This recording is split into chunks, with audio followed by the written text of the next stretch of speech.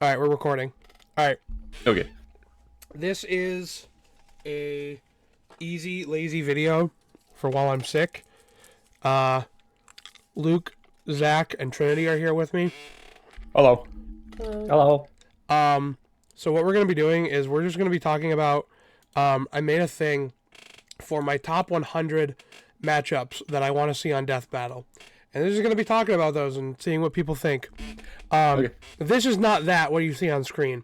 What this is I made a top 100 matchup thing forever ago, and these are all the matchups I cut from that original list. Oh, okay. I'm actually working on another one right now because there's even more that I cut. But it gives me time. I do also want to real quick mention that of my top 100 last year, I got to watch actually happen: Omni-Man versus Bardock, Master Chief versus Doomslayer, Ash Ketchum versus Yugi Muto, Spawn versus Ghost Rider. Oh, there was more. Kratos versus Asura, Joker versus Giorno, Bowser versus Eggman, and I think one more. Was there another one that was in my top? No, that was so. Yeah, 6 of my top 100 I actually got to watch last year, which was sick yeah. as hell. But when I made my new one, some matchups got cut.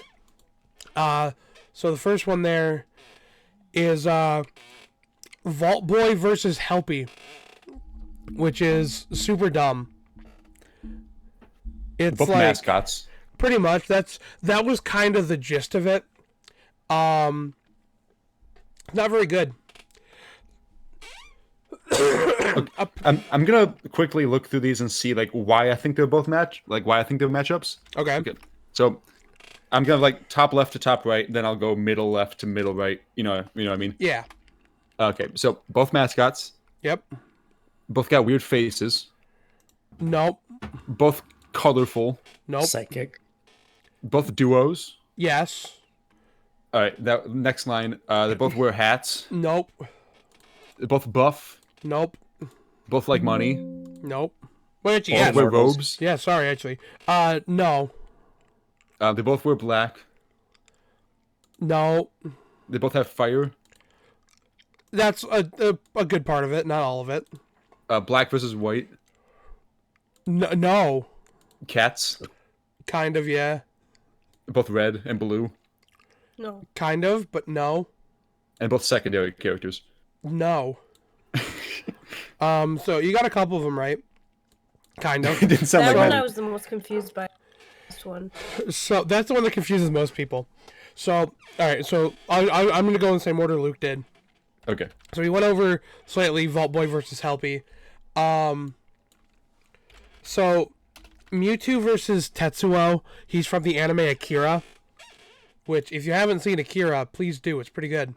And this was kind of what I was hoping we would get when there was rumors we were getting Tetsuo on Death Battle, and then we ended up getting Tetsuo versus Magneto from Marvel, which is pretty good. It's not bad.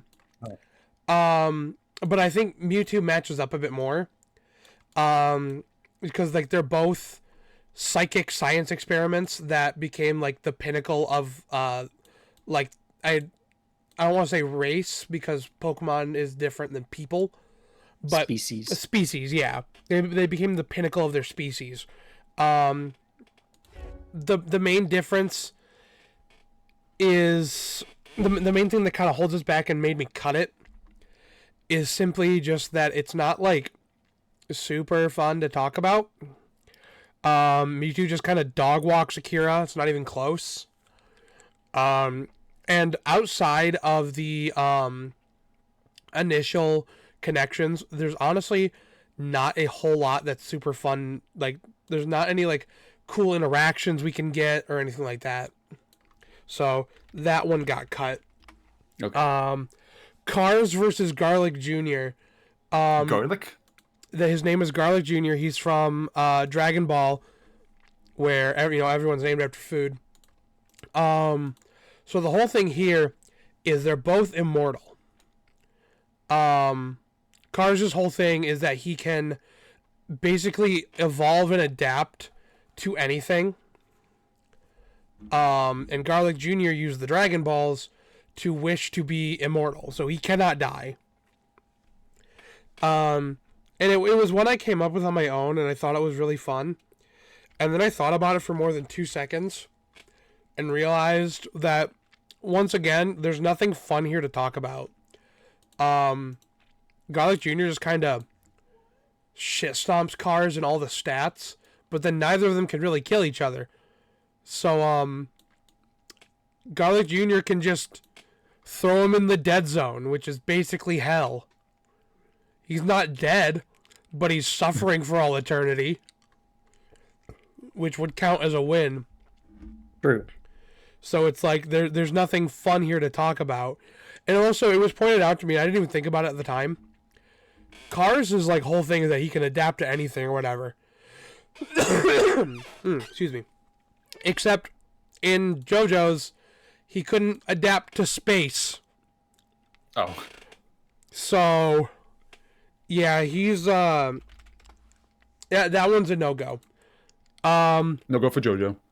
Banjo-Kazooie versus Yooka-Laylee. It's kind of fun, but also it's just like, I don't know. Yooka-Laylee's not interesting because they're boring. The game sucks.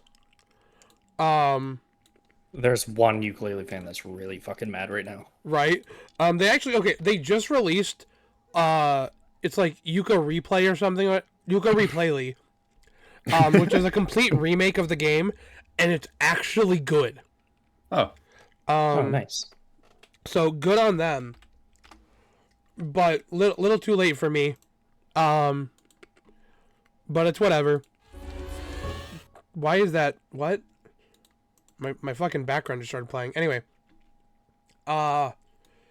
It's still just kind of a... I don't know how much I really care to see them on Death Battle. They're not that... Either of them, really. Just not super interesting. That old list of mine was not great. I gotta tell you. I had some dog shit matchups on there. That's why you had 100. Well, my new one's also 100, but I feel like it's 100 way better ones. Well, not 100 way better, because a lot of them... I kept a lot of old ones, but... I got rid of all the ones I think are shit. Well, did you think they were all good the time you made it? Yes. Okay. So next one would be Captain... I almost said Captain America. Captain Jack Sparrow versus Indiana Jones. This one's cool. I've never seen a Pirates of the Caribbean movie. So I don't know why I was so interested in this last year. He's a fun character. Yeah. I'm sure he is. I've just never seen a fucking movie with him. I saw that the excuse me, the G1 Death Battle fan blog did this matchup, and so then I'd be like, oh, that sounds cool, so I put it in here, and then I thought about it like a month later. I'm like, wait a minute, I don't know, I don't know shit about Jack Sparrow. I've also only seen a couple of the Indiana Jones movies. I haven't seen all of them. Recency bias. I guess. Speaking of the G1 Death Battle fan blog, real quick, they recently did Zagreus versus Percy Jackson, and that was fucking fun to read. Good. I can't wait. I don't know if it'll ever actually happen as a death battle, and I kind of don't. I don't want it to. I want Zagreus versus Pit from Kid Icarus. I don't know if I know who that is. He's the He's angel a character kid in from Smash. Yeah, he's the angel kid in Smash Bros. Okay. Oh, I know who that is, yeah. He's really cool, and I love Pit, and he had a previous episode with Sora from Kingdom Hearts, and I don't hate the episode as much as everyone else, but it's not great. So I think Pit deserves a run back. I'm just worried about, because I feel like a lot of times when it comes to games specifically, I feel like it has to somewhat rely on recency, and I don't know if Kid Icarus is getting anything ever again. It's really not, probably. I don't know why. Kid Icarus Uprising didn't do too bad. It would have been probably a much, much higher selling game if not for the 3DS and the control scheme. Yeah. But if Percy Jackson versus Zagreus does happen, I'll be okay with it. In the oh my god, I cannot get this to work. In the blog, Zagreus lost. That surprises me by quite a bit. Percy Jackson gets fucking insane. I've read the books, and it seems like a very close matchup. But my thing was like, in I don't know if it goes past Heroes of Olympus, but the big feat with Percy Jackson required the gods to be there to help, and Zagreus did everything he did fully on his own. Well, Percy Jackson goes far beyond that. Well, not on his own, but you know. But no, there's a lot more books and shit. It just kind of kept going. Yeah.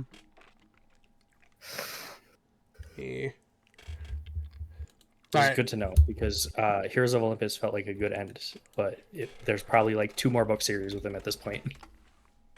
So the next one is John Cena versus The Rock. Both buff, yeah.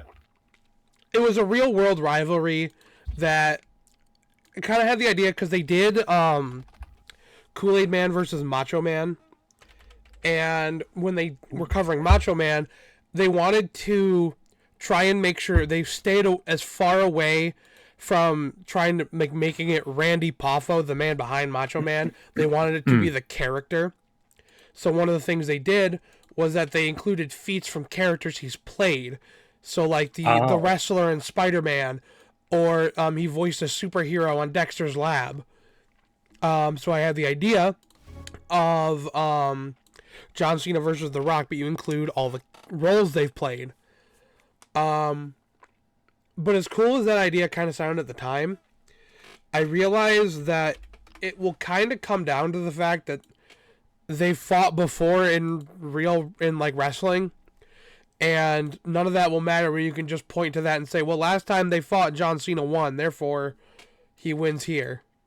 Well, that's why you include the characters that they've played, because it could change the the outcome. Technically, if you're including that, you would be like, oh, well, like, you would be saying that they've always been that. True. So you like, yeah, even with like, no matter what this says here, clearly John Cena's superior because the last time they fought he won. Except now it would be The Rock, because last time they fought, Rock kind of beat the shit out of him. But anyway, it's a whole thing. Plus, I don't know how much I want Rock on Death Battle. True. Whereas What happened with him? he's just he's boring. Oh. He tried to commandeer DC. That, yeah. Also, it's not my most wanted for him, but Superman versus John Cena is funny to me. It's not my most wanted for Superman. You will see my most wanted for Superman in here. Goku! No. Actually, Goku is nowhere on this list. Last year, I had a Goku matchup that we'll be seeing in a second. But one thing I decided to do for this one was characters will not repeat, because I have a couple matchups that were that had characters that were in there twice last year. I decided not to do that this year. So there were 2 Sonic matchups, one of which was Goku versus Sonic, and I cut that in favor of another Sonic matchup. Mr. Krabs versus Scrooge McDuck. I don't know, it was just money, and I didn't really care anymore. I don't know, at the time I was like weirdly into DuckTales. I don't know why. But that's literally all the backstory I have on that one. Not even anything funny. Voldemort versus Bellows. My opinion on Harry Potter and Death Battle has kind of changed. I don't want it to appear ever again. Okay. Good call. Because of Harry Potter or because of something else? Because of J.K. Rowling. Okay. And it's just kind of this whole thing with I have said this opinion on the internet, and I'll keep saying it. I'm not gonna stop saying I like Harry Potter because I love Harry Potter. That being said, you can't deny who J.K. Rowling is or what she does, as well as you cannot deny the amount of toxicity that would bring this channel. That will death battle. And that's just not something they need. They're already losing an animator because of toxicity. So I can handle it. Send it my way. none of that. Get behind me, Devil Artemis. I do want Bellows. He does have another matchup, I guess. I don't know it, but we'll see. Undertaker Sting. This is kind of another thing with John Cena Rock. I think it would have been cooler to just actually get to see it happen in the ring, but this one never got to happen. Because Do they have characters you could include? theirs would more be the mythos around their actual wrestling characters. Okay. Because like there's comics and shit that give Undertaker especially like a whole bunch of shit, but it's definitely one that I just would have I would have much preferred it happen in the ring, but because Sting got injured when he came to WWE, it never happened because he did like 3 matches, got injured and left. Which, like, poor guy. But okay, Azula versus Flame Princess. It was just kind of a basic matchup that, like, not that interesting. They're just fire princesses. That's literally it. Could Azula really do much to Flame Princess? No, literally nothing. Like, the most she could potentially do is with her lightning. That might be able to do something. Maybe. But it's like it's a massive fucking maybe. And it's just like, I don't know. And also, like I said, there's the toxicity because of that one guy. This is a really funny one. Father versus Father. So that is Father from Fullmetal Alchemist versus Father from Codename Kids Next Door. And it's not good. The only reason I picked it is because they're both named Father. That's literally it.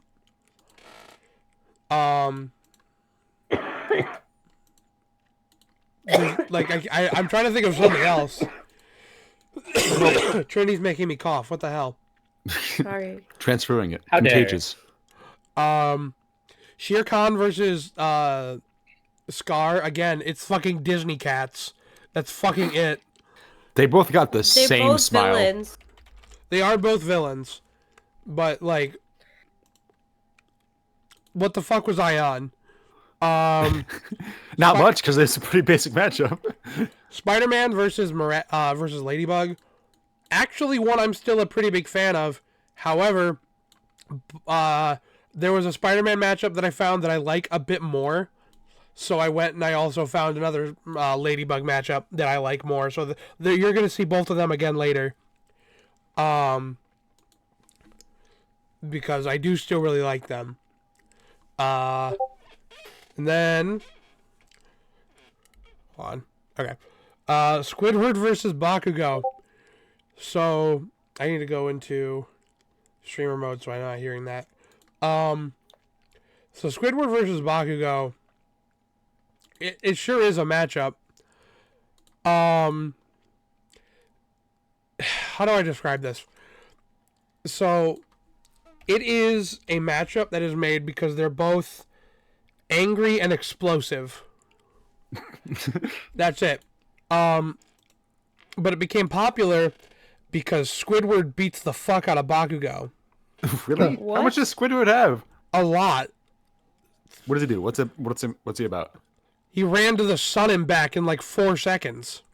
Oh. When? Think about how SpongeBob beat, was it Aquaman? Yeah. Or, yeah, SpongeBob beat Aquaman. And that's why I guess I like got the his- tune shit. I'm not the biggest fan of Bakugo. I used to hate him. I don't anymore. I actually think his character growth is really good. But at the time, I fucking hated Bakugo. So having a spite matchup where he lost so bad was really cool. And then I He realized, dies, right? Like in What? the show. He dies in the show, right? should I spoil? No. I think he dies in the show. So Luke's spoiling. Sources say, and the sources are rumors I've heard. Or like other friends, I think. I will say you're like 50% right, and I Okay. will not elaborate on what that means. Understood, which means Ego no. death. Ego death. But the matchup is like kind of funny, and fucking Brandon Yates, the fucking mad lad, got a commission to do this matchup, and you know what he did? He got fucking Squidward's voice actor to do an intro tag for it. So there is now a song you can find. I'm gonna try and remember to put it in the description, called "Explosion in E Minor." That in the beginning, you can hear Squidward's actual voice actor give a tag. It's just him saying "explosion" and now "explosion" in E minor, but it's still really fucking cool. Yeah, it's great. Oh, don't do that. Hold on. Microphone. What? Microphone. Okay. But really close. Are you okay? Microphone. I don't know if he is. Microphone. Can I do it? Your turn.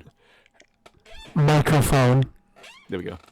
I don't know if Luke's ever been okay, so that's like a thing. That's true. Okay. I remember when I was a kid, I was Was okay. in the kitchen at my parents' house, and there's like a tile floor, and I was just like, I had socks on, so I was like running in place, like sliding, and like dancing in a really weird way. And my brother, who was like a teenager, like a young teenager at the time, he looked at me like, "Why are you?" and then called me the R slur. Oh, I love my mean, brother. He's cool now. he's cool now. Yeah. I've still never met him. And every time I say that, you act like I have. I feel like I have some sort of like distorted memory where I think you were there at one party, but then But you're I like, was "No, I not. don't remember that." Every time, like, but you were at that party, and I'm like, no, I fucking wasn't. I couldn't go. And then you're like, but you were there. I'm like, no, I fucking wasn't. I remember you with my bad memory. All right, hold on. I remember with my bare hands. I remember with my bare claws. All right. They don't have those. We're gonna close this image, and then we're gonna open another one. Because Millennia. me close that. We're not gonna talk about this yet. Here are more Okay. matchups I cut. Oh my god. We're gonna speed run these ones. Okay. Okay. So, Carnage versus Alex Mercer. Alex Mercer Both just scary. they're both scary, blood, and absorb people. However, Alex gets fucking shit on, and I don't want him to do that. Elsa versus Jack Frost. Blue. Ice. What the Okay. fuck? It's kind of boring. Flowey versus Dementio. Flowers. No, reality warping. It's kind of cool. Flowey has a better one. Trunks versus Chrono. Same artist. Actually, yes.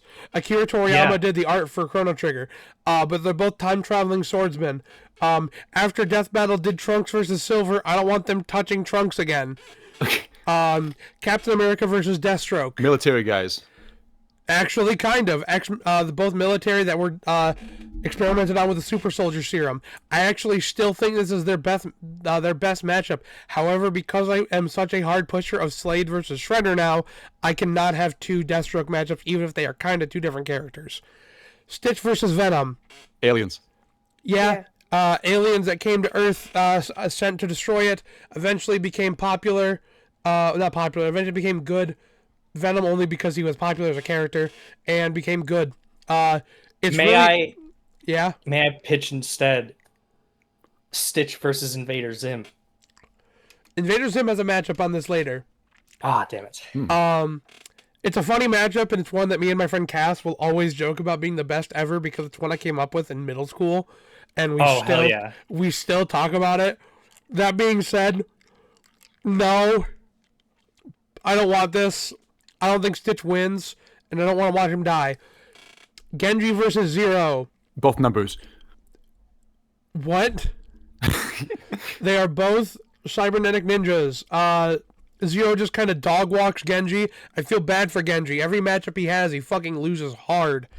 Muzan Kibutsuji versus Dio, specifically Part 1 Dio. Both more stylish than all of us combined. Yes. They're both basically demon lords who control the dead. It's cool. I just don't give as much of a shit about it anymore.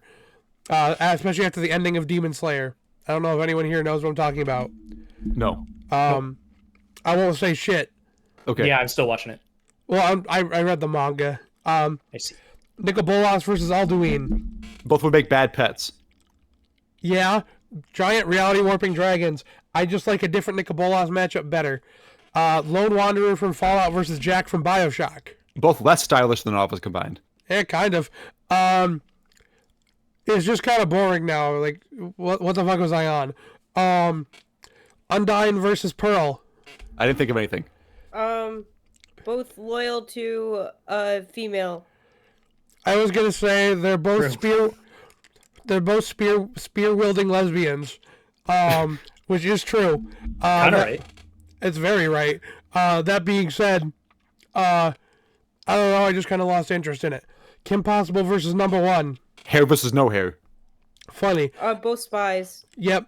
Kid spies. You know, Luke, we could just do that in the hallway right now. Oh. Fuck. There's another Kim Possible matchup I like more. And finally, Sam and Max versus Mordecai and Rigby. Okay, I One's really blue. like that one. That's the one that I'm like, man, I really want to see that. Sam and Max versus Mordecai and Rigby is really, really, really fucking fun. I love it, and it has gay representation. That being said, one? Sam and Max Sam are and Max. canonically gay. Oh, okay. That being said, another Mordecai and Rigby matchup I like more. There's a line between those two characters, Sam and Max, where I think it's Max. Yeah, it's Max that goes, "Where are all the big bodacious babes?" And Sam's like, "You don't like girls, Max." He's like, "I don't." It's been insinuated as well that they're in a relationship in the last few games. Nothing concrete, and also we're probably not going to get another one for a while, because the last game was a VR game that didn't do too good. But I fucking love Sam and Max. Excuse me. All right, that is all of. I forgot to put one cup matchup, but we already kind of talked about it. Goku versus Sonic. So that's all the cup matchups. Now we can actually talk about shit. Okay. Yeah. Thank God, finally. What the fuck? Only got 100 to go. Okay, What the fuck? Toph versus Terra. They Both both. rock girls. Manipulate rocks. Yeah, Okay. both are masters of terraforming. Basically, they're like what's it called? Oh, is that why she's called Terra? Geomancy, earthbending. Yeah, earthbending essentially. Yeah, her name is Terra because of the fact Terra's that she. Earth. Yeah. So. Dude, sorry, this is semi-related.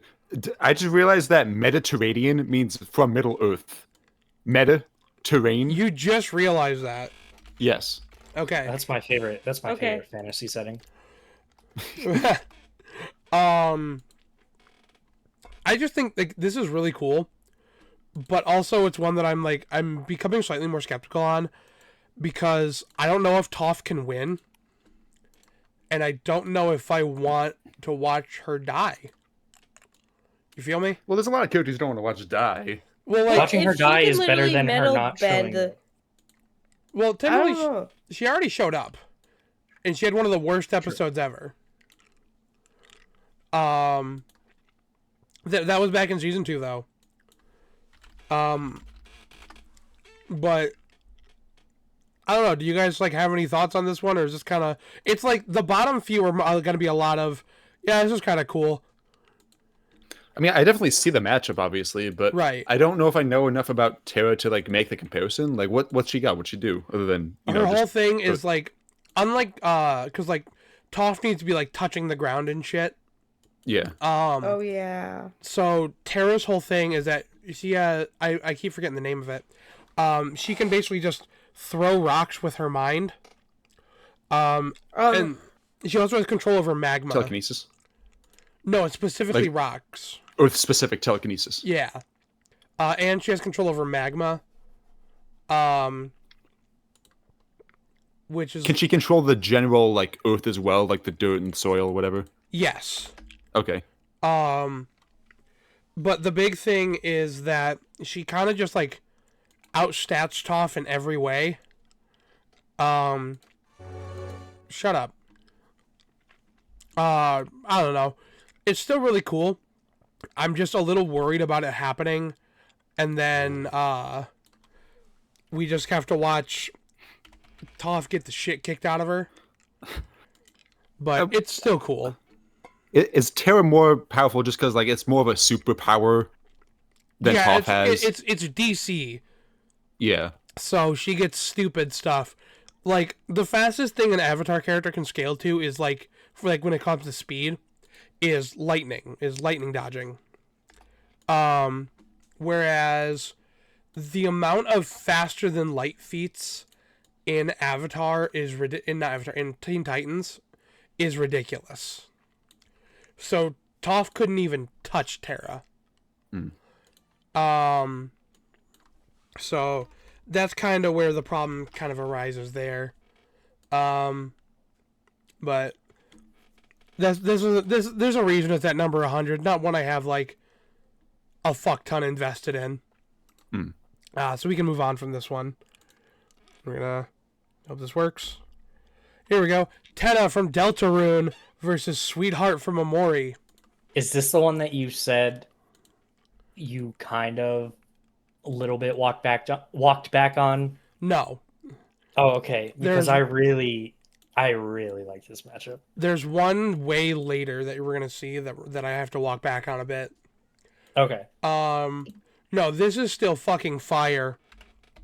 They're basically just like celebrities in like in the world that you're going into, with Tenna being like a big TV personality kind of within a dark world, and Sweetheart being this big name celebrity within Sunny's mind, which makes sense if you played Amori. Super quick side thing. No, this will be after. It's not related enough. Luke, do you have any like? You haven't played either of these. Does it at least look interesting? I think it does based on the concept you said. I wouldn't initially know what you're talking about if I just saw the picture, Right. but I see the matchup. But yeah, specifically don't give me too many spoilers on Amori because I do want to play that at some point. Right. No, I Zach's won't been say telling me to anything. play it for like 5 years. I can It's- say this right now. It's so good. This matchup very specifically are like egomaniacs essentially who are obsessed with making sure people either like them or the content that they are producing, and if they don't, then they suffer. Pretty much. Okay.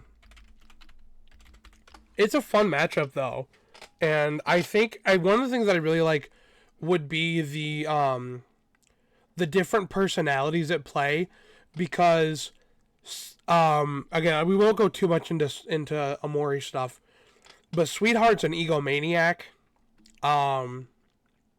Like she is obsessed with herself, and Tenna is like, he's not obsessed with himself. He is obsessed with his show and keeping people entertained. Mhm. And I feel like I feel like Tenna would fucking hate Sweetheart. No, I'm sorry. I think Tenna would try and love Sweetheart. Sweetheart would fucking hate Tenna. that's how the battle would start, is because Sweetheart would show up, Tenna would be like, "Oh, you're our star contestant," and Sweetheart would love that concept because she's like, "Oh, a show all about me. Don't mind if I do." And then Tenna would slowly be like, "This is actually the worst contestant I've ever had in my life." And then it just slowly degrades. I think it'd be really fun. Of all the Deltarune characters, the chance of Tenna, I'm sorry, not Tenna, of all the Omori characters, of the chance of Sweetheart getting an episode is pretty fucking slim, if I'm being honest. Mhm. Um, It's probably going to be Omori. Omori versus the Room is going to happen. Damn you, Death Battle. But it's still good, even if it's not exactly what I want. I hope at least Tenna gets on Death Battle at some point, because like I mentioned this to you at some point, the concept of Wiz and Boomstick having to measure the feet of, you know, the main cast going outside, very obviously like supposed to be like out of the show and out of its influence, and then all of a sudden Tenna shows up and is like, "I know what you need," snaps his fingers, another game show, and they're on a set. Yeah, just fucking materializing that shit. I love it. I definitely want them to cover that. Honestly, if they do, if they do a Chris episode, which if they do a Deltarune episode, it'll likely be with Chris. Mhm. That's a feat they'd probably have to cover. Or the Roaring Knight, probably. I doubt they do Roaring Knight because there's nothing to go on, really. Not yet. I think since I mean certain episodes, like, you kind of have an indication that they're going to happen, like Omori versus the Room, like they've talked about they want to do that. Right. I feel like if they were to do a Deltarune episode, it'll be when Deltarune's fully out. Right. That's what I think they're waiting for to do one. Mhm. They did talk about recently, because they were talking about past episodes, and they still did a cast on episodes they got wrong. And they didn't. This wasn't when they got wrong, but they talked about how they probably could have gotten like so many fucking views if they did a Sans episode, but they just they never found a matchup they really liked. Excuse me. I know the joke's like so overdone. Well, not overdone. It's like faded into obscurity at this point, and it got overdone back then. But during that like era of meme culture, Sans versus Shaggy would have gotten so many views. Right, and I'm so glad they didn't do that. Mm-hmm. Now we might be getting Sans versus the Judge. That'll actually be fun. Oh yeah. But I'm hoping they don't have that same thing with Deltarune where they're like, yeah, like we see it, but like I don't know, we're not into any of the matchups. All right, we'll Is move on. Chris short for Christopher or Christine or what? No, it's just Chris. Just Chris. Chris is a non-binary individual, so Settle on Yeah. Christian. No, do not. please. For the love of God, do not. Also, are you ever drinking a coffee and then you get a couple of browns and then you're like, ooh, snack. I'm chewing this. One, I don't drink coffee. Two, that sounds disgusting. You ever drinking coffee and you kind of get a rush of dopamine because of those heart palpitations that you usually get after drinking them? I see. I'm in enemy territory. No. All right, we'll move on to the next one. All right, let me work, damn it. Means This when is- I'm watching the drag show. What? Work, damn it. Oh. Okay, so we're not going to spend a whole lot of time on this one. Because I don't think anyone here outside of me has stakes in this. Who, what? So the first one is Dark Heart from the movie Care Bears 2. Huh.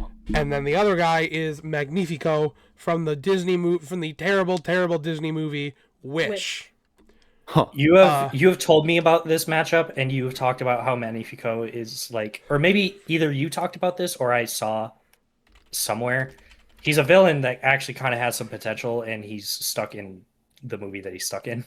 Well, the thing is, he's not really a villain, but he's treated as one. So basically, the thing with Magnifico is that he has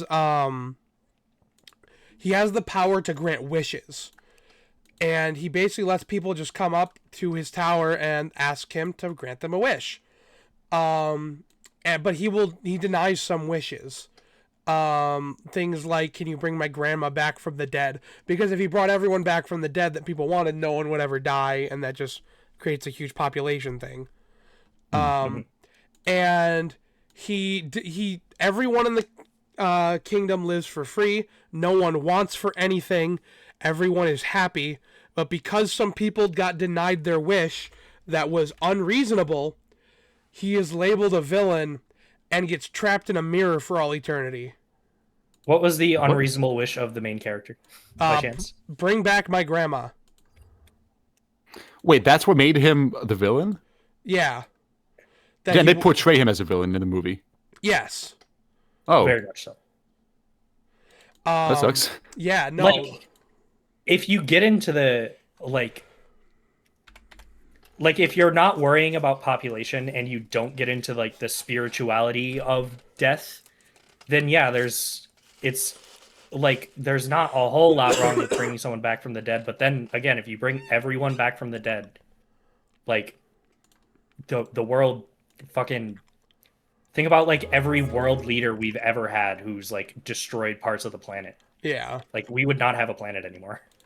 Well, another reason I see is like it also defeats the purpose of having a limited time in life. Right. Mm-hmm.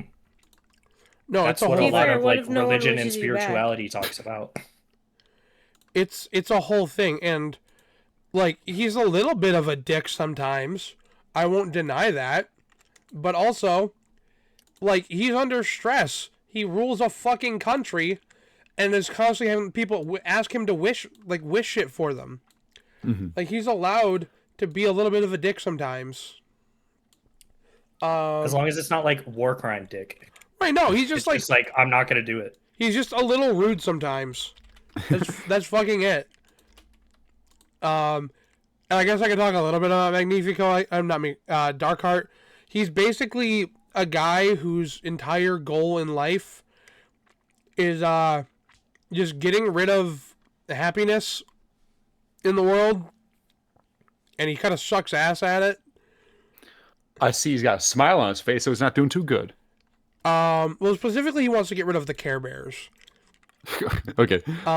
Because he thinks Getting rid of the Care Bears brings up happiness. Oh shit, a paradox. right. I gotta say, the movie, not that bad. That's actually like that's not even like a joke. It's not that bad.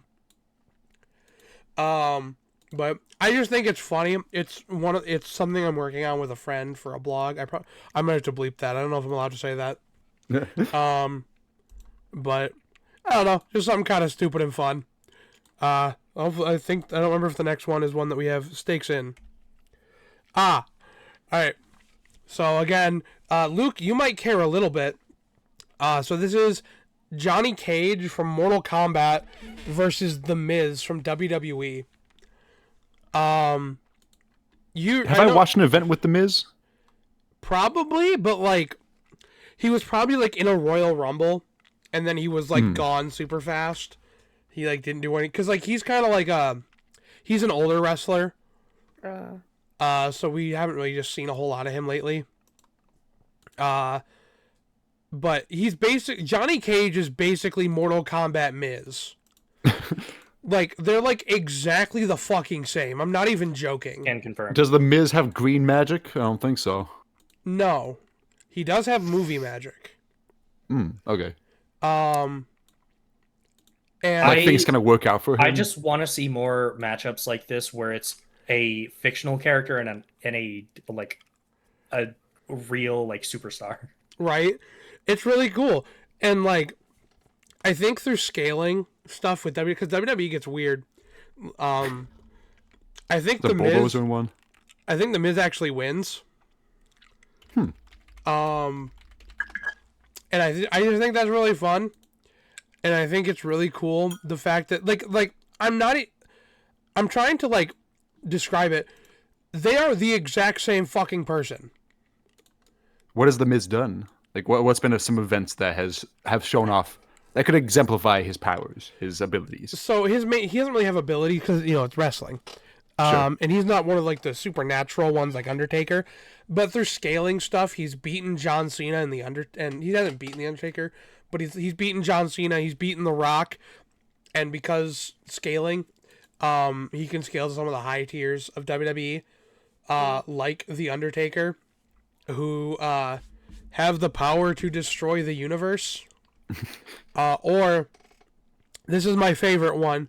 He beat Kevin Owens once. All right. Kevin Owens took out Vince McMahon in a single hit. All right, this is important. Okay. Based. Yeah, it's very base. He headbutt the fuck out of him and actually like broke open his forehead, and he started bleeding. Oh, like for real, for real? Yeah, like he fucked up Vince McMahon. Like, it's a thing in wrestling. If you have a chance to take a hit, like to actually take a swing at Vince McMahon, you fucking do it. Because no one liked him. So he did that. So, he's more powerful than Vince McMahon. All right? Vince Created the McMahon, verse.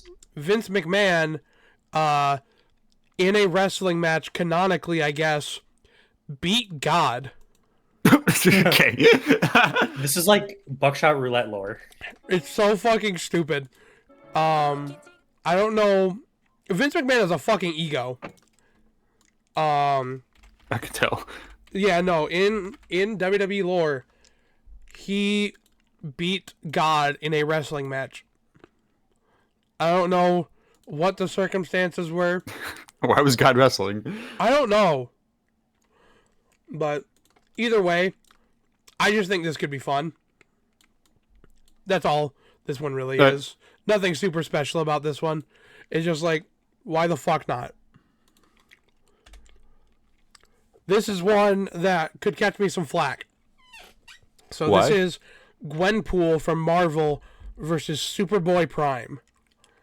So Okay. This is a matchup that it's actually two characters that are kind of opposites. They're both kind of meta characters, but Gwenpool is super like upbeat and happy, and like she's basically like Deadpool, but with more meta abilities. Because like Deadpool can see past the fourth wall, Gwenpool can kind of just like grab shit from Gwenpool people. can like reach over the page Right. and shit like that. I don't know if Deadpool can also do that. He not really. Superboy's kind of got this meta awareness stuff, but he's like super kind of cynical about it. But the matchups kind of got contentious because it used to be like this, oh, it'd be kind of fun, and then it kind of became, well, Gwenpool can't win, and then it became, well, no, she can. It's just kind of difficult, and then it went kind of when now, but a lot of people are stuck on she can't win, so it's not fun. Okay. When does that stop them before? I know, right? One thing I do really like though is there's a panel, and I fucking hate that this exists. It's a panel of Superboy talking, and he literally says that he is a power scaler's wet dream. That is something that is actually put in a fucking comic. And I just gotta say, fuck you, but well done. Is he? Kind of. He's like, it's DC, and this is the son of Superman. Like, okay. shit gets insane. It's a Who lot. did Superman fuck to make this dweeb? So Goku. this is fuck. I'm drawing a blank on this. Is this Connor or John? Because they're separate. So Khan. I'm drawing a blank. Kill me in the comments, please. If it's John, then this is the son of Clark Kent and Lois Lane. Okay. If it's Connor, then it is a clone, not son, with the DNA of Superman and Lex Luthor. Okay. I'm drawing a blank on which one this is. Again, murder me in the comments, please. But I just think it's fun. I want a Gwenpool matchup because her whole thing is she just like, as you can see in the picture, she just rips a bunch of shit from everyone in Marvel. She can just pull whatever the fuck she wants. And I just think she's really now, does she win? I don't think so. And that kind of sucks. I don't want to watch her die. But like, I can deal with it. I've seen enough characters I really like die. I mean, it's okay to have a matchup that even if it's not perfectly super evenly matched and only one little thing takes it, it can like it's fun to watch, it's fun to talk about, it gets more Right. attention to it. It's like Shigaraki Mahito. Very similar. Mahito was going to die from the start. Oh yeah. I'm still finding reactions of people complaining about that. Shigaraki. I didn't know people were complaining about that from the beginning. That's fucking Maharaki. crazy. Oh, it's wild. People are making the complaint that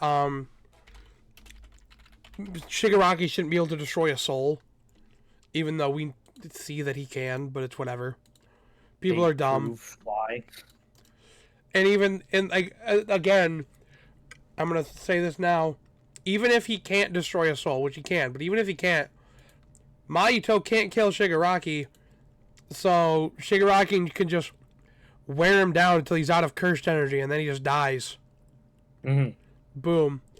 Alright, let's move on. Oryx versus Null. Who and who? So Oryx is from Destiny, and Null is from Marvel. This is where you convince me that this is a good matchup because I don't know anything about Null, and all of my matchups that I brought up that contained Oryx that wasn't this one was me trying to find a matchup of characters that I actually knew and wanted in the show. Right. No, like, so this is like a really cool one because you get this really fun extra dimensional fight. Sorry, I had to blow my nose. And you get this massive army battle with these two characters that are fucking insane. Like, I cannot do justice the amount of insane shit that these two can do. Oryx has like I have volume 1 of the physical Destiny lore book. Yeah. And Oryx, the Hive is their whole like that's their species. Hive lore is genuinely like if that shit was written and like has existed for like thousands of years, would probably be a religion with how in depth it is. Oh yeah. The big thing with this is that you go into a lot of these matchups with the problem with Oryx and Oryx's matchups is you go into a lot of them and it's kind of a shit stomp for Oryx because they just don't have a way to really even interact with them. Right. Whereas with Null has easy ways to get around the whole other dimensional bullshit, which means that this can actually be a fight, and they're actually really evenly statted. Like Oh my god. I didn't think that was gonna be a thing because Marvel is Marvel, and like Null is like a top tier god killer.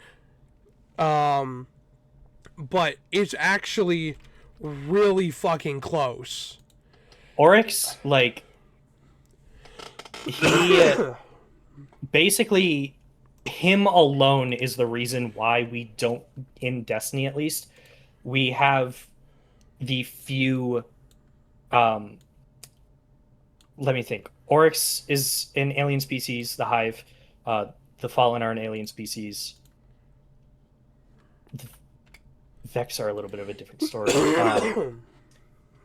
He's the reason we really only have, like, in lore, 3 alien species in the solar system because Oryx and the Hive made sure that there were practically none left. Right. And Null he's basically the king of the symbiotes. Mm-hmm. And he's a fucking, like, he's a conqueror in the same way that, not in the same way that Oryx is, not for, like, you know, glory or anything like that, because fuck everything else. Mm-hmm. That's basically it.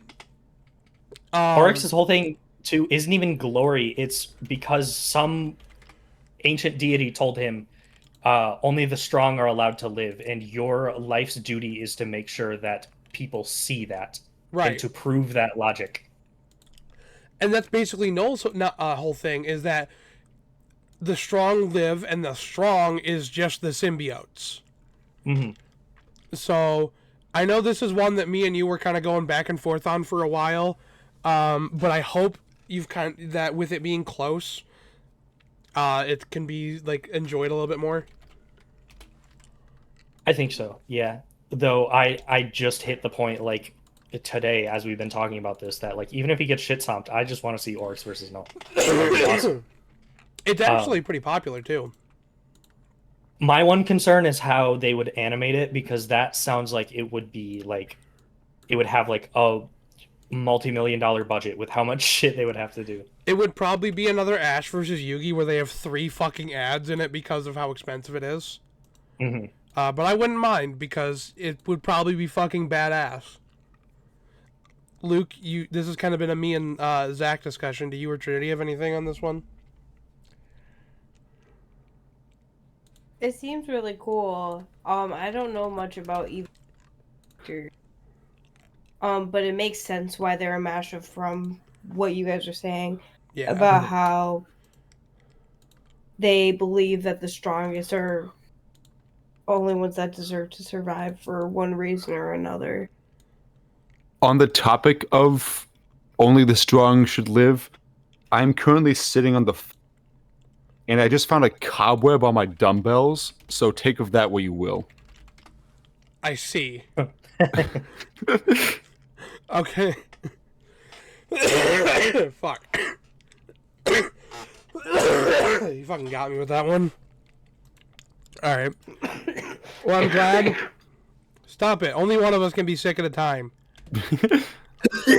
Bubsy versus Gex. This is so For these stupid. people. What? So, they're both. I'm sorry. No, that you're- wasn't meant to be an I No, was, no, I you're was fine. trying to make a comment. So if anyone doesn't know, which I'm assuming Luke at the very least doesn't. Mm. So Bubsy and Gex are from old platformers. Bubsy 2D and Gex 3D. We had a couple 2D games, but he's more popular for the 3D games. And they were considered to be fucking terrible. And both characters don't shut the fuck up. They're way too talkative. and Like it gets to the on point of people's being nerves. annoying. Yes. And Gex's whole thing is he makes references to pop culture of the time, but he's only got like 8 sayings or something like that. So you go through a whole game and you hear the same one like 17 cajillion times. It gets on people's nerves. But we just got the Gex trilogy remake, and Bubsy 4D comes out next year. 40? Yeah, 4D? because it's the 4th game, and so they're calling it Bubsy 4D, and I'm actually kind of hyped for it. We will Hopefully see. more voice lines. That sounds I so hope cool. so. Excuse me. I hope that it's good. If it's not, I might cry. Not really. I don't care that much. But it actually, here's the thing. It actually looks good. It took them for fucking ever because Bubsy hasn't had a game since Bubsy 3D came out. I think it was in like, I want to say it was for the PlayStation 1. That was the last Bubsy game. Yeah. Like 1843, somewhere around there. Yeah, but it was terrible. It was the worst of the games. Like, it was fucking awful. So, I have hope that they figured their shit out. Any idea when like that got announced that they were working on it? It got announced like a year or so ago, but they've been working on it for a while. It comes out this year. Okay. But I'm excited for it. And that's the main reason this matchup kind of became popular with me. Because both of them just randomly came back into the limelight after everyone was kind of forgot about them. Mhm. And now, boom. Both of them. Now, the Gex trilogy is kind of fucking terrible because they're not actually remakes like they said that they were going to be. They're ports. Oh, Oh. but still kind of cool. It's whatever, I guess. Another one that I don't know has any standing with you guys. Daryl Dixon from I read The Walking Hunger Dead. Games. You have, okay. So yeah, Daryl Dixon from The Walking Dead versus Katniss Everdeen from The Hunger Games. She's the reason why I started doing archery in like middle school. Is she really? Yeah, Also, you started doing archery? I didn't continue. I see. It happened.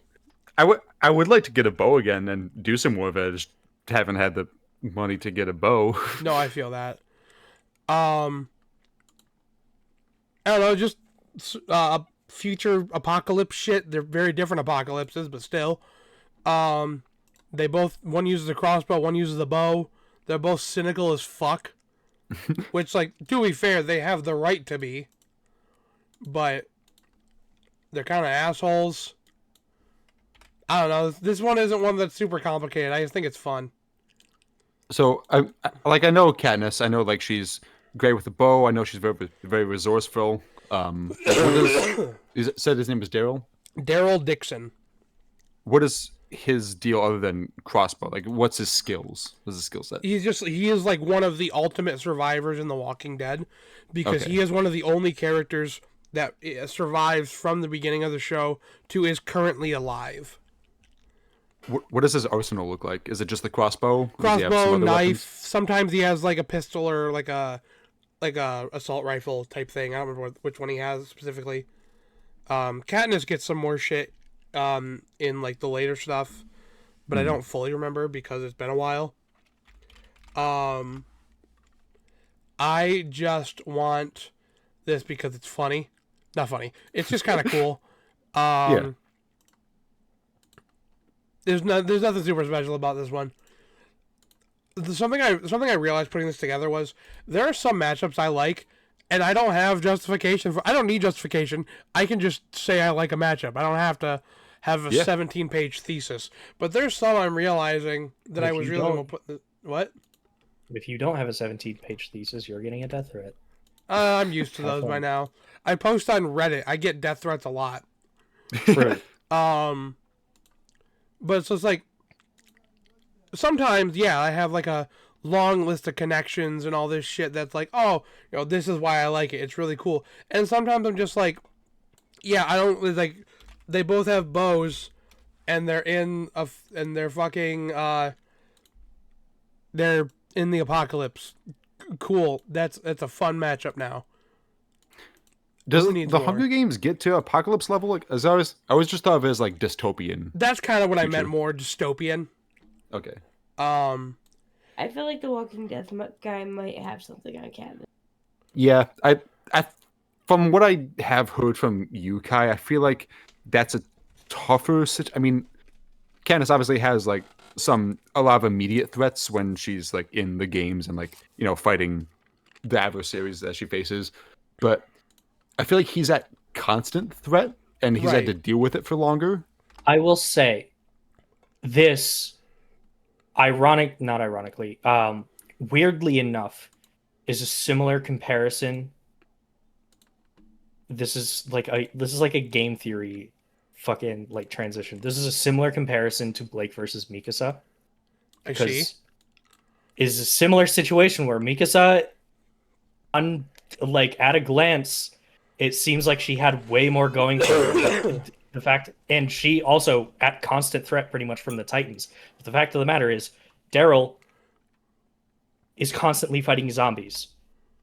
He fights people, but not nearly as common. That's not what like a lot. I mean, correct me if I'm wrong. I apologize because I'm not fully caught up on The Walking Dead. That's actually Um, pretty wrong, I have to say. That's really wrong. Okay, So- you can cut that out of the video as a whole then. I won't cut I'll it fuck out. myself. I won't. Oops. I won't cut it out because it's not like something that you're trying to say wrong on purpose. After like, I want to say like season like 6 or 7. Kill yourself. You can cut that one out. Keep it in, keep it in, keep it in. I'm keeping it in. But around there, they kind of drifted away from zombies ever really being a threat and became people. Like, people are the main problem. I was aware of that, but I always thought it was a problem of like the people are putting everyone in compromising situations so that the zombies can get to them. That's how Like it I started. think of like the really long ago, but the arc where like they finally found like a safe haven like city Yeah. and like zombies were not an issue at all anymore, but like it was just people being dumb that resulted in it being an issue. That's how it starts, and then it slowly unravels into, oh yeah, like there's zombies, I guess, but like people are the issue. I guess after like 5 seasons, you need to change it up a little bit. And that's what started the downfall of The Walking Dead, was when the Oh. zombie show stopped being about zombies. I love The Walking Dead so much, and actually the new shows are pretty good. I won't deny that. But well, except for the one with Negan and Maggie, producers of The Walking Dead who are definitely watching this video, the fact that you felt the need to insinuate that Maggie slept with the man who killed her husband, fuck you. I hate you. That was one of the worst written scenes I've ever seen in my life. They got the Sounds Berserk like it. writers on there. Huh? They got the Berserk writers in the studio. It's not, well, like, that's slightly different because, like, it's like, that was like a non-consensual thing. I know. The fact that they're like, yeah, you know, this character who literally watched this other character bash her husband's head into mush. Yeah, what if they slept together Like after the fact? after the fact, like years later, after they both told each other that they wish that they could kill the other one without causing a war? Like, they hate each other, and now we're making an insinuation that they fucking slept together. Fuck line up to me. you. That's fucked up. Fuck you, whoever wrote that. I'm gonna get off The Walking Dead before I go on. I have like hour-long tangents on The Walking Dead. I'm gonna skip forward before I go on one. Okay. We're at 93. Alright. So we have Alma from Fear versus Alessa from Silent Hill. Ghost Girls. I don't know if I really know either of these characters. I've heard of Alma, but I don't really know what she does. She's basically like this, like, she's a little girl who's a ghost, and she like, it's at the start of the game, she's like, just like fucking with electronics and shit. But by the end of the game, and like there's sequels and stuff, she's like taken out whole squads of like armed soldiers with like psychic abilities. What can you do against her? Well, I mean, it's two ghosts fighting each other, so they'd be I mean, on in the that same game. plane. Oh, you don't really fight her much. You're mostly trying to avoid her while doing other Okay. shit. It is Silent Hill. Well, no, that's Alessa. Oh, We're never talking, mind. Alma is from Fear, which that one you have a gun, and you're trying to actually do shit. You have a gun, I think, in Silent Hill. I'm trying to remember, but you can't really do shit Yeah. with it. This is another one that's like Ghost Girl. That's why I like it. Can't Nothing believe really they took that special. trope from Lethal Company. SMH my head. Oh my god, yeah. Like they need to fucking sue. Zeekers, sue them. They need to Zeekers, you need to patent that mechanic now. do it. Pull a Nintendo. Pull a Nemesis. By the way, did you see that the Nintendo patent got denied for Yay. The Power World one? so one of them got accepted, which was the catching animals in balls. However, riding animals did not get accepted as a patent for them. Good, because like every game on the planet does that. Yeah. Catching animals in balls, sure. I don't like it, but sure. That's at least a little bit more specific than catching a character and then summoning it to make it fight for you. Right. Well, they tried to patent that too, and it didn't go through. Yeah. Because that's also like it's in fucking everything. Right. Yeah. But like using a ball to do it, for an animal, yeah, I get it. That's okay. I don't like it still. I don't like Not- the idea of patenting. It's the more cats, okay. but- Not okay, but it makes sense. right. Yeah. All right, we can move on from this one because we don't got much to say on this one. It's cool. Okay. Ghost Girls. Yeah. Ghostface from Scream versus the Fisherman from I Know What You Did Last Summer. This is one I thought Luke would be interested in. I am so interested. I've not seen I Know What You Did Last Summer, but I get it. Wait, really? I've not. That surprises I've me. seen a lot of like breakdowns of movies and like like top 10 scary moments in scary movies when the fisherman did blah blah blah, Right. whatever, stuff like that. So I get the idea. Does he have supernatural abilities, or is he just him? He's just him, basically. Okay. When we talk about Ghostface, are we talking about like generally Ghostface, or are we talking about like a specific movie? So it depends on the matchup. And so, like, this is not a popular one, but it's one I've talked about before with Michael Myers versus Ghostface. With that one, I considered it like a composite of every Ghostface. For Okay. this one in particular, though, it's specifically both Ghostfaces from the first movie. Okay. So it's Um, pretty much just two guys versus one guy. Except the Fisherman vastly outstats both of them. He's not supernatural. He just does a lot cooler shit, and Yeah. like it's two teenagers who are just obsessed with horror movies. Yeah, they don't got much other than like they're pretty crafty and they have their weapon. And Right, they're and- like they're strong, but they're just dudes. Right, but there are two of them, and that's kind of the whole thing is that with this matchup is that I really like is if you do it one on one, the Ghostface loses pretty easy. Yeah. But doing it like this, it's close, but Ghostface wins. But we need more horror. That's my thing. Do you know how Yeah, many? I feel like horror Death Battle episodes- would have more. You know how many episodes have had horror characters? I'm Take gonna it- guess 5. 2. 2? Trinity, Yeah. you got to guess. 3. I should say that's my guess. The answer is 1. What? The only episode they've done with horror movie characters is Jason Voorhees versus Michael Myers.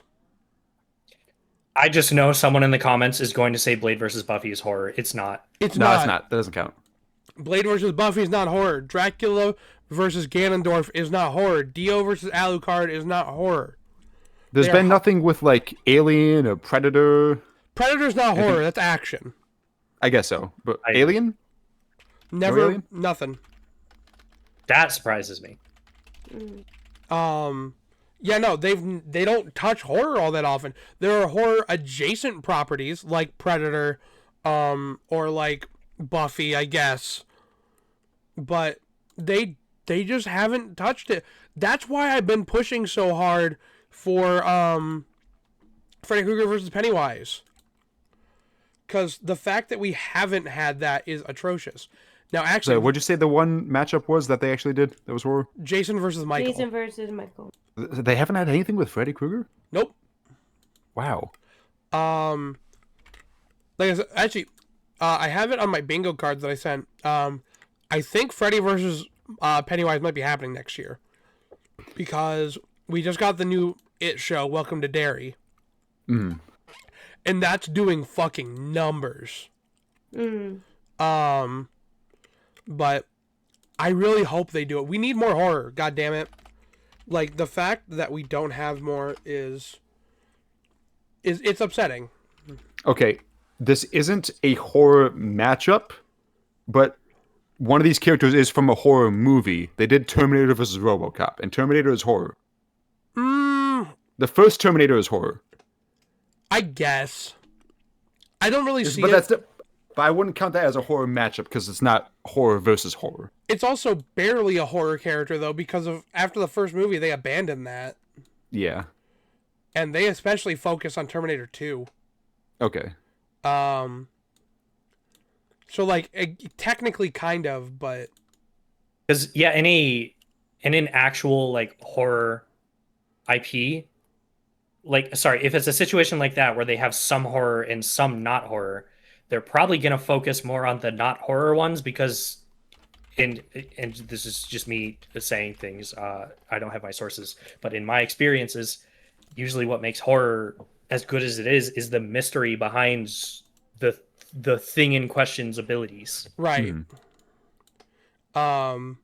But yeah, no, that's my main thing with this one. Also, a lot of people over in Fan Battle Cast really like this one, and it kind of got me into it. All right, I like it. I like the matchup. Yeah, I think it's Doctor Zomboss from Plants vs Zombies versus Chaos from Skylanders. Big head villain versus this is big head cool. villain. So it's basically Big Head is part of it, but it would be an Bold. army fight it's basically it's science versus magic. Now something I didn't know when I first made this was that Plants vs Zombies lore is fucking insane. I still don't You're know goddamn right. I still don't know a whole lot about it, if I'm being completely honest. Science is a loose term for it, but I get it. That being said, apparently Plants vs Zombies gets to fucking multiversal levels. Huh? Yeah. I don't fully get it because I don't know the lore super deep. But apparently Zomboss just absolutely fucking dog walks Chaos. Because Skylanders doesn't even get close to that. Still could be fun. But yeah, what the fuck? It'd be a cool army fight though. Mhm. Like all the zombies, and then like all the I always forget that Chaos would likely have control over all the bosses from Skylanders. Which, Luke, did you play much Skylanders? I played a little bit on like a friend's console back in middle school. Okay. It's pretty fun. Toys to Life fucking died. Skylanders walked so that Genshin Impact could stumble and die. That's actually, yeah, that's pretty accurate. I got nothing else really on this one. It's just kind of funny. Also, this Okay. is one of the worst thumbnails I've made. It's so It's not like the worst. it's like it's so basic and stupid. Yeah. To be fair, I like a lot of these I put no effort into. That was kind of the point. Take a picture, put it there. It gets the point across. This is pretty bad because look at the fucking quality on Yakko. Yakko Warner from Animaniacs versus Felix the Cat from Felix the Cat. Zero clue for either of these for me. I have not feel seen like anything. Felix has him in the bag. Yeah, Literally. basically, Felix's whole thing is that he has what is called his bag of tricks that he can just basically pull whatever the fuck he needs out of it in that moment. He would also be like Deadpool in the fact that he is aware that it is a death battle happening. This is him and Yakko both. Oh, Yeah, they both break the fourth wall. They would both. I don't know anything about Yakko. They would both know about all of it. The Animaniacs whole thing is that they are very self-aware, and like they're literally on a film set for Warner Brothers. That's where it takes place. That being said, this is not one that I thought about when I was talking about it. This is one that I actually think I would switch out right now because it's a fun matchup, and it's like I want people to talk about Felix the Cat because he's really cool. But the Animaniacs versus Ed, Edd n Eddy is right there, True. and that's kind of perfect. It's not really close because something I found out, because I'm actually debating Animaniacs versus Ed, Edd n Eddy, eventually, and I'm debating for Ed, Edd n Eddy, and I was like, oh, I fucking got this. There's literally a bit where Ed gets a rock in his shoe, and it makes him so upset that he eats a playground, rockets into space, and blows up a star. What the fuck? And then I learned that in Animaniacs lore, the Animaniacs caused the Big Bang. Dude, I want to write a cartoon. That sounds so fun. Right. But see, I'm going into creative writing. Who knows? Mm. But see, I'd probably switch this out now, but it's still cool. All right, move on. Jimmy Neutron versus Dexter. This is never happening. I watched some of Mr. Neutron. I never watched any Dexter's Laboratory. It's cool, but this episode's never happening. I've given Why? up on it. For one, the matchup's just kind of past its prime. If it was ever going to be popular, it would have happened like 10 years ago. Yeah. But also, so this was an episode that was in the Tournament of Champions. And I found out that it wasn't going to be there initially. Oh. Originally, it was going to be, what's his name? It was a character from Baki, and then another character who I don't know. But they decided at the last minute that they had too many anime matchups, so they threw in a cartoon one, which was this. So it wasn't even one that they really wanted to put in. They were just like, we need another one. Fuck it. Dexter versus Jimmy. So this is never happening. It's not the worst thing in the world. It's not. Also, I will say this. A problem with it. The art style clash. Yeah. It's atrocious. But hasn't Jimmy Neutron been in 2D before? He has, and he looked like a nightmare. There was the Jimmy Timmy Power Hour, and they both switched. And Yes, I was a kid. Timmy Turner and Jimmy Neutron both looked fucking awful. It's a fun I think I remember matchup, that episode but actually. it's a fun idea, but it's never gonna happen, and I don't know if they can make it look good. So we can just. It's still really cool. Skull Kid versus Infinite. I want this to happen so Nick can watch Infinite die again. Who is it? Infinite. He's from Sonic Forces. He's basically an edgy kid who has a grudge against Shadow. My infinite. Wait. Isn't so Skull Kid Majora's Mask, right? Right. Isn't Majora's Mask the game that where the moon is crashing to the planet? Yeah. We can kill him like that with like the thwomp. Yep. Yeah, I'm with you on this one. It's like it's thematic. And it's debatable. But I don't care. I want Skull Kid to win. Because I think it'd be really funny. Because like they're both kind of like they both have terrible reasons for being villains. They're just being edgy teenagers essentially. But I think Skull Kid is slightly better because he at least kind of got generally wronged and then became evil. Skull Kid just has a grudge against Shadow for no fucking reason. You mean Infinite? I'm sorry, yeah, Infinite just has a fucking grudge against Shadow for no fucking reason. Sounds like karma. Honestly, kinda. He's a fucking bitch. But So what's their powers? What can they do? basically, like anything, kind of. Infinite's whole thing is like illusions that with the I'm drawing a blank on the name of the item. It was in Bowser versus Eggman. Chaos Emerald. No. With Rings. the power of the thing that he had, that I'm forgetting. He's infinite power. He basically could make like physical illusions that would actually like hurt. Okay. And Skull Kid's whole thing is that the power of the mask gives him like kind of like reality warping powers, and he can do basically whatever the fuck he wants. But he's a kid. That his name is Skull Kid because he literally is a child. So he doesn't like wield it very well. Well, he learns to eventually later, but he gets caught and beaten by Link because he's not like using it to his full potential, basically. He doesn't know what he got. Basically. But How it's was he just fun. not? What's up? What's Skull Kid's origin? He basically was just like picked on for being weird and ugly.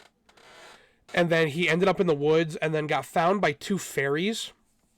And they were like kind of like taking care of him, and then they came across a mask salesman, and he had the Majora's Mask, and the fairies convinced him to steal it.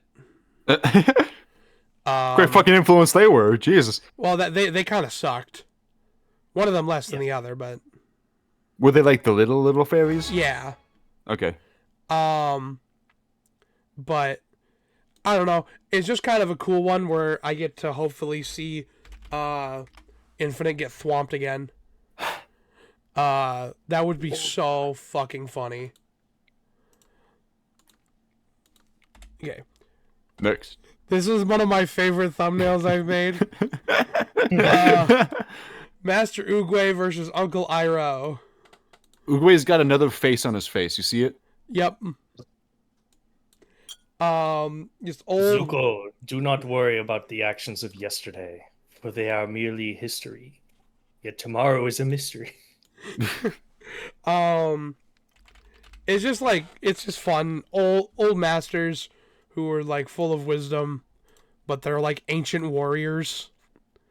This is another one that I just don't have a whole lot on. It's just, it also just like the thumbnail. I made it and it was like, yep, this is good. I think that there's one more thumbnail that I made that I think you guys are gonna really fucking like. Not for the right reasons, but because it's really stupid. Do you have any opinions on this before I move on, or am I gonna just move on? I don't think know it's if really I funny. specifically do. I don't remember what Uguay can do. He doesn't do a lot in the movies. He does more in the TV shows. But he has like he's like the old master who like he doesn't fight anymore, but he can fight really well. Right, like in the movie you don't see much, but you do see him fucking bitch Tai Lung. So that's pretty cool. All right, cool. We're moving on. Okay. Soldier from TF2 versus Sarge from Red versus Blue. More Okay. Rooster Teeth. I think we should just end the video here because I don't think there's going to be a better matchup than this one. So funnily enough, so I put this in. This was in the tournament. I don't know if you guys remember seeing this one in there. I Literally, believe I do. What was it next to, though? I'd have to look back. Actually, I can do this real quick. It won the first round, or I think it almost did. No, it lost, but barely. It was in with Subject Delta versus Nemesis, Springtrap versus Junko, and Spike versus King. I think I voted for Springtrap Junko. Where did I vote for? Probably Soldier Sarge. Yeah, I would figure. But literally the day I posted this in on Reddit for the vote, you know what happened? The G1 Death Battle fan blog did their own blog on it, Oh. which is cool, but it meant that my blog was gonna, even if I did one, and it was gonna be way after they did and way less relevant. But it's still a cool matchup. R.I.P. Rick May. Do you know who When that you is? do your blog, name it something really similar to theirs, and then yours might pop up if you SEO like really well. Maybe. I'm not doing this at Lost. Trick people. But I don't know, it's really cool. And I like Rick May a lot, R.I.P. the GOAT. If you don't know, that's the guy who voiced Soldier. Okay. Yeah, he passed away a couple years ago. It was very, very sad. But I just love. It's like this is an old matchup that people have been asking for that I'm very shocked has not happened yet. I don't know, like Especially when they had the chance to. right? Like when they were actually part of Rooster Teeth. They were really weird about doing Rooster Teeth properties, I think, when they were part of Rooster Teeth because it caught them so much shit. Because They were like rigged. pretty much because they did Weiss versus Mitsuru and people hated it, even though Weiss lost. Then they did Blake versus Mikasa and people hated it. And then the only other episode they did was they did Red Team versus Blue Team, which was basically like Red versus Blue if they stopped fucking around and actually tried to kill each other. It's not a bad episode. I actually kind of like it. Not like one of my favorites, but did people not like those episodes because, like, was Rooster Teeth always known, like, even at those times, like, oh, we don't really like them? no, it wasn't the fact that like it was Rooster Teeth. It's the fact that they were part of Rooster Teeth, and so they're like, oh, the Rooster Teeth character's winning because it's biased. And normally that wouldn't have any grounds, but that's like almost exactly what happened with Yang versus Tifa. It's actually not at all. Well, like not, you know, right. They fucked it up that bad that like that's one of the only reasonable explanations. They talked about it a little bit when they talked about the wrong episodes that like Tifa wins, but they talked about how poorly they did the ending because they literally had Yang snap Tifa's neck, walk away, put on sunglasses, while a banner for the fucking next arc of Ruby dropped behind her. So like they really fucked that shit up.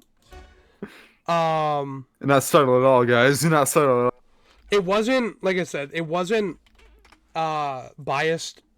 They just were really, really bad at researching RPGs back then. They've gotten a lot better.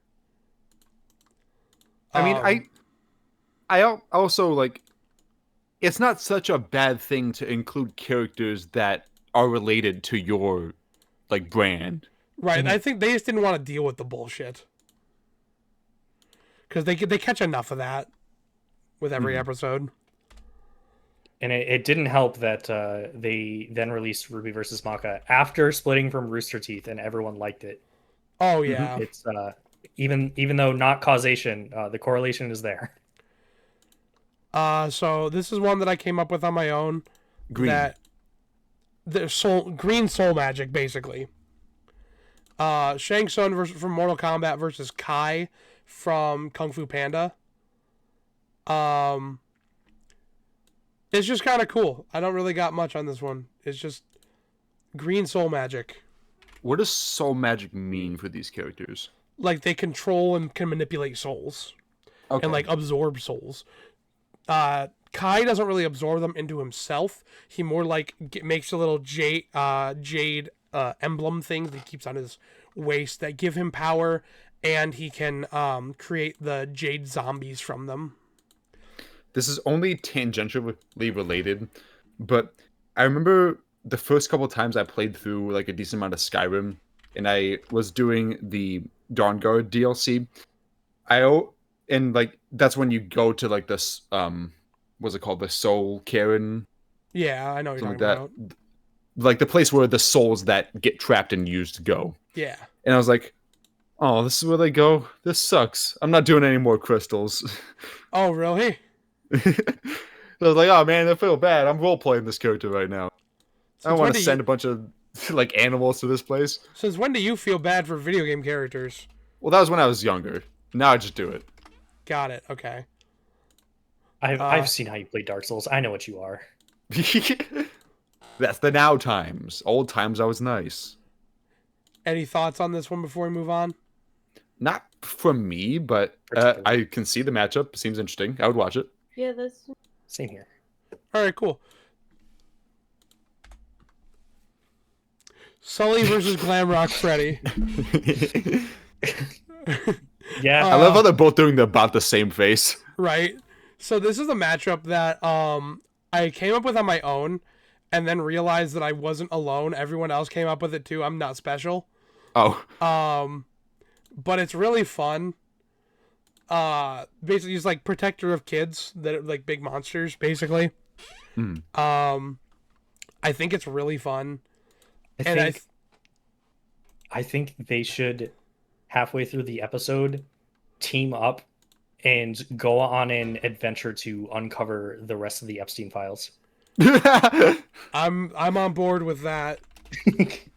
Man, that would be a wild turn for a death battle. Right. Especially with these two characters. Never mind. Sully versus Glamrock Freddy. Who wins? I don't know, but Trump doesn't.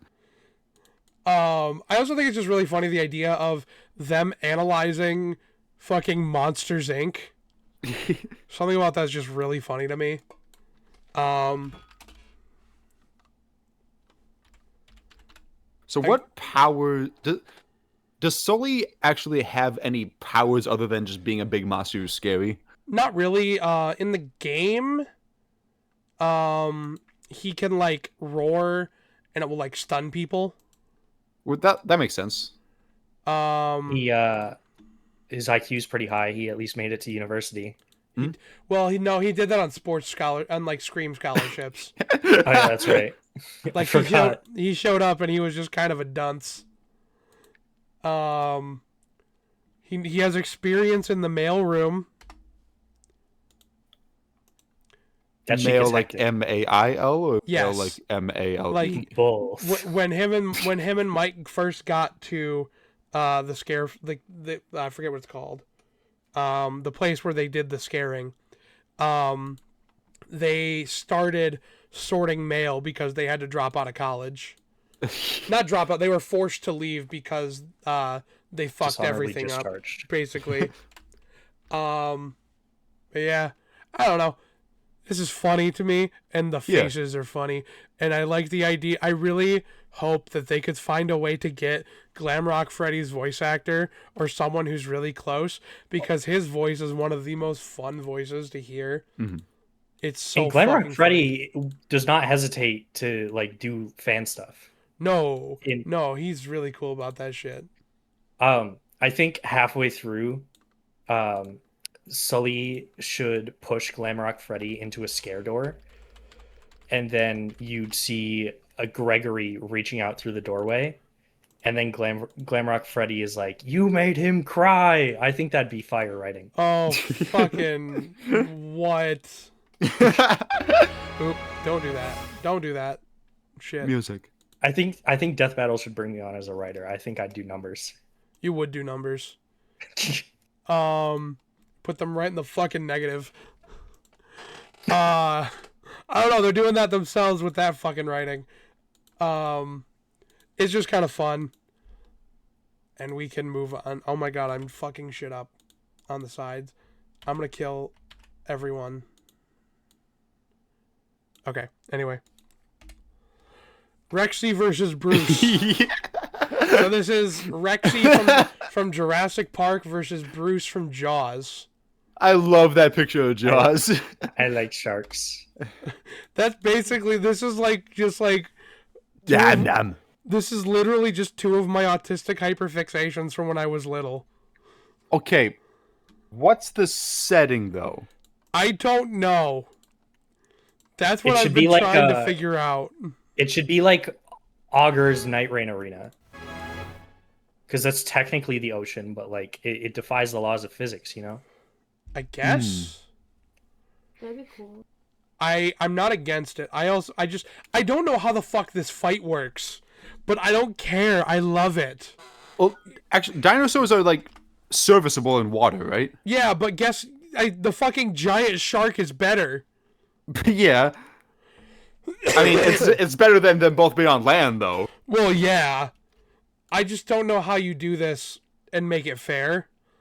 But I don't I think care. Death Battle would figure it out. They'd figure it out. Maybe. I just like it, and it's funny, and I want them to do it because this is like, again, it's just my fucking autistic hyperfixations from when I was little. This would be a good, like, sometimes, I mean, I haven't watched any of them, except for one. Sometimes their season finales are kind of like joke episodes. I feel like this would fit. I agree, actually. I know how to make this matchup setting fair. Okay. Give Rexy fins, give Bruce legs, put them both in space, let them go at it. I see. I'm not against it. It's perfectly fair. They both die in 30 seconds. Boom. Everyone's not happy. Exactly. All right. I'm glad we all agree that this episode is peak. Yes, it goes. The Medic from TF2 versus Rick Toffin from Call of Duty. So, I'm not one for Call of Duty for the most part. That being said, Call of Duty Zombies is kind of cool. Richtofen specifically, I couldn't tell you what game he's from, but I remember that specific zombie setting. He's in quite a few, actually, because he's like a pretty pinnacle character. I have found out that this matchup's not fair because apparently Call of Duty Zombies gets more insane than I was ready for. From what yeah, I've seen of the recent ones, it any gets pretty weird. Easters? Richtofen is apparently a multiversal being now. What? I don't That's weird. fully. I Yeah, thought- by Black Ops 3, they're turning into like Lovecraftian deities. Yeah, I don't know the details of it, and I'm not caught up, but that's just what I've been told. Now, Medic does have one thing, and that is he has 7 lives. That's more than one. So it's a little more than, I think it's a couple more than 7 actually. So basically, the Medic made a deal with Satan. Okay. He has all of the mercs of TF2 cannot die as long as the medic is alive. I believe that's how it works. And but the medic can every time he dies, I think one of those connections is severed, and then he's brought back until all the connections are severed. Oops, not Spotify. The picture of Medic is so like serious. Right.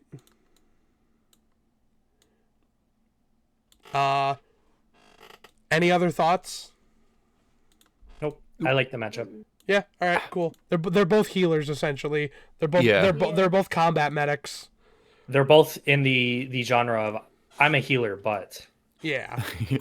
I'm a healer, but Olimar versus Chibi Robo.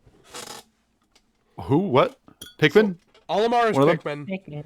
Chibi Robo is from the game Chibi Robo. Okay. They're both just tiny little guys that are exploring Earth. Chibi's got a plug. He do I have a would- plug. I don't know enough about Chibi Robo, but I would love to see just like a horde of Pikmin do an army battle. Oh, absolutely. All right, real What quick. does Chibi Robo have? Just his plug mostly. He whips it at people. Okay. Real quick, I'm gonna run upstairs and piss. I will Okay. be 5 seconds. I'm gonna try to heat up some food real quick while he does that. Okay, I'm gonna see if I can beat him. probably.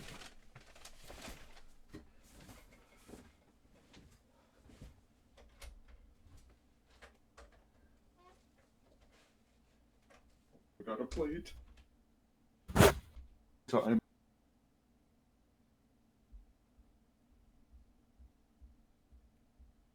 I wish I could reenact that, but he was just like saying, I forgot a plate. I'm running out of time." He's got like 2 months.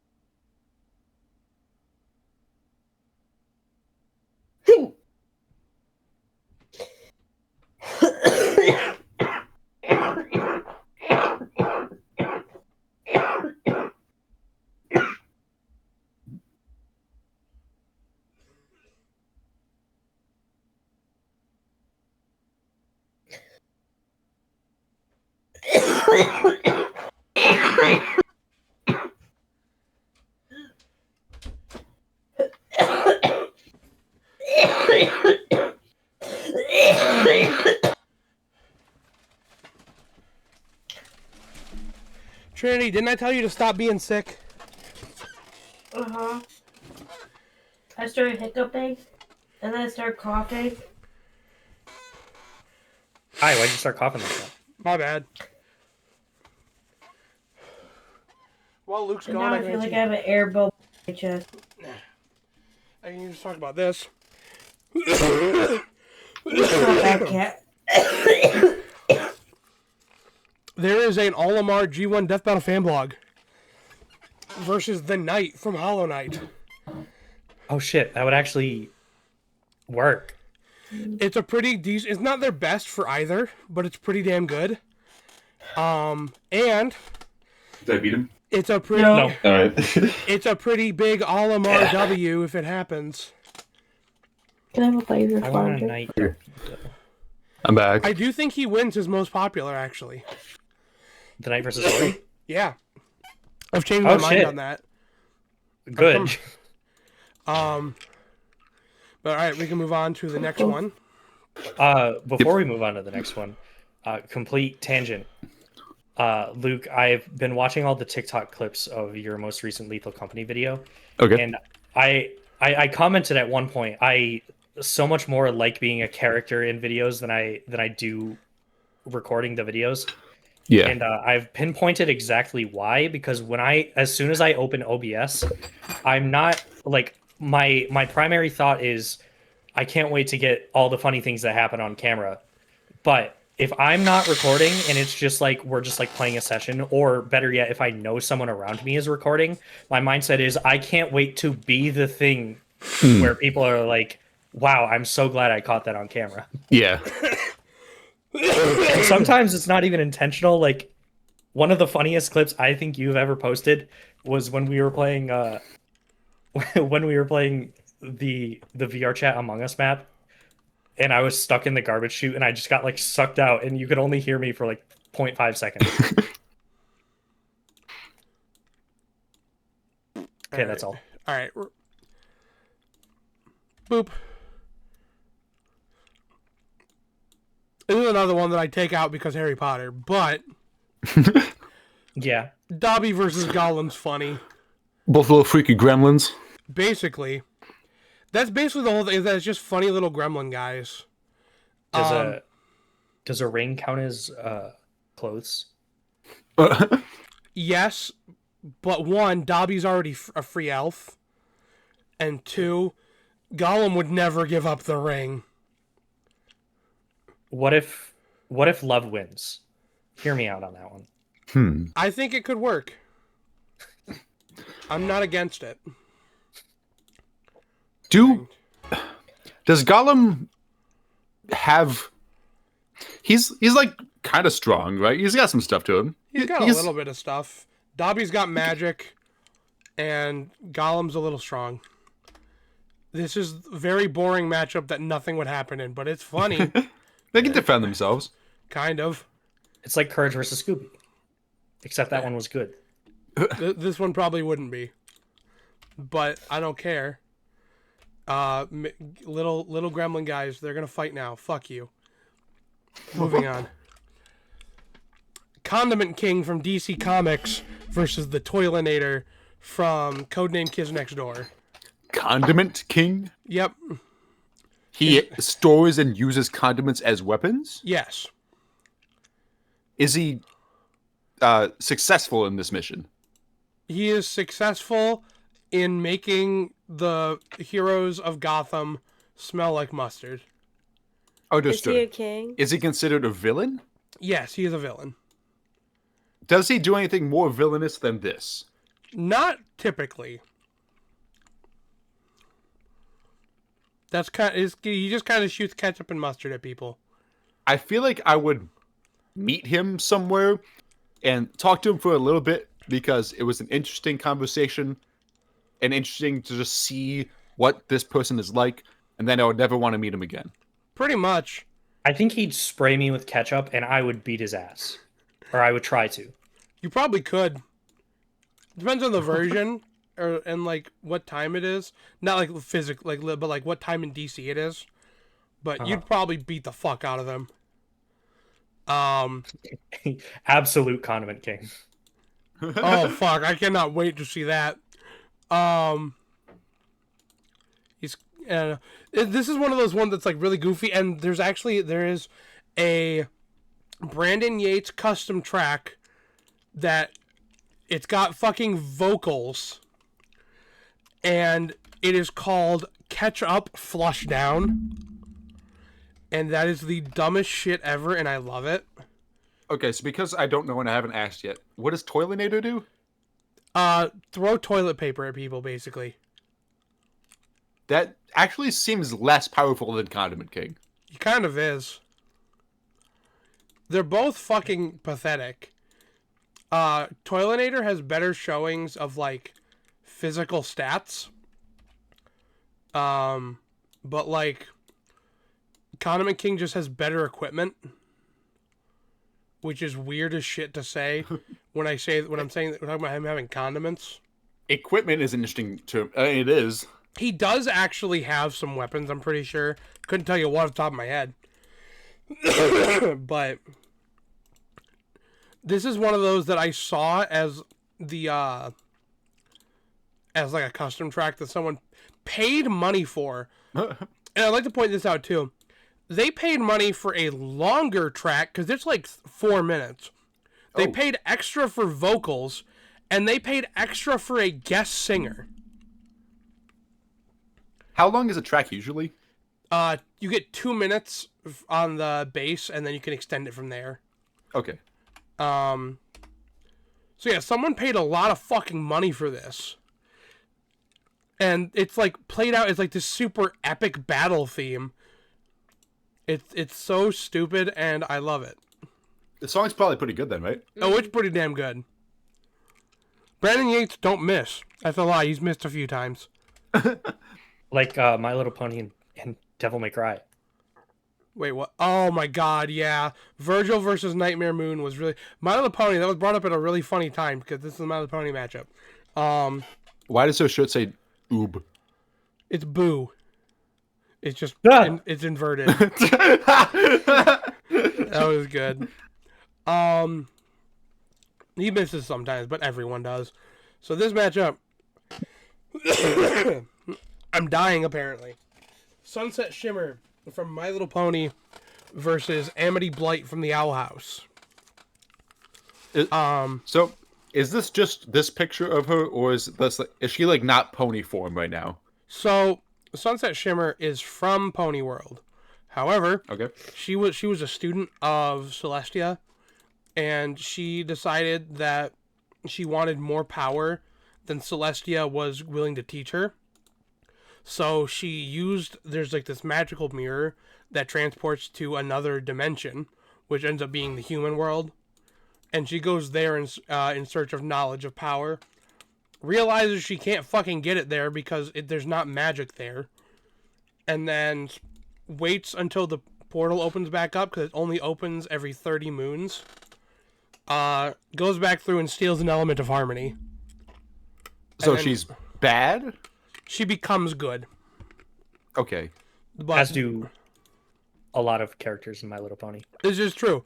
Well, actually, of the main villains, I can say this: Nightmare Moon was it became good, but she was good to begin with, turned evil, then went back to good. Discord became good, but King Sombra, Tirek, Chrysalis, Cozy Glow, and the Pony of Shadows all stayed evil. So it's kind That of surprises me. the big bads of My Little Pony are sitting in hell right now. And that's not even a joke. They are locked in Tartarus. Huh.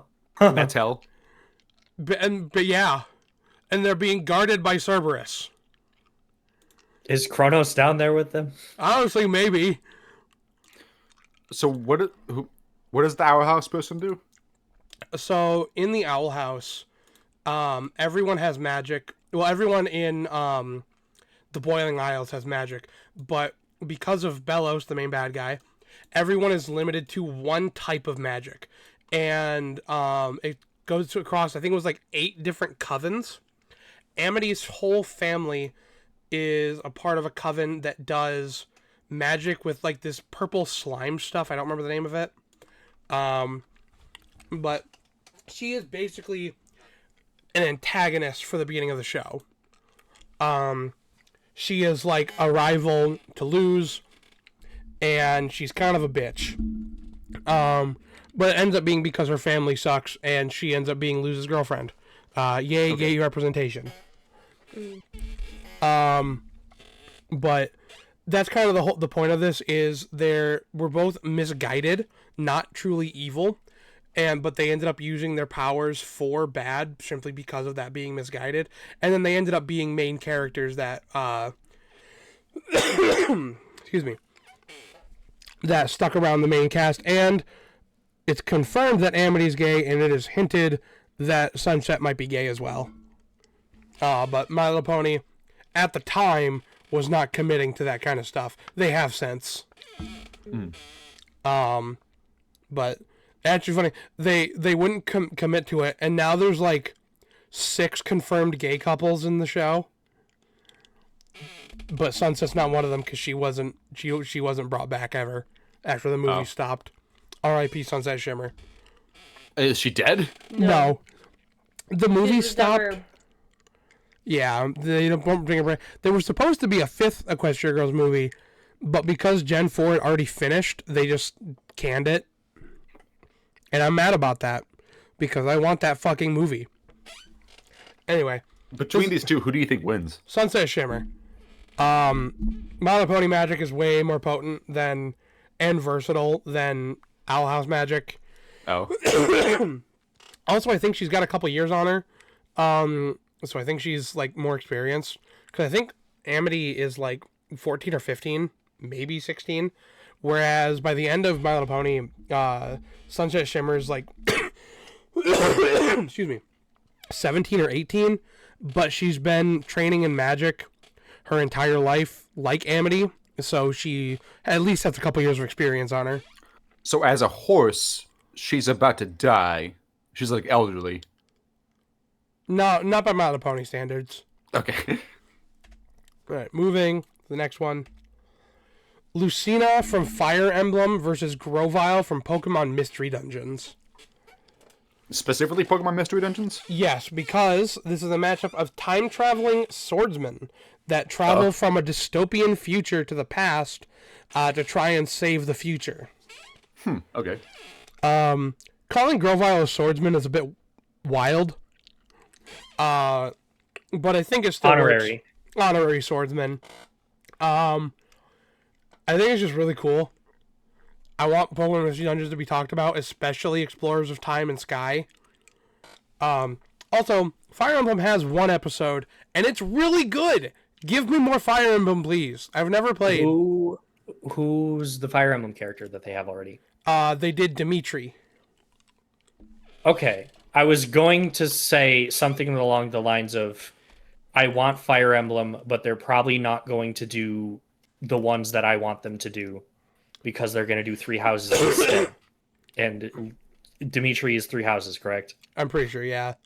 Okay. I know it's really good. I just have not played it. I want them to do, I think the one with Chrom and Lucia is Awakening. Yeah, Awakening. And then also, this is a really hot take. I like Fates. I want to see Fates. Fates is good. I like Fates. Not my favorite. My personal favorite is between 3 houses and Radiance. But Is that the newer one that came out after 3 houses? that's the GameCube one with Ike. Oh, never mind. Yeah, But Ike is kind of like the Fire Emblem character, so that would make sense. But this is really cool. I want them to talk about these guys. Nothing else really for me. Any of them, you guys?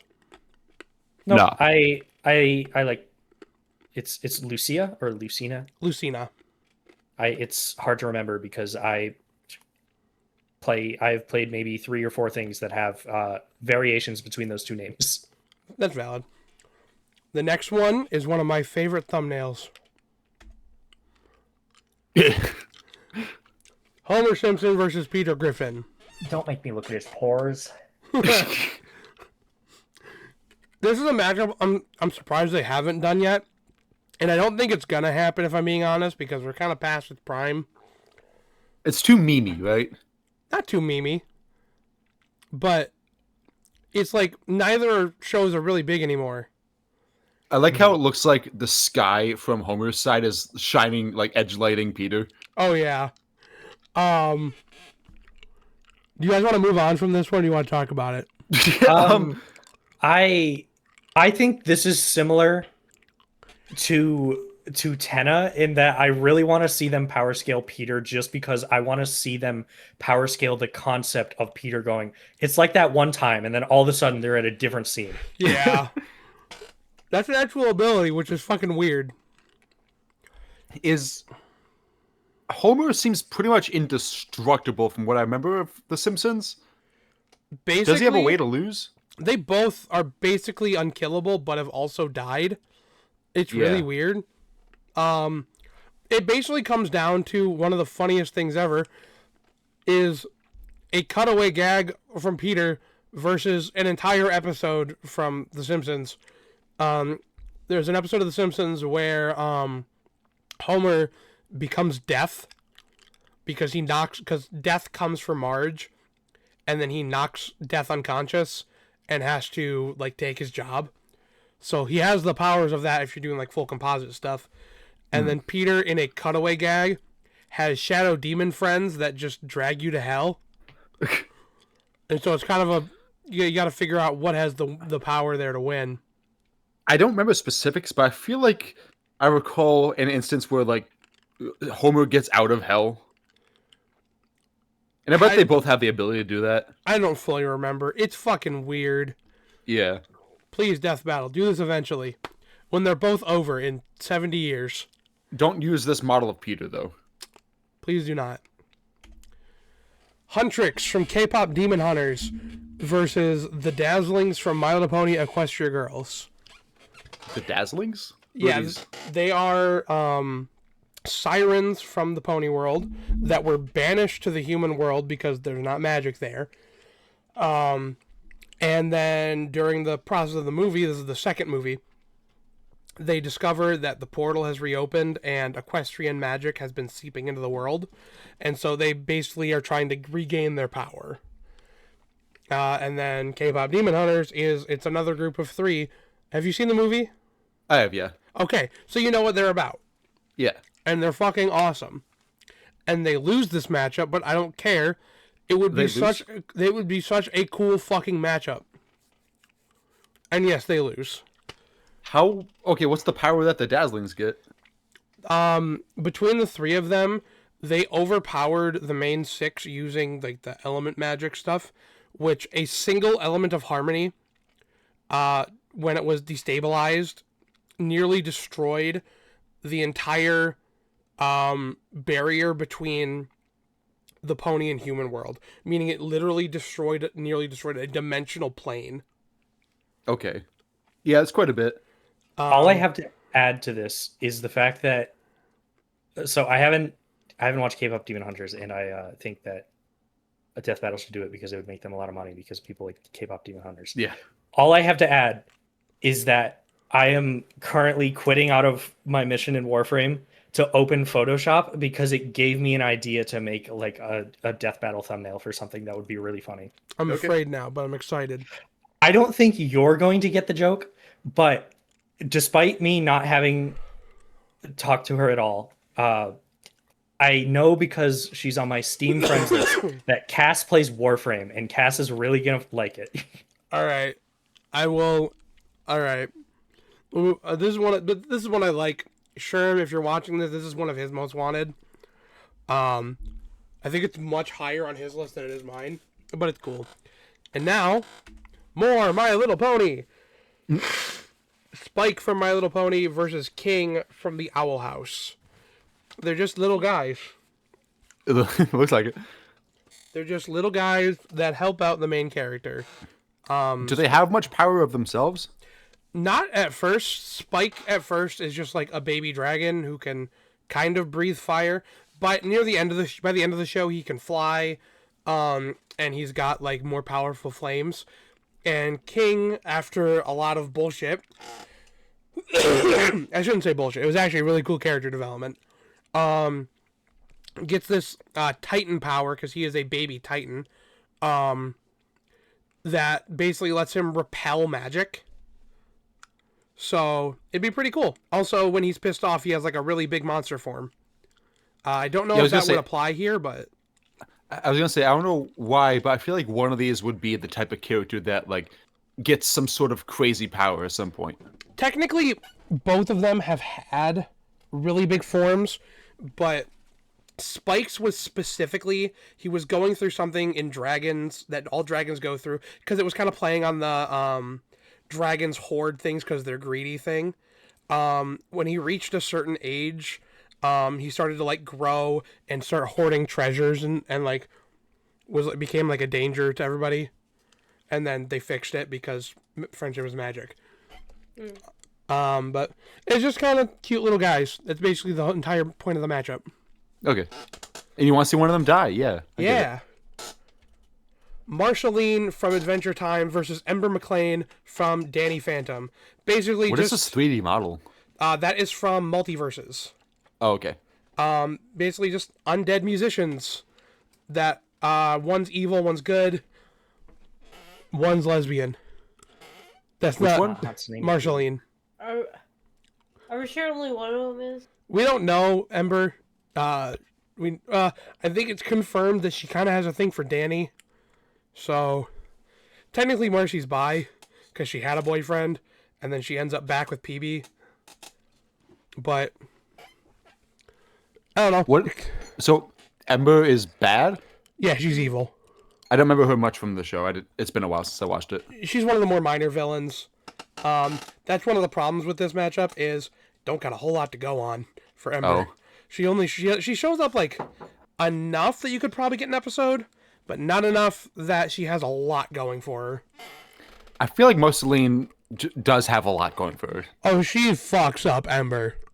Like, I don't know the full extent, but just like I would guess that she has quite the advantage.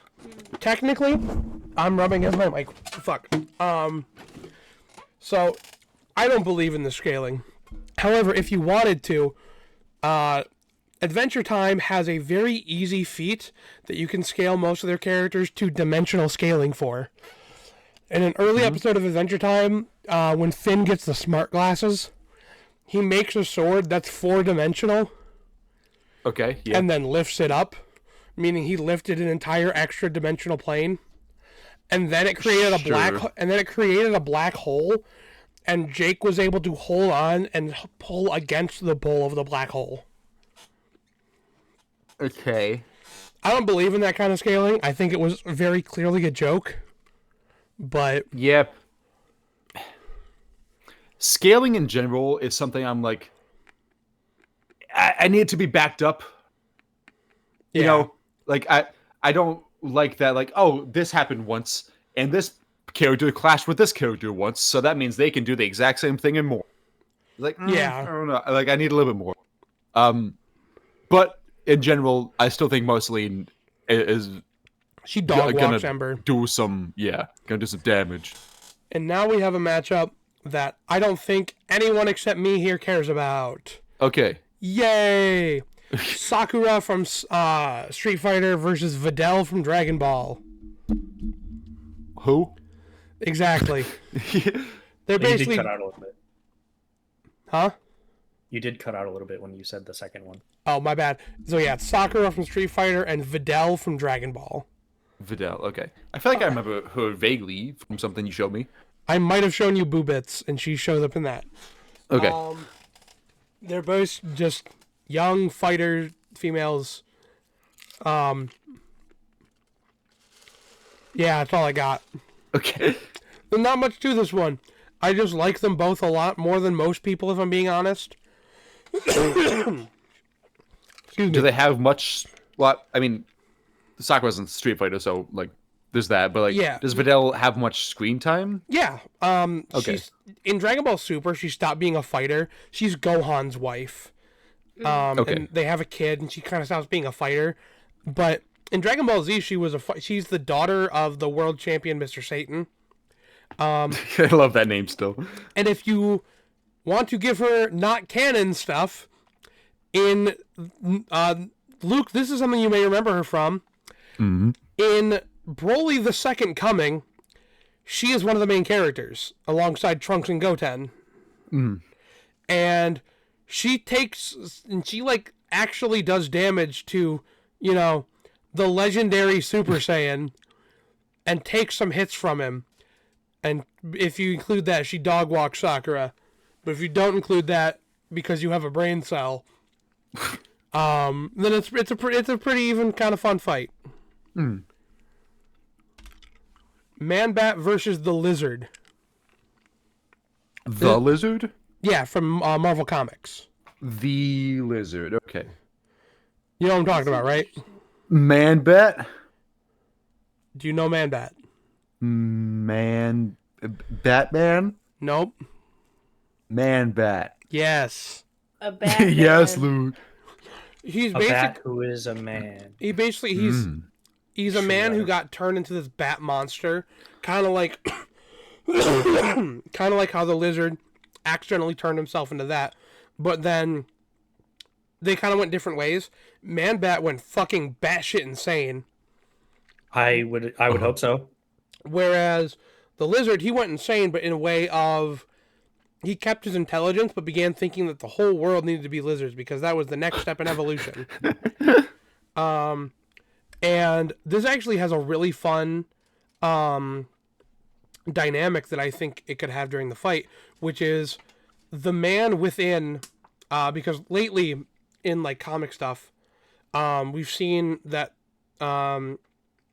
Connors, the man beneath the lizard, is still there, present, and can fight for control. And so there is a whole fight dynamic you can have of, while trying to defend himself, Dr. Connors is trying to make a cure for Man-Bat. And that's how he wins. By, like, curing Man-Bat. But then, because it's death battle, he'd probably lose control back to the lizard and fucking murk him. Like, he'd heal him and then just fucking end him. Yeah. Or But- maybe in the process of trying to fight him off or cure him, he hurts him a little too bad. Yeah, something like that. But it's there. It's a cool fight dynamic, and it's one of the few Marvel versus DC matchups I still actively kind of care about. Not many of those left. Well, it's like far away from the typical superhero versus superhero. Right. So it makes it interesting, and it's different from what we usually see. Now it's one that I'm really excited for, and also is associated with the funny number 69. Lusamine from Pokemon versus Ragio from Kill la Kill.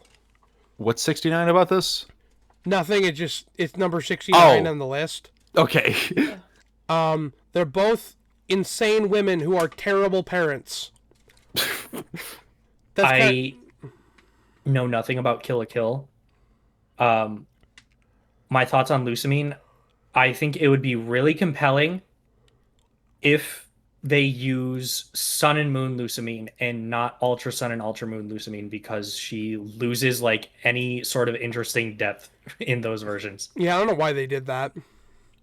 But Lusamine literally destroyed her entire family, basically, and, like, abused her kids because she was so obsessed with finding Ultra Beasts and, like, this other dimension.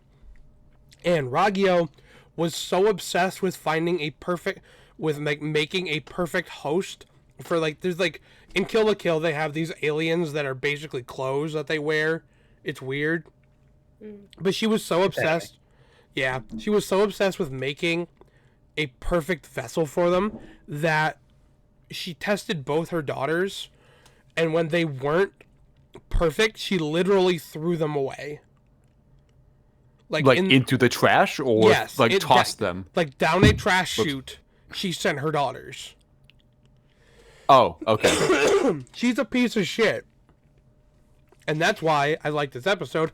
Also, I'm pretty sure she loses. So, it's pretty fucking cool. What can they do? I mean, Lusamine has Pokemon, Yeah. but also, at one point she gets controlled by an Ultra Beast, which will give her some powers of that Is she- Pokemon. She fuses one in a very Yeah. similar way that a Kill la Kill person would, so to speak, fuse with their clothes and things. Yeah. And then, Would it be fair to include her Pokemon? yeah. Otherwise, you Okay. don't really get much with her. Because to have her Pokemon would mean having the fusion. Okay. And Ragio's just got, like, weapons and shit with like, a couple cool abilities. But evil women that people really want to fuck. I could tell. support women's rights and women's wrongs. Exactly.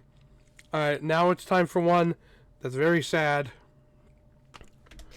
SMG4 versus Devil Artemis. Fuck. What does this one aged well? So, this was done before Devil Artemis announced he was leaving. I'm upset, and even though his episodes this season were not my favorite, I still fucking loved them, and I love him as an animator. But it's also sad because SMG4 officially ended in December. Oh, That's right. But it's one that I think would be really fun, even if Devil Artemis himself said that he didn't really have an interest in doing it. I think it would be really fun, but I don't know if it'll ever happen. Probably won't. not that I know much about SMG4, but are we talking like SMG4 Mario versus Devil Artemis Cell, or SMG4 all the characters from it versus all the characters Devil Artemis has in his stuff? So it wouldn't be SMG4 Mario. That's a separate character. But it would be SMG4 this character versus that's Devil Artemis Cell. Okay, that's a character on its own. Yeah. Okay, I didn't know that. It's like not super balanced. SMG4 kind of beats the shit out of him. But I don't care. That's not the point. The point is the comedy. Yeah. But it's probably not ever going to happen. I'm going to miss you, Devil Artemis. You got one more episode, and then you're done. I don't know what it's going to be, but I'm sad to see you go. Thank you for the service. Sorry for the hate. Yep. I'm doing a salute. I'm not doing camera for this. Okay. Just letting us know. Yeah, I just pointed it out. Fire guys. Dormammu from Marvel versus Trigon from DC Comics. Are these basically just Devil? Not entirely. Kind of, because Trigon is basically Satan. However, Okay. in Marvel, Satan is basically Mephisto. Okay. Dormammu is like an eldritch god, basically. But it's basically just big fire guys. Okay. What they do? A lot, I assume? Yeah, they can destroy the multiverse. Just if they want to, they can. Pretty much. And the reason they don't is because they live there. To quote Shit, man, that's my house. To quote Vegeta from Dragon Ball Z Abridged, I'd blow up that filthy planet if it wasn't where I kept all my stuff. What about your wife and kids? I said my stuff. But I don't know, it's just kind of fun. Yeah. It kind of feels like a natural progression for me after we did Galactus versus Unicron. We got the big world devourers, now give me big fire guys. Yeah. I got nothing else on this one, but It would be interesting to see an episode, like one of these ones, where they just have like a lot of crazy shit they can do. Yeah. It'd be interesting to see how it balances out. Nicobolas from Magic the Gathering versus Vecna from Dungeons and Dragons. Huh, what? So I actually know Vecna, and it's not even because of Stranger Things. It is because Cisco just introduced Vecna to our characters in our session Yeah. a week ago. So it's basically just like the big bad gods of Dungeons and Dragons and Magic. Okay. But the thing about this one is it's an army fight, which, unlike Bowser Eggman, the army plays like it doesn't affect the winner at all. Oh. Because both of them can basically point at the other's army and just say, fuck you, and they're gone. But they can't do that to each other. No, because they're so unbelievably powerful. And So why would it be an army battle then? Just to show that off that they Pretty they much. can just like delete each other. because Vecna has control of like basically all of hell and like all the demons, and Nicobolas has control over all of Magic the Gathering. And it includes, and like, it honestly, weirdly enough, you know what it comes down to? They're fucking magic systems. Because Nicobolas doesn't play by any rules. He made the rules. So he can morph them whenever he wants. He can cast whatever spells he wants. Vecna has a vast magic pool, but it's still technically limited. He can only cast so many, he can only counter so many spells, he can only deflect so many spells before he's out of magic. So he has to play by the rules of the universe. Right, he has to play by the rules of Dungeons and Dragons. Even if he can kind of morph stuff, he is still confined by the rules. And something else is that within the laws, within Dungeons and Dragons, you have to amp up a spell to a certain level when dealing with it. So, like, if you want to do a counter spell, you have to amp it up to a certain level depending on the power of the spell you're countering. Mm-hmm. That's not how it works in Magic. You can the power of your spell means nothing. It's the power of the user. So, no matter what counter spell Nicol has or tries to use, it will work. Because we're around equal in power. Whereas Vecna will need to amp up his to try and use the higher level ones, and then once he runs out of those, then he's stuck with lower level ones that don't work. Oh. It's very interpretation based, which I think is my favorite battle, because it means it's fucking close. And people will talk about it. Exactly. Also, I want Magic the Gathering in Death Battle, please. Hasn't happened at all. Nope. Or Dungeons and Dragons. I want Magic the Gathering in Death Battle, but they use like what's one of the crossovers that's happened so far? My Little Pony. My Little Pony, but Magic the Gathering Okay. versus regular My Little Pony. Love it. So next up we have Henry Stickmin versus the Second Coming. Do any of you guys have any thoughts on these characters? Who's the I second don't coming? remember much about the Second Coming. He's from an internet show called Animation Versus. It's basically just like Animation versus Minecraft, and they'll do like these little stick figure guys that like fucking around in Minecraft. Okay. And it's really cool. He kind of no diffs Henry Stickmin. Not no diffs, but he kind of fucks him up. It seems like Henry Stickmin has some like funky cartoon shit, but him himself, he doesn't really he doesn't go that crazy. He just has some equipment that can help him Yeah. out. I don't know, but I don't really have anything else to say on this one. Okay. It's just cool stick figure guys. Do you guys got anything? Nothing else. No. I finished my photoshopping because I did not want to spend any longer Okay. on this shitty joke that nobody in this call will get. Okay. What the fuck am I looking at?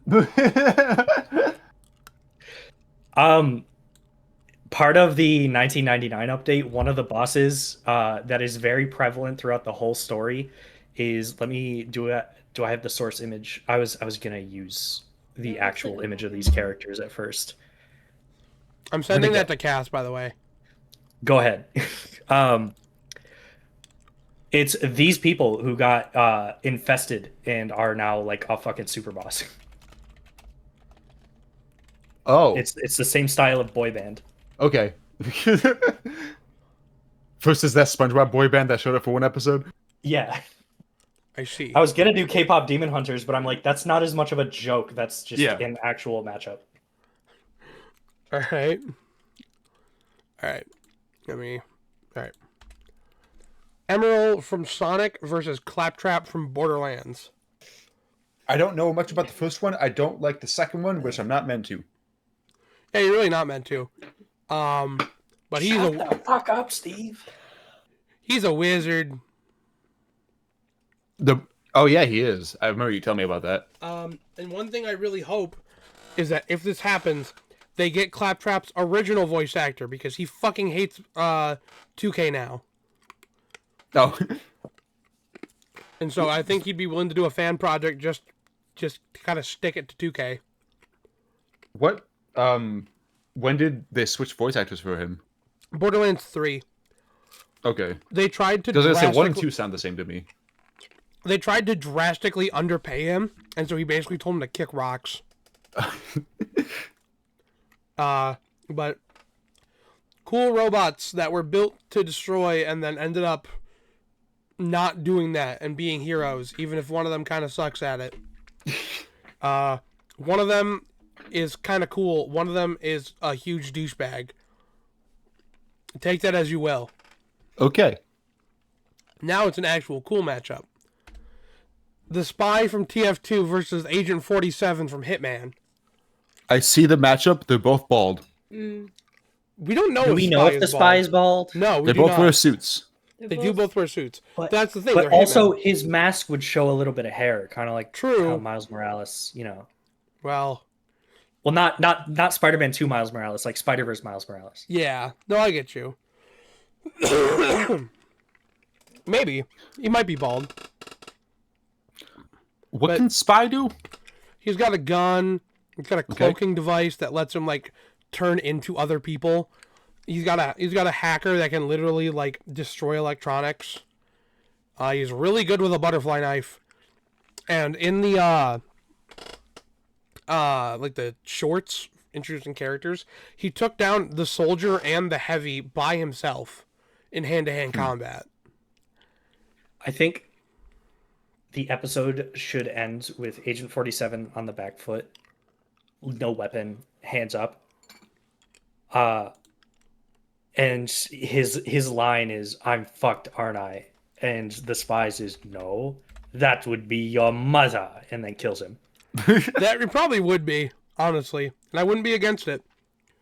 That I think it would be really funny because like Spy is one of the more serious characters in TF2, and he's still fucking ridiculous. But I think the dynamic would work pretty well because he's not used to talking to a brick wall, so it'd be really funny seeing him try and like pull his normal shenanigans, and Agent 47 just having none of it, but all of it's while like they're having an even fight, and you can tell it's pissing off Agent 47 that this fucking idiot is matching him. Who do you think does come out overall? Oh, the Spy. TF2 bullshit. Okay. But I think it's just fun. Also, I'm surprised Hitman hasn't been on the show, and I'm surprised TF2's only been on the show once. That I hurts feel me. like Hitman versus like any of the other of that style, like John Wick or like Jason Bourne. Agent 47 versus Ezio from Assassin's Creed used to be popular. Yeah. But I don't know. I think this would be really cool, and I'm just shocked that it hasn't shown up, and that TF2 only has one episode.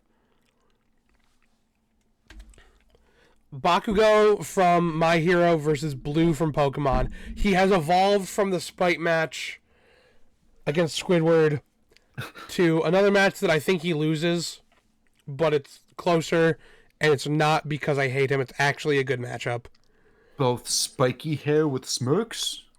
Spiky hair, they're fucking assholes, but that's kind of the point. They have a lot of good character growth.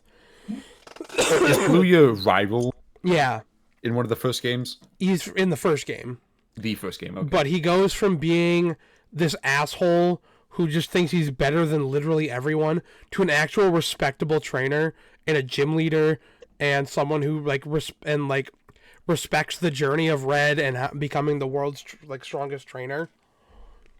Like, and what's up?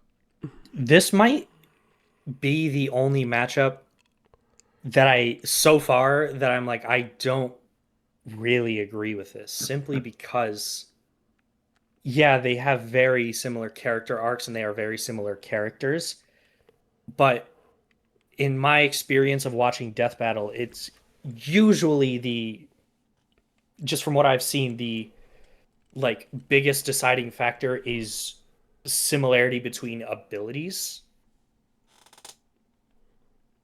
Sometimes, yeah. And that kind of pisses me off sometimes, though.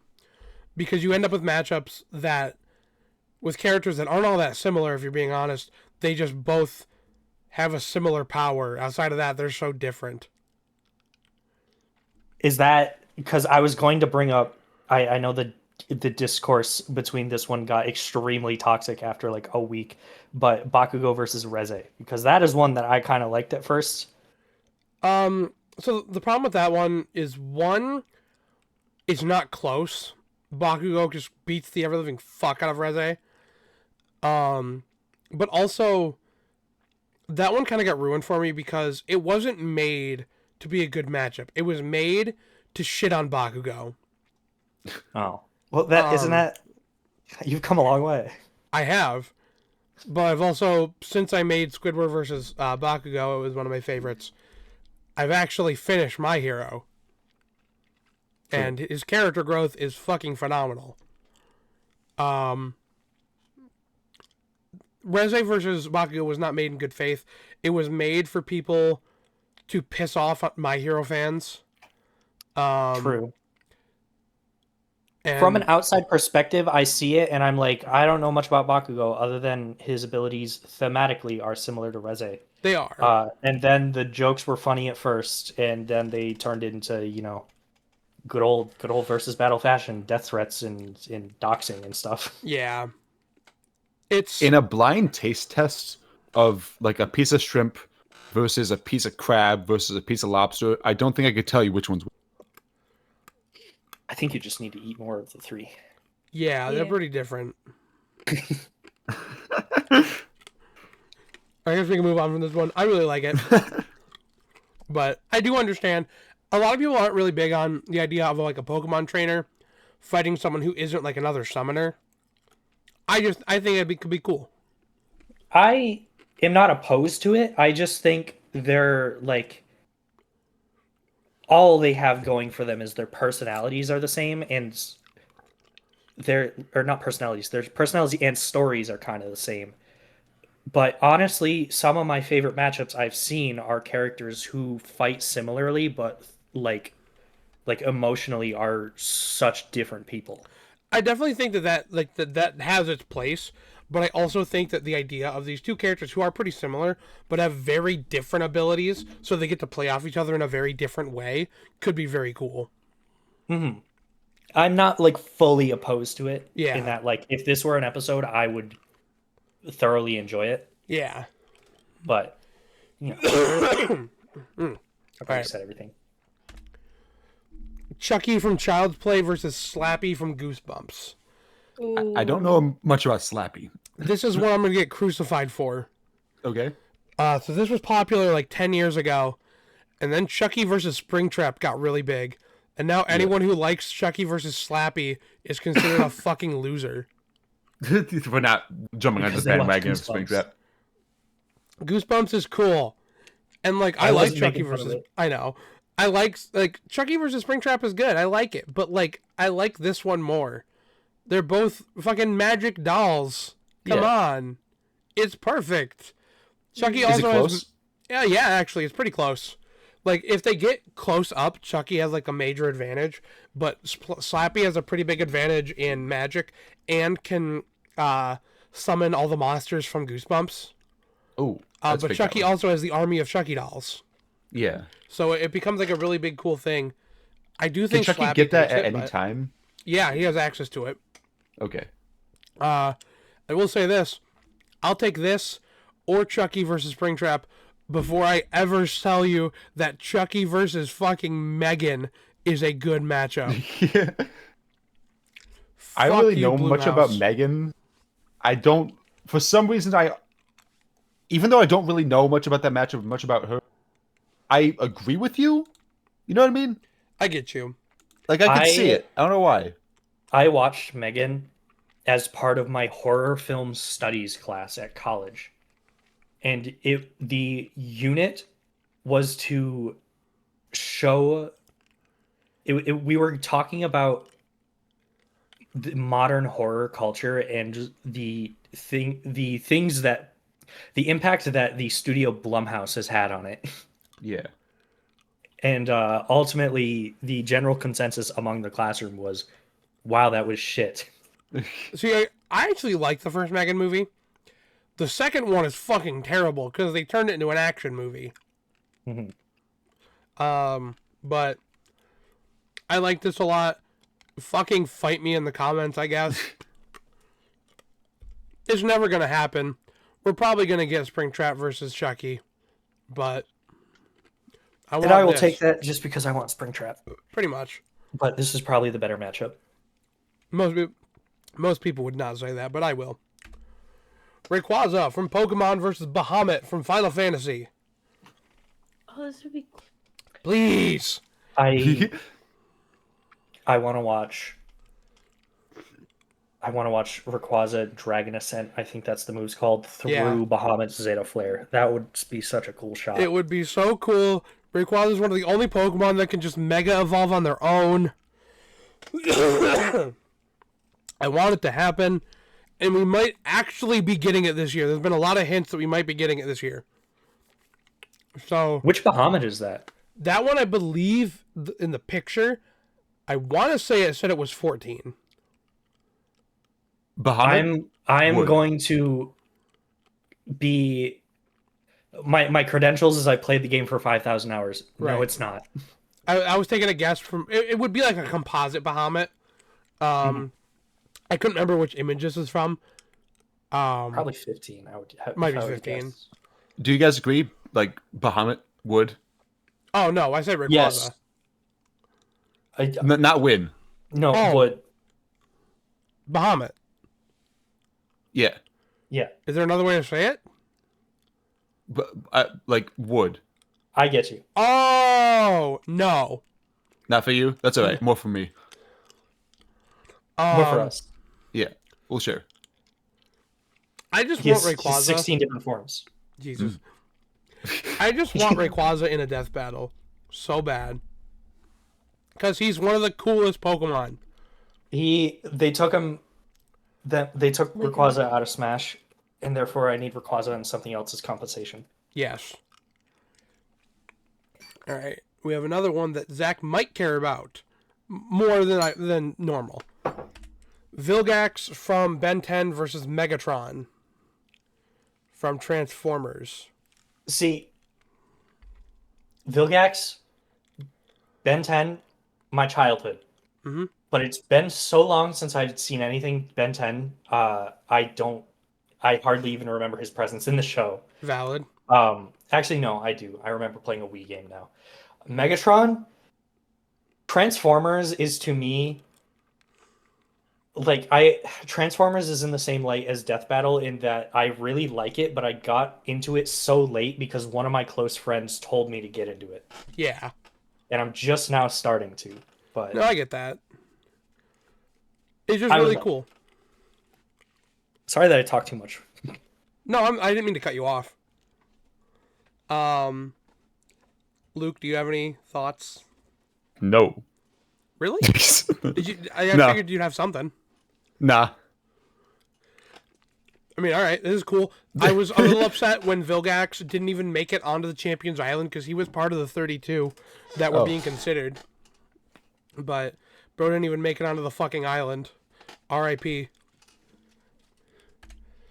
Aku from Samurai Jack versus the Lich from Adventure Time. Oh, Fall. This one would be sick as shit. This seems really cool. I don't know much about Samurai Jack. I have not watched it. It's really cool. Aku's really cool. He's voiced by the guy who voiced Uncle Iroh. I like the art style. It's very cool. It's based in like Chinese culture. It's very well done.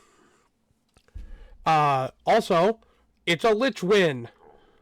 It is. What are they? What's the breakdown of like their basic powers? What could they do? Basically, they're both like otherworldly magic users. With Aku, he's got like this ethereal body that he can just kind of morph however he wants. He can shoot lasers. He can split himself into like hundreds of himself, and he can kind of just whatever the plot demands of him in the moment. the Lich is like Vecna. Yeah, kinda. He's literally like a magical, world-ending lich. That literally he came down from a meteor that was set to destroy Ooh. Something about the Lich. I don't remember as a kid when I watched Adventure Time being scared by the Lich. Really? But as an adult, I think, how the fuck did I watch this as a kid and not get scared by the Lich? He's fucking horrifying. It scares me now. Ironically, I remember I remember almost nothing of Adventure Time, but I remember the 2 back-to-back episodes involving the Lich. I don't know if it was his introduction or like his conclusion of the story or something. But I remember there being 2 back-to-back episodes and me being like that was like a turning point in the type of media I watch, because from that point onward, I'm like, I want to see more scary shit like this. I was legitimately scarred as a child when they introduced Billy, and then literally that same episode showed that he had been controlled by the Lich the entire time. This Yeah. massive, legendary hero got murdered and was being worn as a fucking skin suit for the Lich. And like you see him, like his body start to distort when he's found out. It's fucking horrifying. Yeah, now they say it like that. Not great. not cool. It was so cool. Not in like the in-universe Yeah, thing, yeah. but like, anyway, please do this. They've talked about this one. I think they're gonna do it. Good. Sonic.exe versus Red. What's Oh Red? boy. Talking about a Sonic.exe matchup. What fun. What's Red? He is from a Godzilla creepypasta. Based on the NES game. He's kind of cool. I've already had my fix of this kind of thing because of Nebula Theater, and now it just makes me want to do it makes me want Death Battle to also do that same matchup. Right? I don't want them to do Sonic versus Kara. Tony Sonic, if you watch this, nothing against you. I just don't like the matchup that much. Even though I debated it. I'm sorry. Okay. But talking about Sonic.exe matchups just tends to bring in a lot of people who are like, ew, you want a creepypasta fight? Fuck you. It can be fun. It's fun to think about. This is It still is. fun characters, even if they're cringe. It is a little cringe. But fuck you. Let me like what I like. Yeah. And that's where I'm going to end that. Anyone got any thoughts on this before I move on? What was Red about? Red was like another monster you can see, like theoretically see, right? Yeah, in the NES Godzilla game, and then in the creepypasta, he just shows up and murders all the monsters, and then I think he murders the player. Because, ooh, scary. Yeah. Now it's another one that's actually really cool. Shulk versus Lightning. Please. I have For the no love of thoughts. God. This is just overdue. It is. Two things. One, that's Lightning's Magic the Gathering art. It's fucking beautiful. Oh. Correct. Two, I really want this, but I also kind of don't because Lightning loses, and I don't want to watch her die.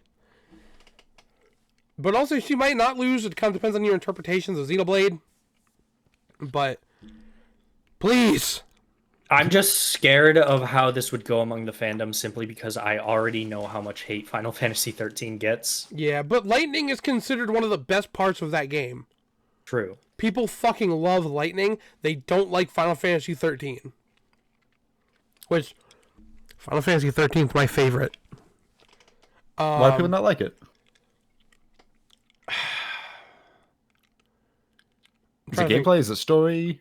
A bit of I will both. tell you now, before we even get into that, every single mainline Final Fantasy game that has come out since like 7. 10, like I would say 7 is Well, because like 7 was perfect, and then 8 got super criticized, and then everyone loved it. And then 9 got super criticized, and everyone loved it. And then 10 Okay. got super criticized, and everyone loved it. 10 was my safe bet. But if that's the case, then yeah, since Final Fantasy 7 is seen amongst players as like the perfect Final Fantasy game, every single game since then, according to Kai, has gotten like everyone hates it immediately on launch, and then all of a sudden like when it's like end of life and they're making a new one already, like it's a cult classic and like everyone loves it. Final Fantasy 16 is still going through that since it's Yeah. the newest one, but I mean it's not turn-based, so that makes sense for a lot of people. 13 did have a lot of story problems, and I will fully acknowledge that. And it was kind of the start of the turning point towards different combat people didn't like. That people were very indifferent on. I mean, not indifferent. They had very different opinions on. Mhm. But I love it. It was my introduction to Final Fantasy. But that's just me. I want this so bad. I want more Final Fantasy before they go back to 7. Because they will go back to 7. Because Tifa needs a run back and Sephiroth needs a run back. But please, for the love of God, There's so many other things to touch up on. give me Tidus, give me Lightning, give me Noctis, give me Bahamut. Give me the Warrior Light. Give me Warrior Xenos. Light. Xenos. We just did a cast on Xenos on Fan Battle Cast. Go watch it. I was in it. Was it good? It was very good. Okay, good. All right. We made our pleas. Now let's talk about something goofy. Okay. Lex Luthor versus Seto Kaiba. I only find it goofy because something about it's just the art style. Something about Seto Kaiba is just goofy to me. I feel that. When I It thought is- you said that, I thought you meant Goofy was going to be actually a part of the mashup. Oh. No, Goofy versus Patrick Star is a pretty popular matchup. It's not on my list though. They're just rich billionaires that are the pettiest motherfuckers in the world. They could teach a fucking college course on hating. Mhm. And Yu-Gi-Oh scaling and versus DC scaling would get fucking funny. I think Lex Luthor would win simply because he has experience beefing with an adult. Seto Kaiba just beefs with a kid. Well, no, he beats with a kid but he also has the Pharaoh, who is an adult. True. But here's my question: does Lex Luthor have the Blue Eyes White Dragon, which he can then fuse with 2 more Blue Eyes White Dragons to make the 3-headed Blue Eyes White Dragon? Lex Luthor? Why would Lex Luthor have that? I'm not saying does he have it. No, he doesn't. Seto Kaiba does. Oh, I see. So, But so Luthor boom. has Bizarro. So- Blue Eyes Eye Dragon is the trump card. Yeah, I got nothing. Okay. I'm trying to think of like a comeback for that. I don't got one. So we're gonna move on before I make a fool on myself. But Before? please, you shut up. Please do this. It'd be funny. King Boo versus Gengar. Purple. I almost said blue. Ghost. Purple Ghost. That's pretty much it. But it's really Why fun. not? Why King Boo not got the crown? He does. It's just kind of up. You can kind of see the base of it, Oh, I see I a little bit. I have one It's word. shiny. which is. Or. Yeah. King Boo versus Infinite got a little popular after that. But Why? because The match was decided. pretty much. I really like this, especially because it's not close, unless you give Gengar his Gigantamax form. Then it's kind of close. But it's just funny. These 2 goofy ball fucking ghosts. I think Gengar's it'd got be some fun. fur. Not He's a bald. Ball. Oh, They're ball. fucking spheres. Circular. They're He fucking still technically doesn't have hair if he's a ghost. yeah. Like, he can have But- ghostly hair. Does he not have teeth if he's a ghost? No, he's still got ghostly teeth. I got nothing else for this one. It's Purple Ghost. They're funny. Yeah. Ooga Booga. King Boo wins. Oh! Invader Zim versus Crypto from Destroy All Humans. I hated that when I was finding images for this, I looked up Crypto and fucking digital currency shit started coming up. That's not what I want, damn it. Google, why can't you read my mind like you will in 5 years? But tiny aliens, both voiced by the same guy, Oh, sent to control and destroy Earth. Also voiced by Chaos, who was in Yep. who was earlier in the presentation. Same guy. I fucking love it. Uh, I haven't played Destroy All Humans, but don't they like? Isn't the point of that game is that you succeed yeah. in your task? I don't like this matchup only because he succeeds, and Invader Zim's whole thing is that he doesn't. I mean, that's kind of the point, though. You have someone who succeeds versus someone who doesn't, but the part of that makes it interesting is that Zim out stats. Maybe I have a skewed view because I haven't finished Invader Zim. Does Zim turn into like a character who actually kind of likes Earth, or is he just so bad at his job that he never gets it right? He's so bad at his job that he never gets it right. Okay. He doesn't have like a growth that he's just like, oh wait, no, they shouldn't die. No, he actively takes the kids' organs. Oh, okay. Huh. Like, he's an evil piece of shit. All right. I need to watch it because like it's the most I've enjoyed like a Nickelodeon show in a very, very long time. But you could easily play this with Crypto showing up, and Zim's like, hey, no, this is my Earth to take over, not yours. Get the fuck off. That would be really funny if he was terrible at taking it over, but he was like universal in strength when it comes to defending it. That's For the kind of... purpose of making sure nobody gets in. That would kind of end up being what it is, because Zim out stats, but Crypto has better tech, so that's kind of where the matchup starts playing in. But Zim has What tech does he have? laser gun, jetpack, like a telekinesis thing. He's got his ship, which has lasers, and then the one that everyone points to because it's funny. Also, it is one of his best weapons, the anal probe. It plays into a lot of... Yeah.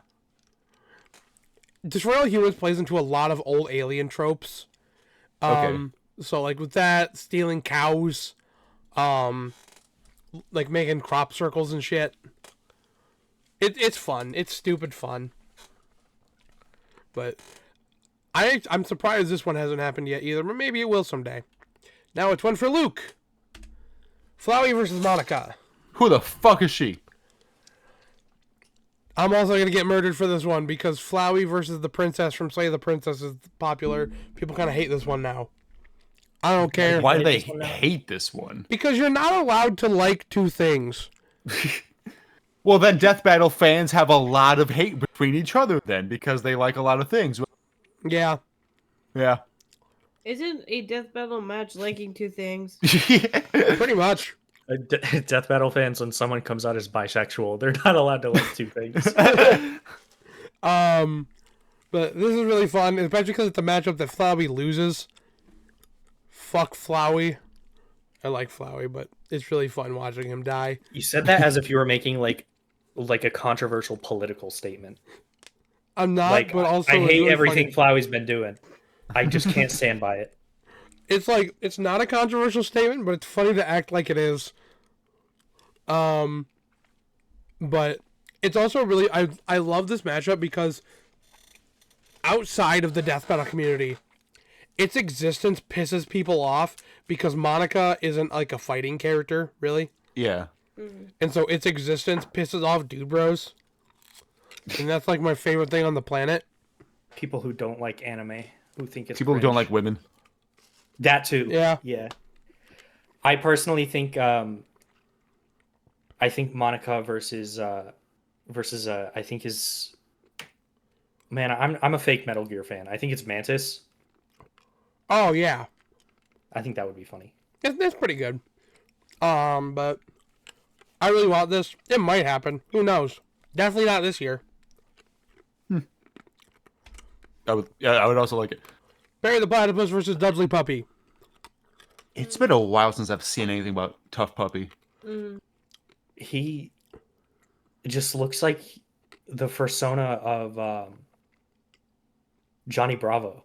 Kinda. This is I another don't know one who this is. that's gonna get me a little murdered. Because Why? Perry the Platypus versus Skipper from Madagascar is like the matchup for both of them. Okay, sure. But, like, I don't know, differing opinions can exist. This is America, man. Nope. We're all about those freedoms and opinions. Nope. Except for when they This is misalign, so and then fuck you. Skipper versus Perry's fun. I like this one more because it plays more into the secret agent thing. Yeah.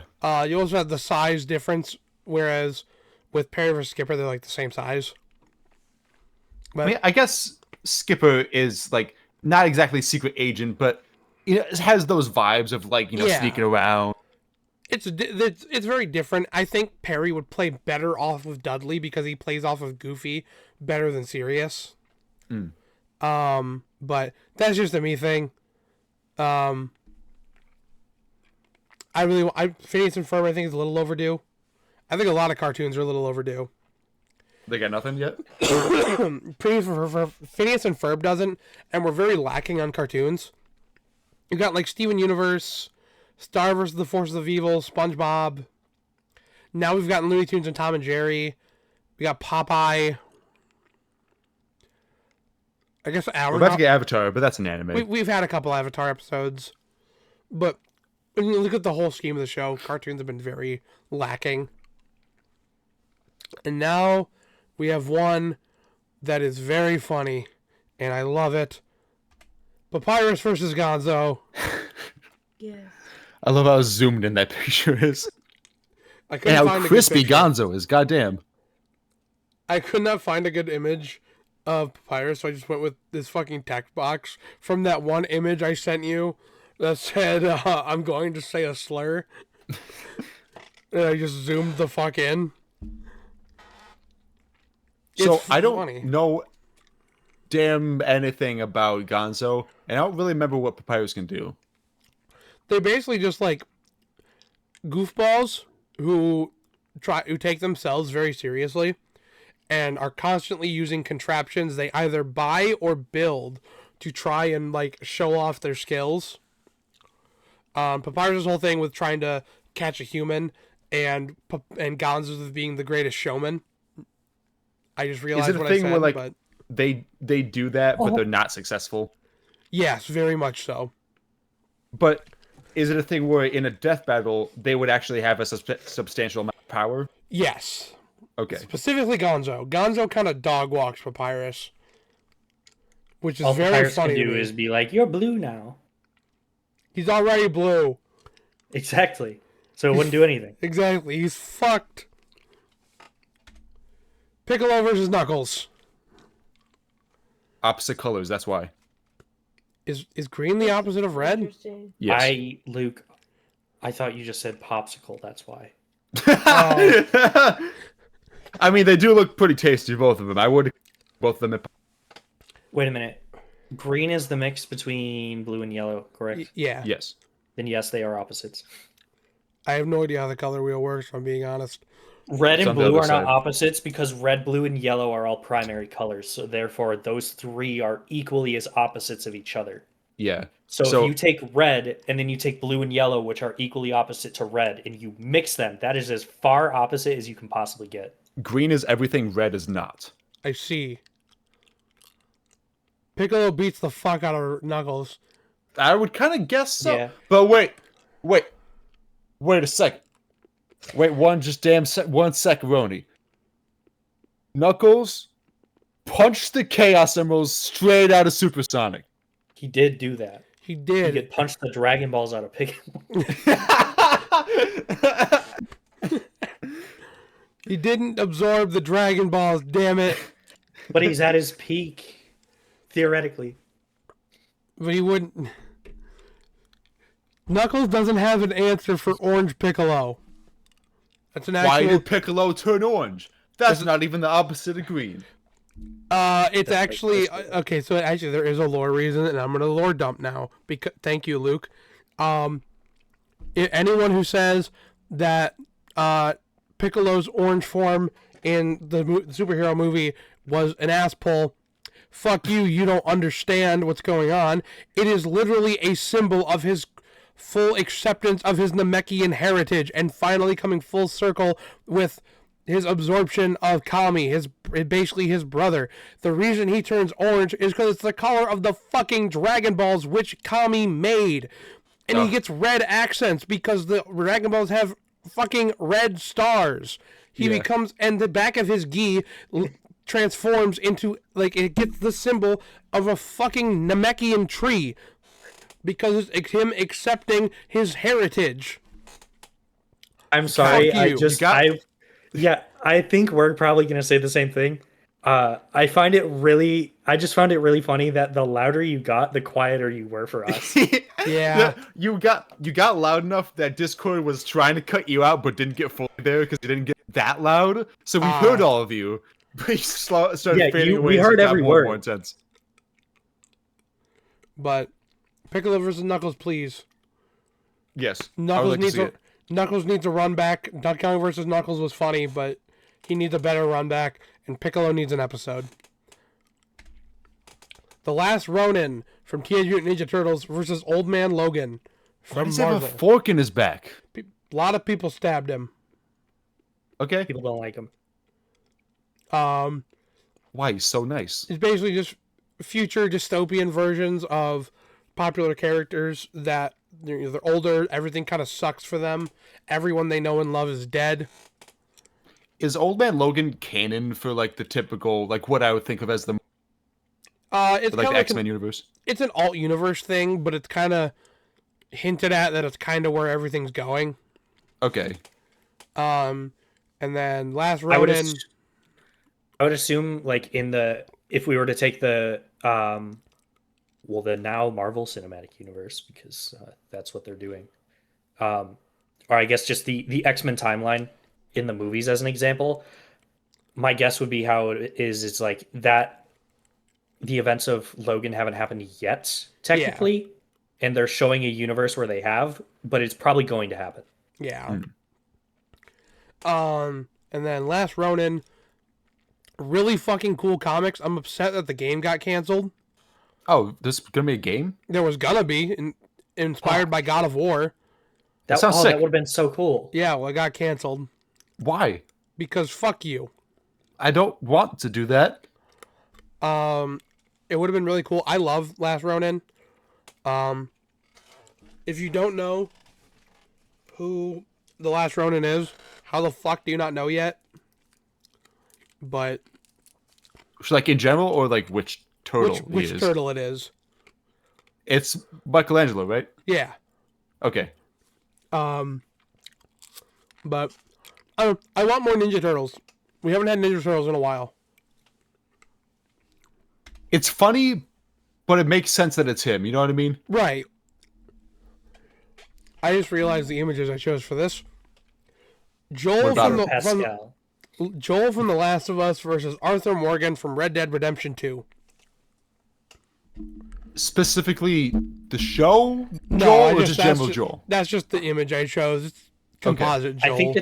I think it's funny that that's the image you chose because you can't tell it's not just Pedro Pascal. Right, yeah. I don't know. Old grizzled guys. They beat Who the are done shit with out of everyone's people. shit. Yeah, they're kind of done. They're kind of betrayed constantly. Everything kind of sucks. They both get tuberculosis. No. One of them dies in a cool way. Not cool, but like a nice way that actually like works with his story and actually has a kind of a peaceful ending, weirdly enough. They die. What? I hope you knew that. Yeah. The other one in like the worst way possible that made me actively kind of hate the rest of the game. Oh. But it'd be really cool. Anyone got anything else on that one? Or is this Nope. one kind of How much just to me? I'm gonna be totally honest. I didn't know Arthur Morgan died, but it's been long enough to where that's my fucking fault. My bad. No, genuinely, it is my fault that I have not played Red Dead Redemption 2 at this point. Valid. No blame on you whatsoever. Okay. I feel like Arthur Morgan wins just because he got more of an arsenal, I mean, and I Joel's feel got like a he's pretty more good experienced arsenal. as like a fighter. Joel's got a wicked arsenal. He does. Yeah. What's he got? Got pistol, bow, shotgun, machine gun, Molotovs, little like Okay. handmade grenades. Does he have Daughter a suicide bomb. horse? Fuck. You did not just say that. Does You he can cut have that a out. horse? Yes, actually. Oh, okay. He wins. I'd like to formally apologize. The actual intrusive thoughts came out. I fucking feel that. No, you're fine. Courier 6 from Fallout versus The Mandalorian. I fucking love this. It's the Battle of Mailmen. My gut tells me that Mandalorian wins. But Fallout's stupid. How stupid? Fallout 76 is the least stupid, and it's still pretty fucking stupid. 76? Sorry, New Vegas. Okay.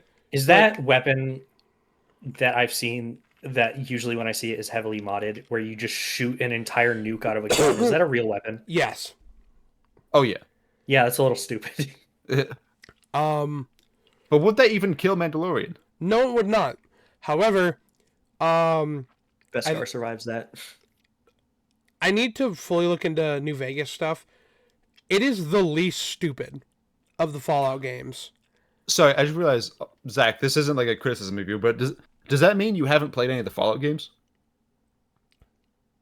Not one. Oh, okay. Damn. They're pretty fun. Fallout 4 is like one of my favorite games ever made. You have to understand that pretty much any game that came out between 2014 and probably like 2019. You're like playing any Warframe and Destiny. Not Warframe, just Destiny because I liked it that much. Got it. Specifically any shooter game that came out during that time, I was not playing. That's fair. Well, I think it's really fun. I do think Mandalorian wins just because Fallout New Vegas is still stupid, but it lacks a lot of like the heavy stupid stuff that would be able to get around Beskar. I just don't think he has the Courier has anything that would work. I might be wrong, but we'll have to see. I think it's really cool though. I want this If so he's bad. got enough AP, he can just aimbot. True.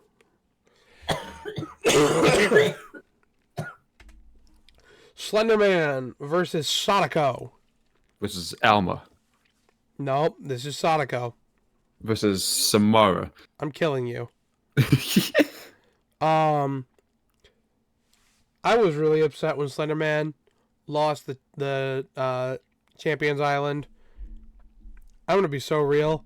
I'm still not over the fact that Kamen Rider won. I don't think I will be over until I see him fucking die. And if he wins, I don't think I'll ever be over it. I'll be on my fucking deathbed. And I'm like, you know what? Fuck them for putting him in that. But On one hand, I am completely with you. On the other hand, I think that would bring levels of toxicity that would actually destroy Death Battle.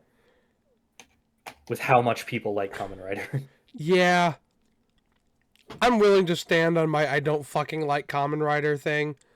But I'm not gonna like throw a hissy fit over it. I'm just gonna internally hate it. Okay. And occasionally say something about it, but like I'm not gonna go on a fucking tantrum because of it. But I think this is really fun. Slenderman should have gotten an episode like 10 years ago. I don't know if he ever will now. I feel like he probably would have if not for the news. Honestly, yeah. The news? The whole thing with the girls that stabbed their friend because Slenderman told them to. That was quite a while ago by now, right? Yeah, well, that's Yeah, why but it was like at its peak. If you bring up Slenderman to anyone that is older than Gen Z, they will still think that. Yeah, Okay. but I think it's cool. R.I.P. his chance of getting on Death Battle after the island, though. King Andreas versus King Asgore. Amphibia versus Undertale. What's Amphibia again? I know that name. Disney show that I'm obsessed with. It's I the haven't seen enough frogs. of it to know what he can do. Yeah, and we still gotta finish Amphibia. But it's really cool. King Andreas is really cool, and I'm not gonna go too much into this one just because I don't want to spoil Amphibia for Luke. But the matchup's pretty thematic. So I will move on before I say something. Driving in my car. Yep. Tarzan versus Conan the Barbarian. I love that picture of Tarzan. Right?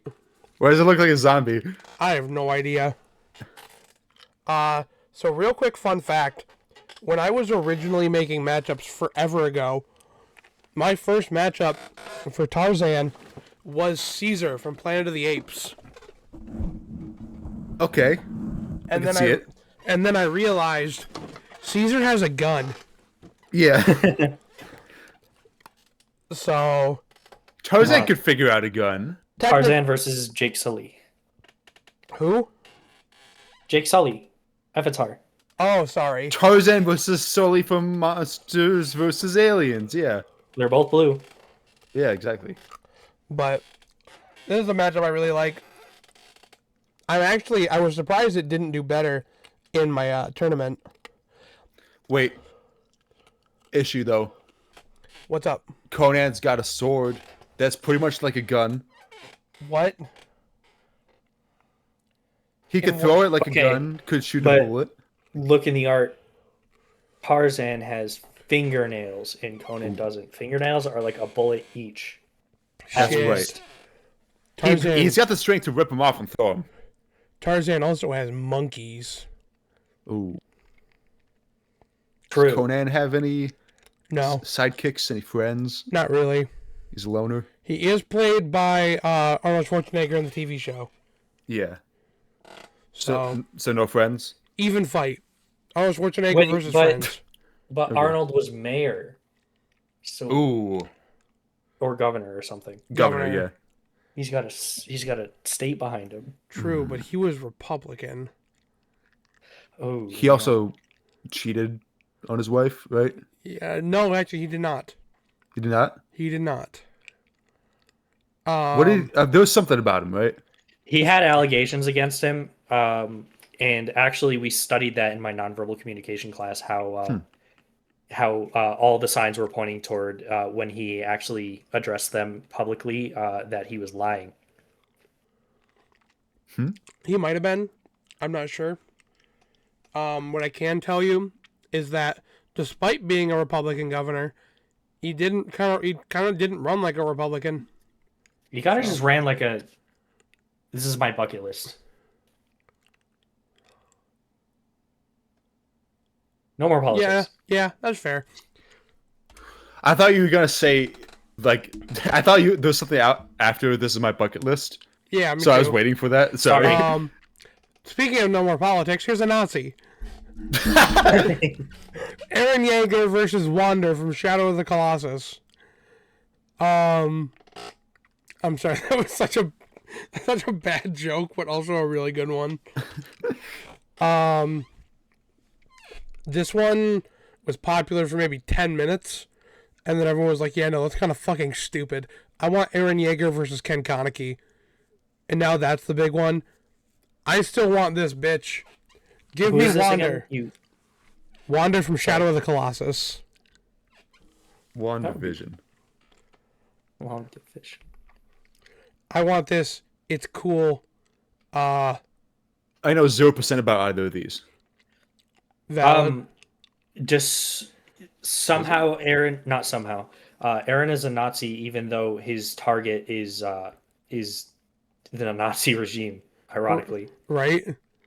It's fucking Attack on Titan's weird. in an attempt to basically his people were being genocided, and in an attempt to fight back, his plan was to genocide the rest of the world. Oh, so He now became- he's against genocide for He- genocide. he became- Against genocide for genocide. He became a Nazi to stop the Nazis. It's fucking weird. He's a double agent. Now we have something less serious. Alex the Lion versus Boog. I like this one. It's This really- is 41. It should be higher. It used to be. This was at like number 8 when I made this last year. Okay, just so you know, it's getting a little windy outside for you. What? Get winter advisory starting soon. Yeah. Oh yeah. I like when I get the advisories that just say like toxic air or something like that. Cool. Like the fuck you mean? I'll try not to breathe, I guess. But Alex versus Boog is what I think is really fun. It's never gonna happen. Is But- there any crazy shit that I don't know about with them, or are they just kind of animal? I mean, Do they're kind animal of, for shit. the most part, they're just kind of animals, but like, They're You like s- toon animals. yeah, they Like, don't they like, have they don't go too crazy with it. Alex, at one point, he lifts up Marty, Gloria, and Melman at once. So that's a Yeah. zebra, a giraffe, and a hippo. Which that's a bit. That's a lot. And there's a thing with Boog where he like takes a rifle from a hunter and then he bends it around the hunter's arms and legs to tie it like a fucking knot. Yeah. So they've got some impressive stuff, but it's mostly goofy durability stuff from like taking cartoon hits. Alex kind of wins because like he's just got more. Because Madagascar went further than Open Season ever did. Mm-hmm. But They I both just had think it'd be a fun. they both had a third movie that was a circus episode. They did, which was really fucking weird, and both of them were bad. Madagascar's was better though. Hey, Madagascar, you put some respect on that French police officer's name. My bad, my bad. I'm gonna watch Open Season soon. Do it. It's actually really good. I watched have it watched every it day for like before. a month. I need to watch it again. I miss it. Back to serious. Ash Williams versus Frank West. I was really sad when Ash Williams lost Champions Island. Not because he was someone I wanted to win from the beginning, but because when it started getting down to the final four, I was like, oh, cool. I got 2 characters I want, 2 characters I don't. And then both characters I wanted lost like immediately. Didn't Hatsune Miku lose? Yeah, Hatsune Miku lost. That's more people like Kamen Rider than Hatsune Miku. I digress. I don't think it was that. More I Death Battle fans. Hatsune Miku had like a fucking target on her from people who were upset. Then I will say this about Champions Island. It stopped being who do I want to win. It started being my guy lost. Who does everyone else want to win? I want to get them out. It sucks. Yeah. Which, like, hey, if you legitimately didn't want Miku in Death Battle because you wanted something else, that's totally okay. You're allowed to think that. But the amount of people I saw that were like, hey, I'm real upset that Flowey got eliminated. I'm going to start voting off the people I see are popular. You're a dick. Man, I do I just- love being a tangential Death Battle fan. Right? Yeah, I was just about to say that exact thing. Like I'm so glad that I'm like only experiencing all of this through you, and I'm sorry that you have to suffer this, Kai. It is what it is. I chose this. But I really voted Frank West a little bit. You said this is back to serious. This is more serious. This is not the most serious No, thing. it's very goofy zombie stuff, but it's still really, really cool. Yeah. And So I feel like Ash Williams does he have some like more supernatural that's things? that's the big thing is that Ash has like cool supernatural stuff, whereas Frank has like really cool, innovative, like technical stuff. Yeah. He can like make his own weapons type shit, right? Yeah, like in one of the games, I think it was 3 or 4, he can make a mech suit out of slushy machines. Okay. Consider this matchup: Dead Rising versus Lollipop Chainsaw. See, Frank West versus Juliet Starling was one I actually thought of a while ago, and then I realized how unfair it is because Juliet Starling can dodge lightning, and she cut a UFO in half in one swing. Damn. So, not really a fair one.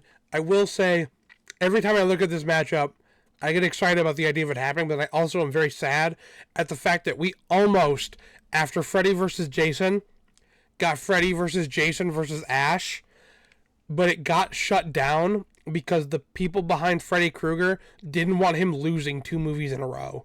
Oh, So we never got that movie, and it pains my soul. man, that would be so cool. It would be. Scarecrow versus Mysterio. Yeah. That's all Yeah. I got. Yeah, cool fear stuff. That's They're about the basically the same matchup. person. Yeah. One's less of a dick than the other, but I was the Scarecrow man in Injustice 2. I'm annoying. Daps you up. Yeah. Spider-Man versus Donatello. This is the Spider-Man matchup that I switched out with for Spider-Man versus Ladybug. Why specifically Donatello? Very smart, very quippy, relies on gadgets and such. And the other Ninja Turtles are a bit more... Michelangelo's a bit too goofy for Spider-Man, and the other two are just way too serious. Donnie's like that nice mix. He's quippy, but he's still serious and will take the fight seriously. Plus the tech playing off each other would be nice. Do you think this is a close matchup? If you take it at base with like comic Spider-Man versus like comic or like any specific version of Donnie, no, Spider-Man's beating the shit out of him. But if you comp them both and give them both everything, it is super close. And I actually think Donnie takes it. I'm a pretty big fan. I'm looking at my list. We're 2 away from one that actually caused problems for me in the past, and I'm excited for that. Okay, we'll get there when we get there, I guess. So this is a simple one. Spinel from Steven Universe versus Starlight Glimmer from My Little Pony. Purple. Spinel's more pink. Basically, both of them were wronged in the past, and they took it out very violently on people. Spinel was basically a jester for one of the diamonds, which is like the big people in charge of all the gems in Steven Universe.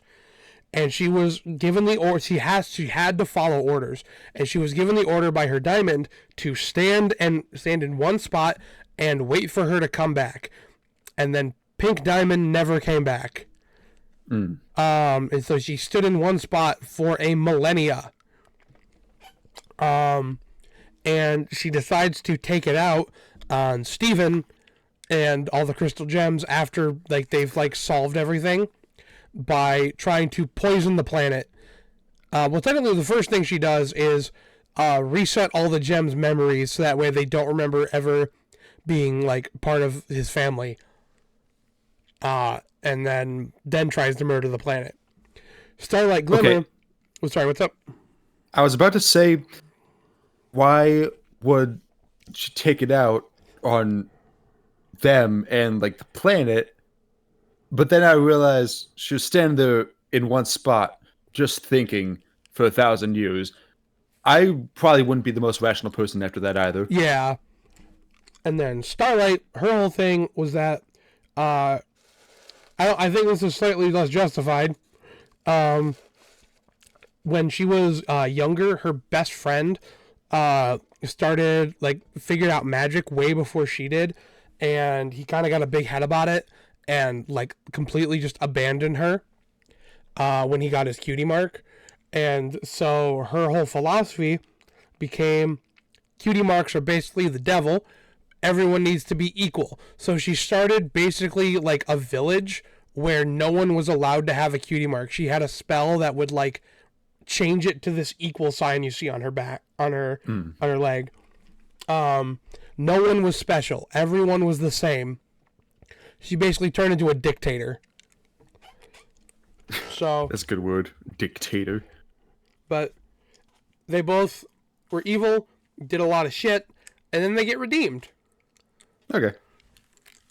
I think it's fun. It's simple. How do you feel about the matchup of them fighting? I think Magic versus Spinel's, because she's based off Rubber Hose Animation. So she does a lot of like really goofy shit. So that mixing with like Starlight's more serious demeanor and like her magic would be really fun. Also, we just need more My Little Pony and Death Battle. And Steven Universe. Speaking of Steven Universe versus Invincible. This one caught me a lot of shit. This one caught you a lot of low resolution. Yeah, I couldn't find a good picture of Steven. Yeah, this one, people fucking hate this. Why? Because of how very different the two styles would clash.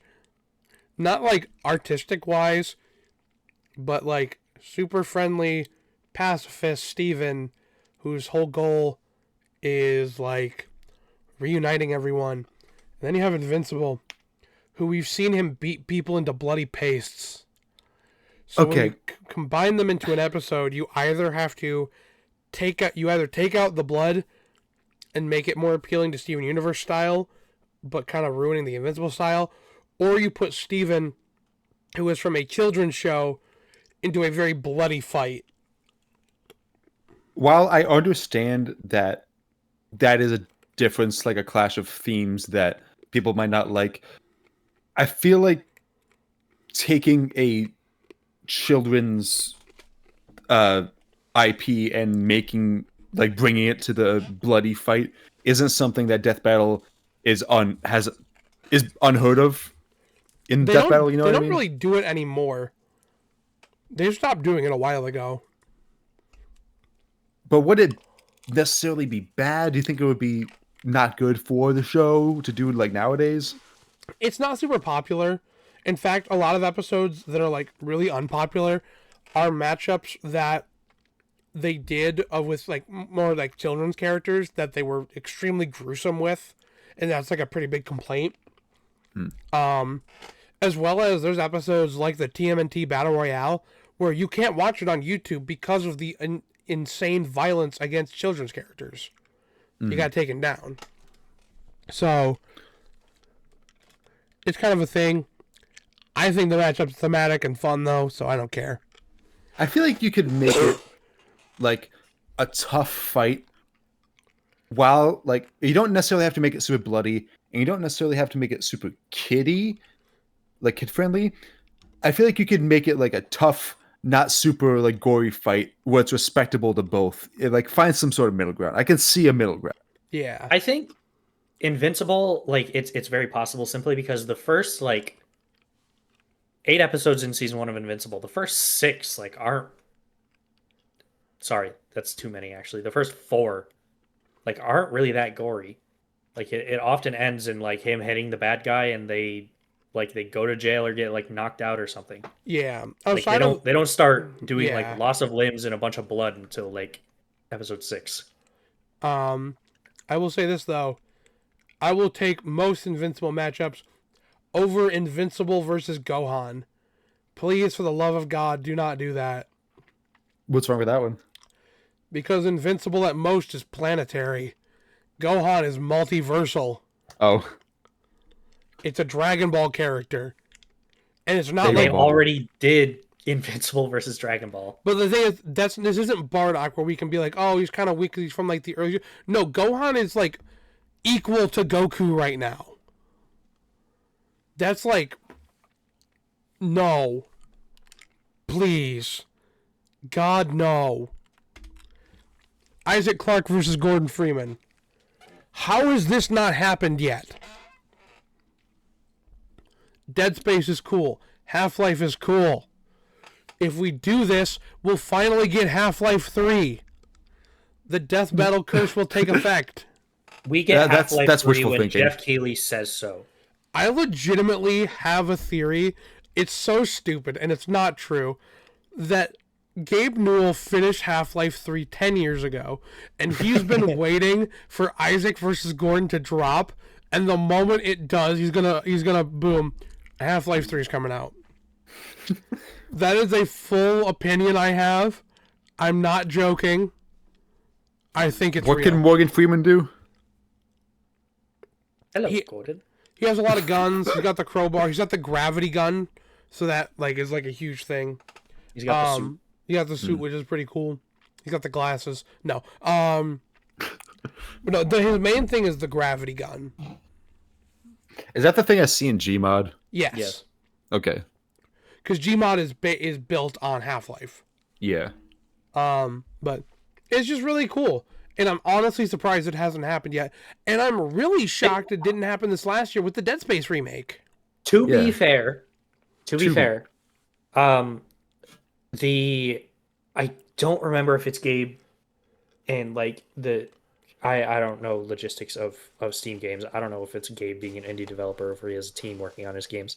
But Sandbox, which is Gmod's spiritual successor and has everything in Gmod and more. Why'd I say spiritual? It's same studio. Is being actively worked on and is almost like in its like.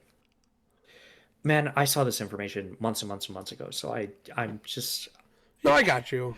to try and not make up details. It's being worked on and is very far in development, which Yeah. means if Half-Life 3 were to happen, it's probably going to be off of Sandbox and it's probably going to be soon.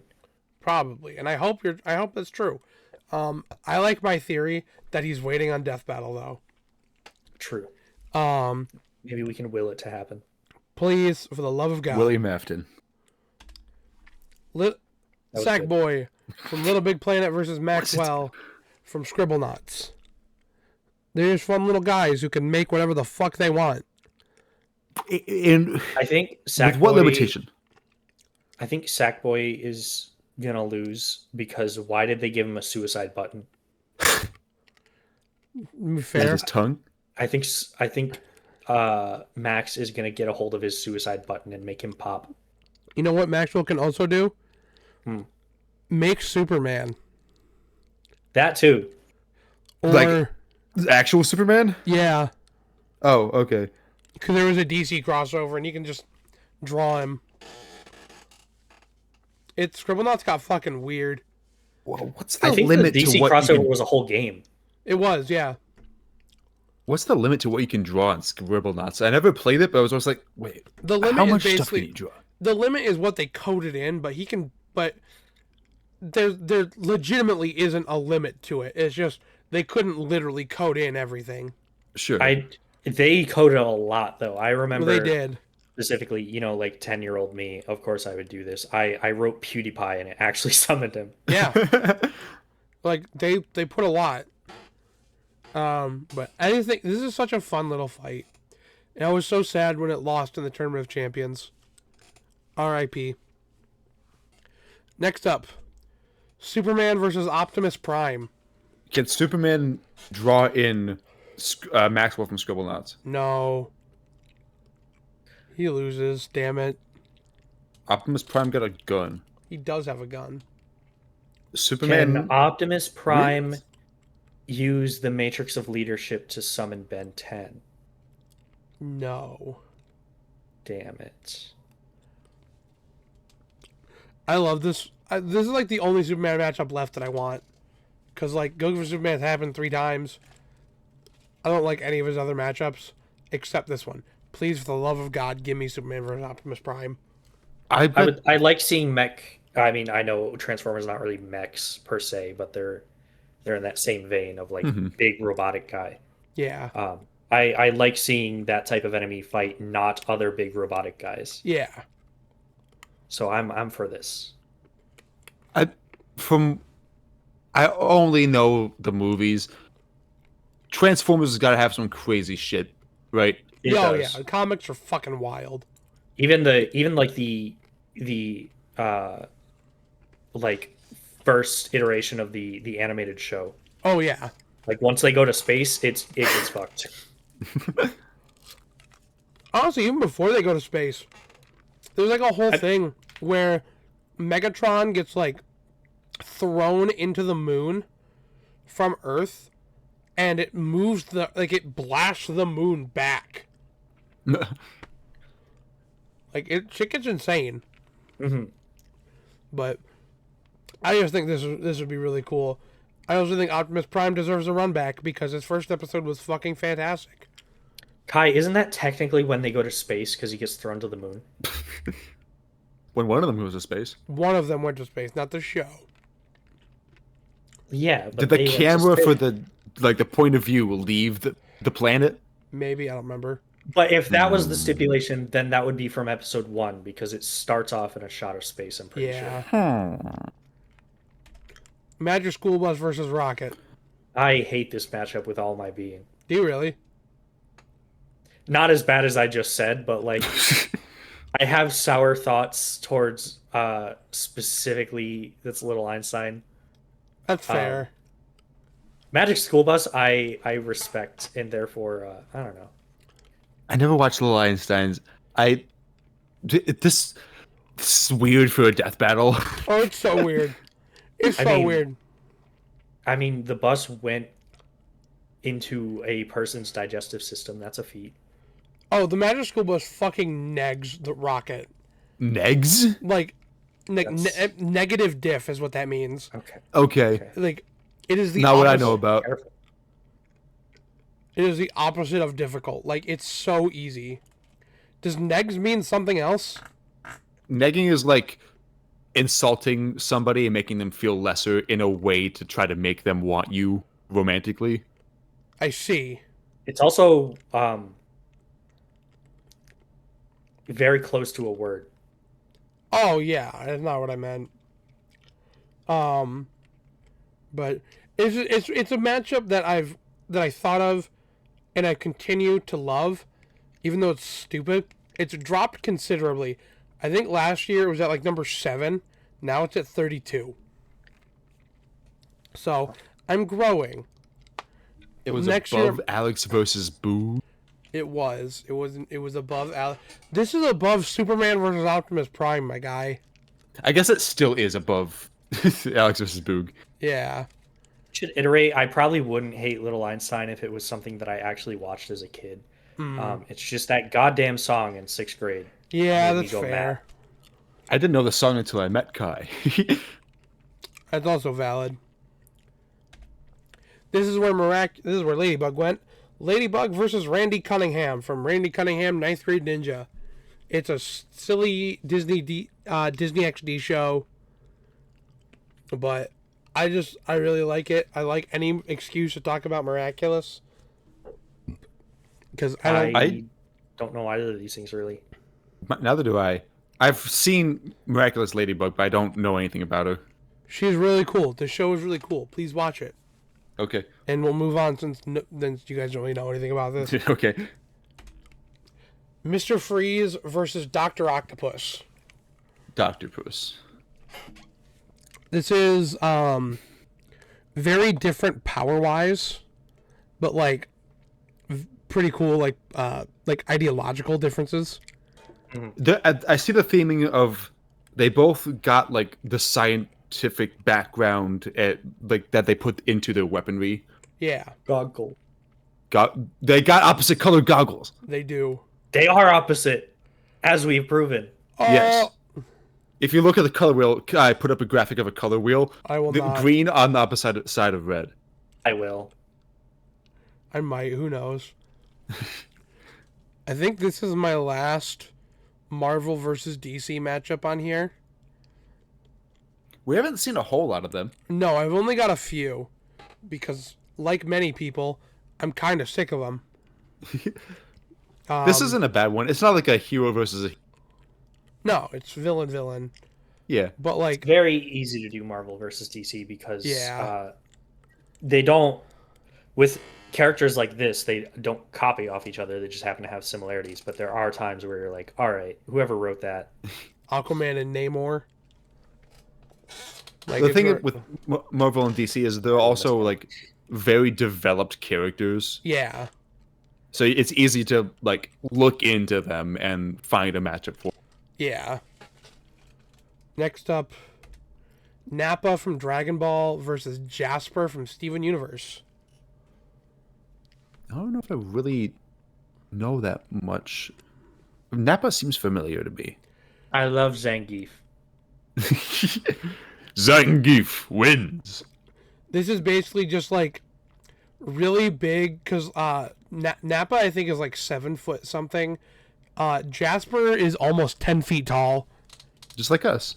But like really big, like brute force, world conquerors. Because the whole point of Nappa is he was Vegeta's bodyguard. And then Vegeta blew him the fuck up. Yeah, I find it funny thinking Vegeta needed a bodyguard. He didn't need one. It was that way he didn't have to fight if he didn't want to. Okay. And Jasper is basically like it's a strong soldier for the Diamond Authority. sent to conquer worlds in the name of the Diamond Authority. I don't know, just kind of cool. They both got orange. Diamond nose. Jasper. Diamond It's a nose. jasper. Yeah, but wait, is that an actual crystal? Yes. Jasper? All of the gems in the Steven universe are No, named wait. after real stones. No, it's a friendly ghost. Mmm. My bad. My bad. I forgot about Jasper the fucking friendly ghost.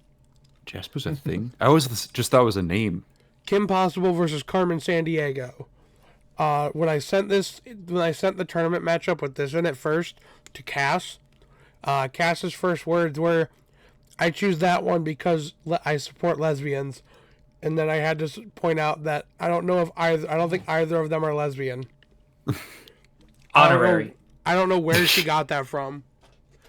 Carmen might be. They're, I need to remember. they're accepted in the community. Whether or not they are, they're both. I apologize. They would both be cool with it. Yes. I think Carmen might be. I'm just not misremembering. Kim canonically ends up with Ron Stoppable. Sorry, I'm opening my window. No, you're good. But it just female spies. I like this a lot. Nothing else to it really. Okay. What are they spying on? Other women? Kim is a lot. Actually, so is Carmen. Maybe they are lesbians then. Maybe. Who knows at this point? Susie from Deltarune versus Sasha Waybright from Amphibia. Susie in anything ever, I support. Amphibia and mixes super well, weirdly, with the themes of Undertale and Deltarune. I don't know why. There are so many matchups. Huh. I just like Susie, and hold on. Sasha is kind of just like she is Susie, but human. I know a little bit about her because I did get to like see some of her in the show, Yeah. and I actually do know I have seen a little bit about Susie, even though I haven't played Deltarune. I've been watching the Game Grumps play it. Oh, nice.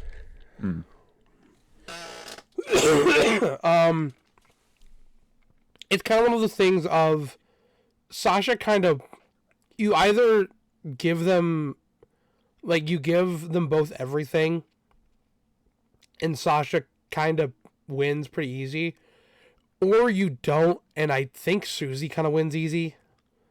So it's kind of however you want to do it.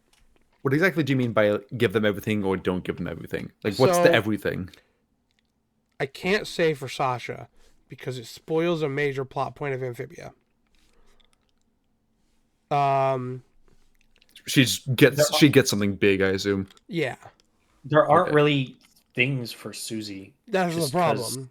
Yeah, it is a actively developing storyline, and therefore all she has earned is like better weapons over the course of the game and like some mentorship.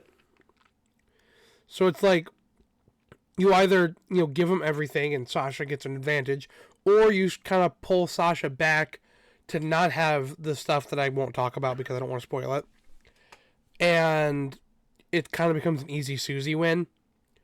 Either way, I just want Amphibia on the show more, and Deltarune's cool. And now we have one of the matchups that is no longer in my top 100, but is still here because it was made a while ago. Yeah. Sailor Moon versus Madoka from Madoka Magica. So this one isn't. Magica? It's a magical girl anime. It's kind of it's like very heavily inspired by Sailor Moon. Okay. So this is one of the ones that it's changed, not because of itself, because of one that we're going to be seeing soon that I had to change. Because you'll see when we get there. So Okay. we're not going to talk too much about this one because it's no longer in my top 100. I would still like to see this though. Cooler from Dragon Ball Z versus Blackfire from DC Comics. Both purple. Actually, that's not her normal clothes. That is, she was stealing Starfire's clothes to try and piss her off. Oh, This is Starfire's sister. yeah, So it's Starfire's sister versus the brother of Frieza, both siblings. who are fucking evil bastards. Okay. That's pretty much it, but it's kind of fun. Do they have similar powers? No. Like I mean, comparable? They got energy stuff. Okay. Tamarinians can absorb energy, so she has that going for her. But Cooler is kind of broken. He's not canon, but in his first movie, you know that thing that Goku does where he instantaneously teleports? Yeah. Cooler cut him off. Oh. He cut off an instant teleport and called it slow. Oh. That's an issue. I would like to point out how little sense this makes, because when Goku teleports, he is going into another dimension where time stands still and then moving to wherever he's going. And yet, So either Cooler it was somehow like- did that. a oversight that of how the mechanics of that work, or that he's somehow above that. Yep. Okay. So that's cool. Yeah. He's making it so that time stands still, but I would assume that means this character, like, it. They don't, in your words, they don't specify stopping time. It's that it stands still, which is Yes. maybe ever so slightly different in that to this character that means nothing. He's still moving really fucking fast, even though everything else is completely still. I suppose so. It's weird. Cooler's fucking awesome, but Blackfire can get DC scaling, so it could potentially go to her. I think Cooler kind of whoops her ass, though. Now it's time for everyone's favorite. Miku versus Barbie! I'm working on this! I'm super excited. Also, this is There was- a Hatsune Miku magic card. Oh shit, really? Yeah. She has 6. Hell yeah. I'm gonna play a full Miku deck. Hell yeah. Wait, Hatsune Miku versus Barbie. I'm making this. It's gonna be a blog. I'm excited. So, talk a little bit about why this matchup and like what's comparable between them. So they're basically just like, I'm trying to think. They're like the female icons. And the whole comparison is kind of comes down to what their media tends to do, because Miku's whole thing has been, ever since she became really popular, especially, is her constantly crossing over with everything.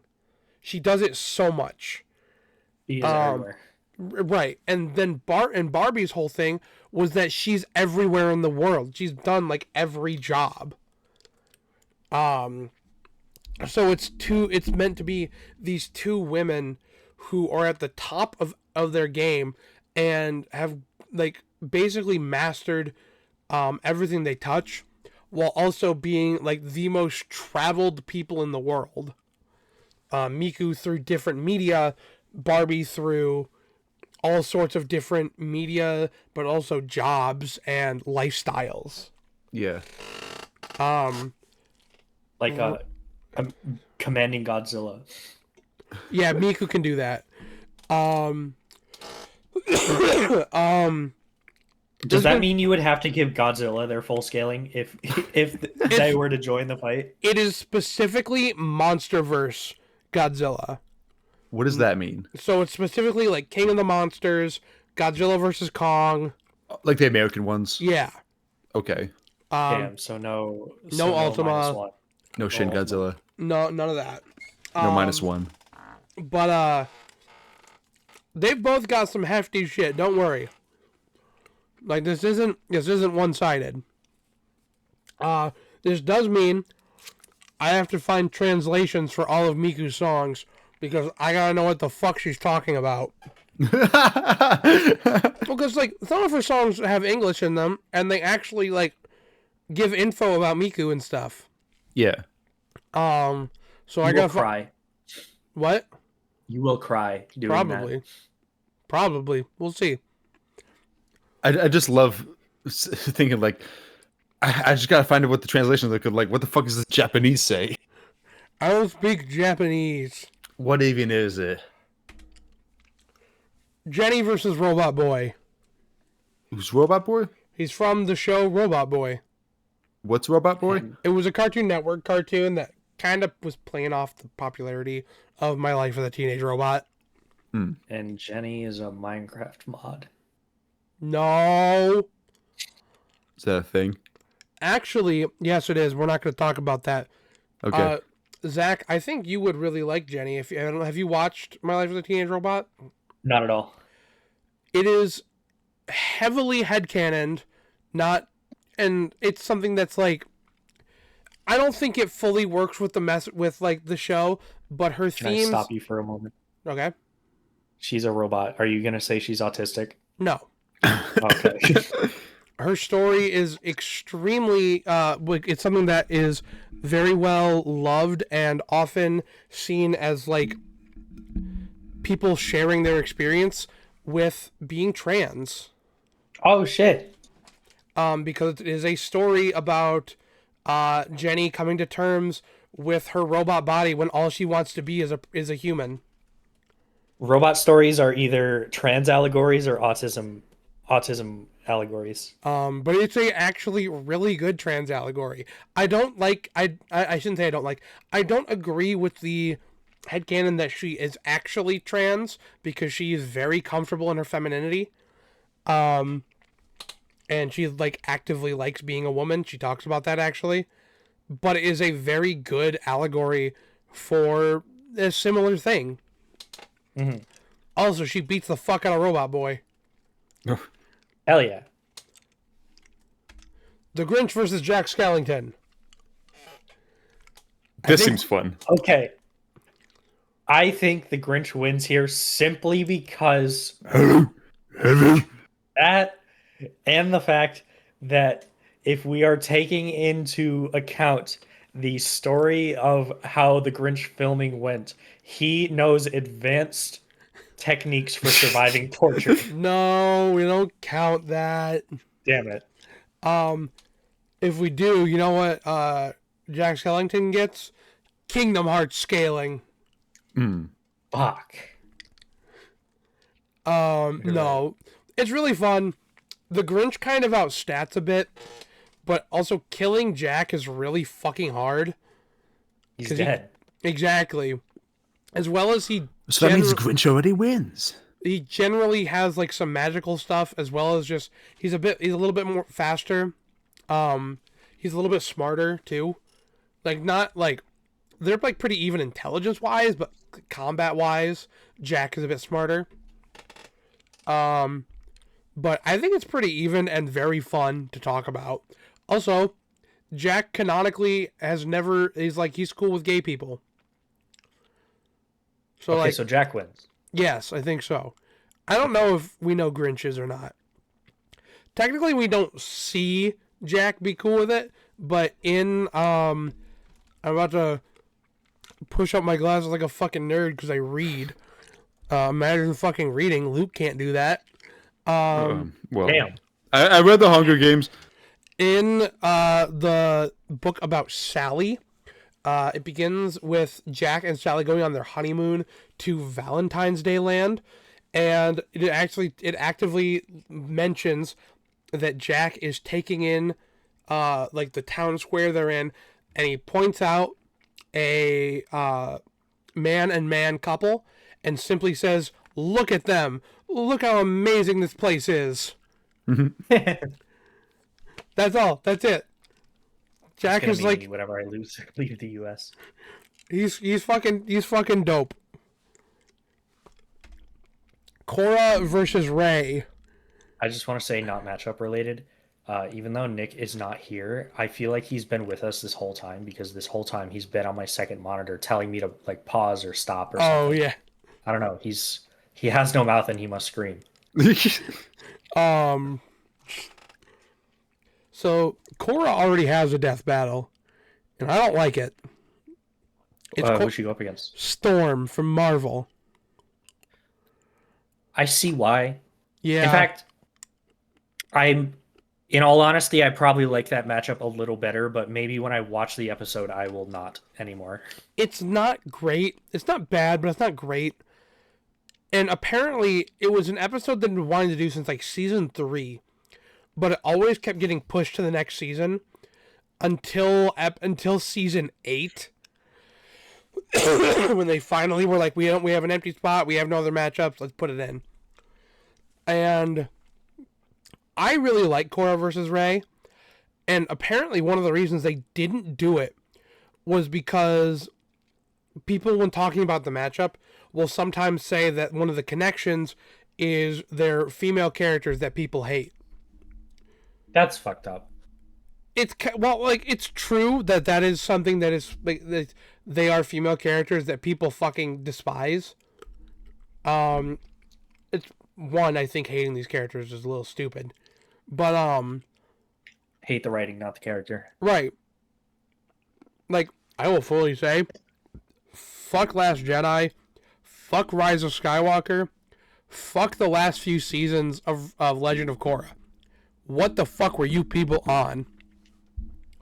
That being I said, don't fully know what happened in those. I watched some of the Star Wars movies. I don't remember. I'm one of the few, like,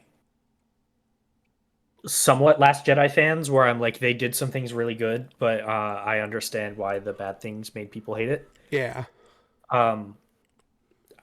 I don't even remember the name of the 9th movie, even though you just said it. Rise of Skywalker. Rise of Skywalker, man. Somehow That's, Palpatine I have returned. no words.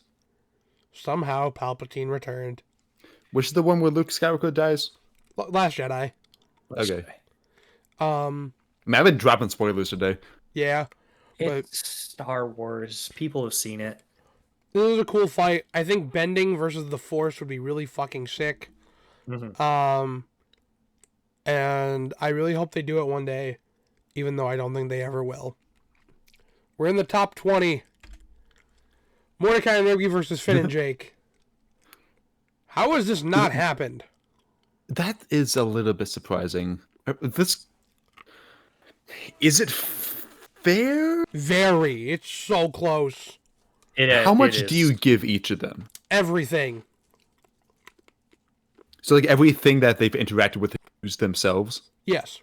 I don't Okay. know how far Adventure Time goes because I remember it less. I remember regular show less as well. I just know that every episode ends in some sort of multiversal threat. Yeah. A lot of it is stuff that like Mordecai and Rigby don't like have a way to get around. Like it's usually like Skips or someone who will like solve a I've problem. seen this one before. Exactly. But they have things like the magical keyboard, the power. They have like Death Kwon Do or like the Death Sandwich. Shit like that. They can jinx them. If they could figure out how to jinx, yeah. If they could like get a jinx going, they could like royally fuck them up. But the same thing goes for Finn and Jake. They have a lot of good shit. They're wizards. Like Finn fully mastered wizardry. And then just never used it again. Oh yeah, he didn't like give it up at the end of the episode, right? He just didn't use it later. Yeah, he's like, yeah, I like punching people. It's the end of the episode. Gotta Like- reset. It's a lot. There's a lot of cool shit. And I need this to happen. I think it might happen this season. And we go from one duo fight to another. Hiccup and Toothless versus Hero and Baymax. I was looking from left to right. I was like, that's not Hiccup. Yeah, I said it. I put it in a weird order. That's not Hero and Baymax. But this is another one that I feel like they should have done a few years ago. Right. I feel like they're not going to now. But we did just get the live action How to Train Your Dragon. Now I've we just actually need, never like, watched Big Hero 6. I've never watched Big Hero 6. It is so I good. need to watch it again because it genuinely, it was not only my favorite Pixar movie of all time when it came out. Pixar, right? Yeah. No, I'm sorry. This is just Disney. Oh, it's Disney? Oh, okay. Well, I'll just say animated movie because it still was. It was my favorite animated movie of all time when I watched it. But I think it was like actually I'll leave it at that. Since then I'd say Soul probably beats it in that like genre of movie, that animation style. But if I were to watch Big Hero 6 again, it'd probably be my favorite again. It's so good. And I think this would be such a fun fight because like Baymax and Toothless are so different, but the dichotomy of them like fighting against each other would be very interesting. The only thing is, if Hero and Hiccup get caught on the ground together, Hiccup is fucking up Hero. Yeah, Like, Hero kind of can't do anything. I don't remember if he got anything from the cartoon. I need to watch that, but we'll see. Something interesting I want to ask you that I've not really asked yet today, I don't think. This isn't necessarily about the matchup itself, but how do you think a fight between these two would be introduced for the fight to start? So that's really, that'd be rough because both of them are not ones to swing first. That's the problem. Yeah. They are both very friendly and very caring, and they're very much I will talk to you first. The way I could see Death Battle doing it, and I wouldn't love it, is you would have Hero and Baymax like flying across the sky, and then like Toothless is practicing like doing something and shoots fire in their general direction. And they're like, "Whoa, why are you shooting at me?" And then they start fighting. I could, in fact, one missing piece that I think could actually put that together really well is if it's during the time that Baymax only has his attack chip. Because he has True. like the nurture and the attack chip. Yeah. So if it's just that one, he would probably like have just an immediate like defensive reaction. Yeah. But this is Hero versus Hero. Hero versus Hero is kind of rough with these. This is the one that's especially rough with the start of the fight. But I think it'd be They're really both cool. so So like, wholesome. they're both good heroes. They're Yeah. good-hearted. So next we have Alice Lydell from the Alice games versus Rasputin from Psychonauts. I've heard the name Psychonauts before. What even is it? It's a 3D platformer, like the SpongeBob game, sort of. Okay. You go into people's minds and like clear out bad things. It's really fucking funny. It is. It's really. I am the milkman. I am the milkman. My milk is delicious. Ooh, I want some milk.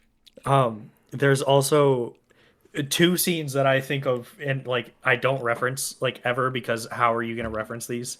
One of them is when Psychonauts 2 came out. I don't remember exactly what the main character was saying. It was something about like the mind that he just went into. I think it was like something about how detailed it was. Yeah. And then someone else was like, it looks like it took almost like 17 years to make, which is how long they had in between games. Yeah.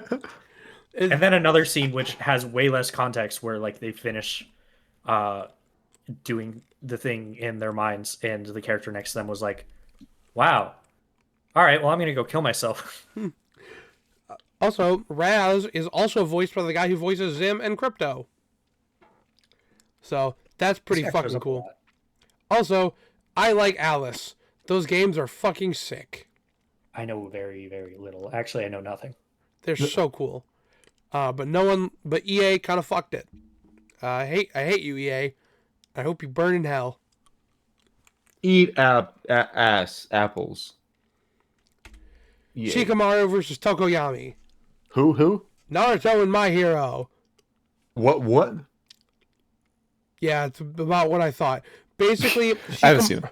Basically, Tokoyami's whole thing is his quirk gives him that giant shadow thing behind him that he has control over. Okay. And Shikamaru, he is a ninja whose focus in jutsu is on shadows, where basically as long as he can connect his shadow to you, like to your shadow, he has control over your body. Does he do that by doing that Wow. finger thing? Yes. Okay. But he is also one of the smartest and like craftiest ninja in all of Naruto. To the point where in one of the first arcs, they're doing like the it's called the tuning exams, where basically you get to be upgraded from a student ninja to someone who gets to go on missions and like be a recognized ninja. And due to a bunch of stuff, no one passes the exam, not because like they all failed, but because outside circumstances prevented them from finishing the exams. However, Shikamaru did so well that they still let him pass the exam. Like, Oh, okay. So he's very skilled. But it's basically Shadow versus Shadow. I like it. I don't think it'll ever happen, but this is also Do just you think thing the of characters aren't popular enough? Like they don't have enough fans behind them? not really. Tokoyami's kind of popular, but he's very overshadowed. Shikamaru is kind of popular, but again, very overshadowed. Shikamaru is actually my favorite character in Naruto, and I think I think he needs more. He's cool. And now it's time for one that has basically zero chance of happening. Okay. Michael Vey versus Percy Jackson. Who's Michael Vey? Yeah, Michael that's what most people say. Zagreus. That's the problem. I'm like one of 7 people who's read Michael Vey. I remember having this conversation, and I just think if Michael Vey were a more known thing, this would be good. But I Oh, don't. yeah. Yeah, I just don't think it's gonna happen. It will never happen. But he's basically Percy Jackson, but instead of having a god like a god for a parent, he's just has a cool mom. And he has electric powers. It's a cool instead of- mom? Yeah. And he has electric powers instead of water powers. But outside of that, they're like the same fucking character. Sorry. Why does Percy Jackson in that shot kind of look like Anthony Padilla? He does. Yeah. I couldn't find a good book shot from him, so I used the live action bullshit. At first glance, I was literally looking from left to right. I was like, all right, on the left is Percy Jackson, and on the right is Percy Jackson. Excuse me. The Terminator versus the Predator. This is fucking sorry. cool. What, that picture of Terminator, something about it doesn't look great. I couldn't. It's so goofy. I love it. But like, Well, this is a good matchup. I feel like it's perfect. How has it not happened yet? Why do more people not talk about it? I don't know. I think it's so cool, but all anyone ever talks about is how Predator versus Boba Fett sucked, and how they want Terminator versus RoboCop to happen again. Like, no, Again. I don't know. The first one was pretty good, right? It was pretty good. It's old as shit and it shows, but I think this matchup is perfect, and I love it, and I want it to happen so bad.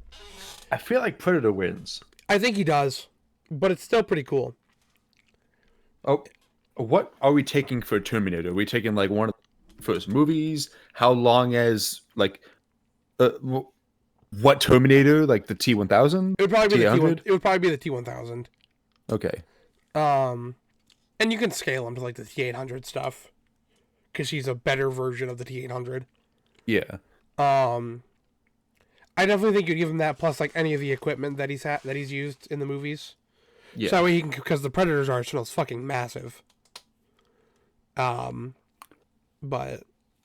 I feel like Terminator would be tougher if he fought more like stuff like him, if you know what I mean. he fights like Like one Terminator-esque thing a movie, but the rest of it is him fighting like guys. Yeah. And he usually loses. Nah, not really. Right? Because Well, becomes, I guess he becomes more of a good guy, so he wins a lot. I guess it's like a lot of them are Terminator versus Terminator. Yeah, and those ones he loses a lot until the final fight. Yeah. But I think it's really cool. And now it's time for the matchup that I know Zach really likes, and I have to change because I cannot support the person that is involved with it anymore. Curious. Sora versus LeBron James. What happened? What happened? So this was one that I've always been a really big supporter of because I thought it was really fun. And then it was recently confirmed that LeBron James is not only an abuser, Oh, he threatened to have his wife put away into an asylum. Fuck. He is also a Zionist. Fuck. wait, what does that mean? He supports the eradication or driving away of the Palestinian people. Oh, So Sora versus LeBron James is no longer in my top 100.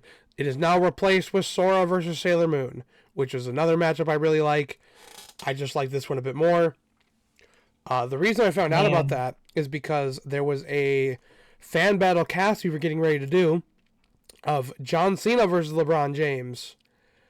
And then we had to cancel that because we did not want to be doing that with everything coming out. man, I have never been like a basketball fan. Yeah. I never really knew much about LeBron James other than that he was a very, very popular, liked basketball player. Right. I've also never been a huge fan of many Minecraft YouTubers, but this feels similar to that type of find Yeah. out the truth about your favorite Minecraft YouTuber. You know what I mean? Yeah.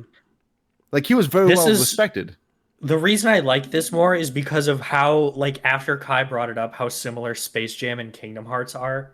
And I'm like, that would be the funniest thing on the fucking planet. It would be really cool, and I'm upset about this. Especially because I have spent the better part of like 6 or 7 years, maybe longer, defending LeBron James and the LeBron versus I'm forgetting his, Michael Jordan debates, like who's the best basketball player. I have been on the side of LeBron the entire time, and I feel betrayed. Like, I don't know him as a person, and I don't feel like he betrayed me as a person. Like, like not like a close thing. I feel like he betrayed me as a human. I just have to really, like, the one thing that's keeping me sane about this, because like now like even so many actors are like being, you know, shown as like known Zionists or transphobes, or they're supportive of the current administration. The thing that's keeping me sane is the very probably fake thought that they're being paid a lot of money to say these things. Yeah. But let's move on to something more fun. Moro from Dragon Ball Super versus T-Rex from My Little Pony. Dragon Ball versus My Little Pony is really fun, but also Moro kind of stole T-Rex's whole thing because you can't see it there because this is like his powered up form. Moro is like a goat guy who's like a really old goat guy with a beard who stole magic from people. Well, like used magic to steal energy from people. T-Rex's whole thing is that he's a really big goat minotaur guy with a beard, and he's old, and he steals magic from people. Okay. I see what you're talking about.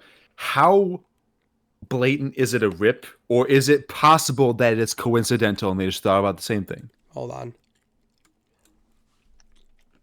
Let me pull up Moro. So,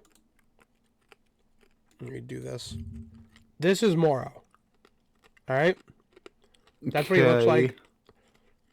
And then let me pull up T-Rex, see if I can get one in his weakened form.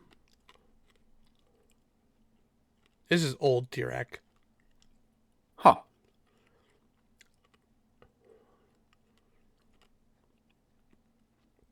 Discord. I think this works. Like, that is just... Like, it's so blatant. Blatant. Blatant.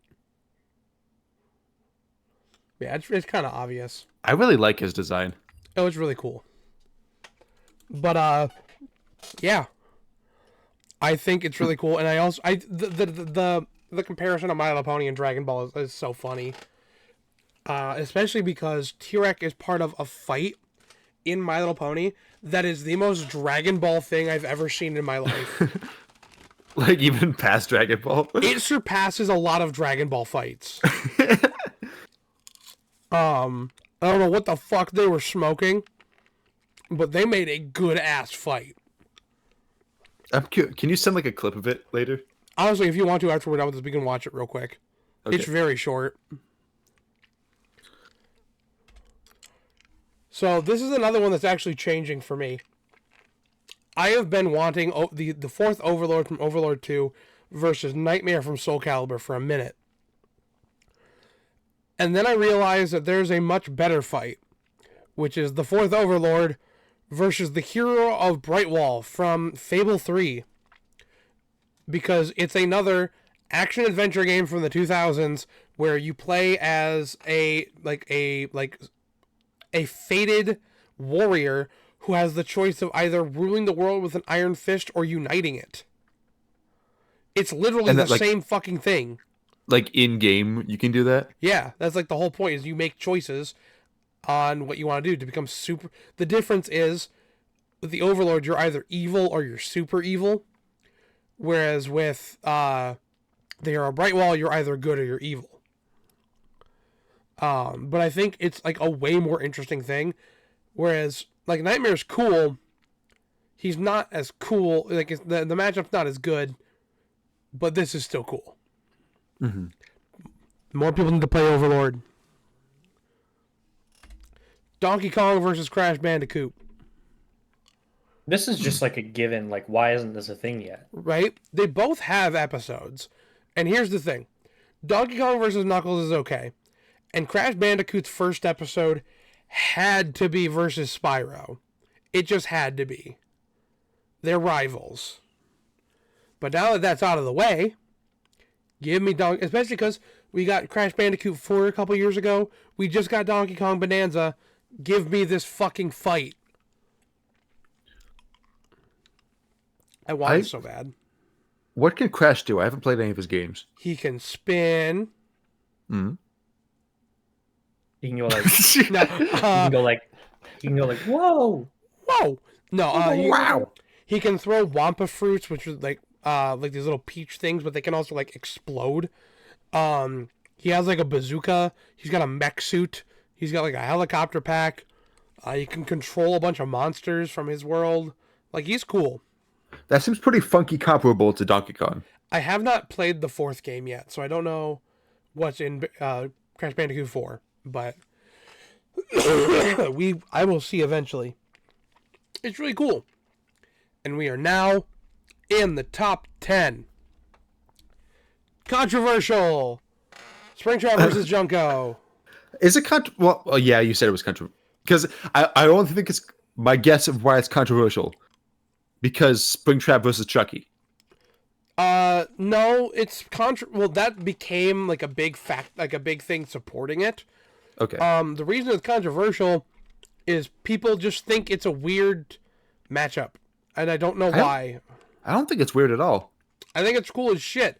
A lot of people just have weird problems with Danganronpa sometimes, and a lot of people have problems with Five Nights at Freddy's.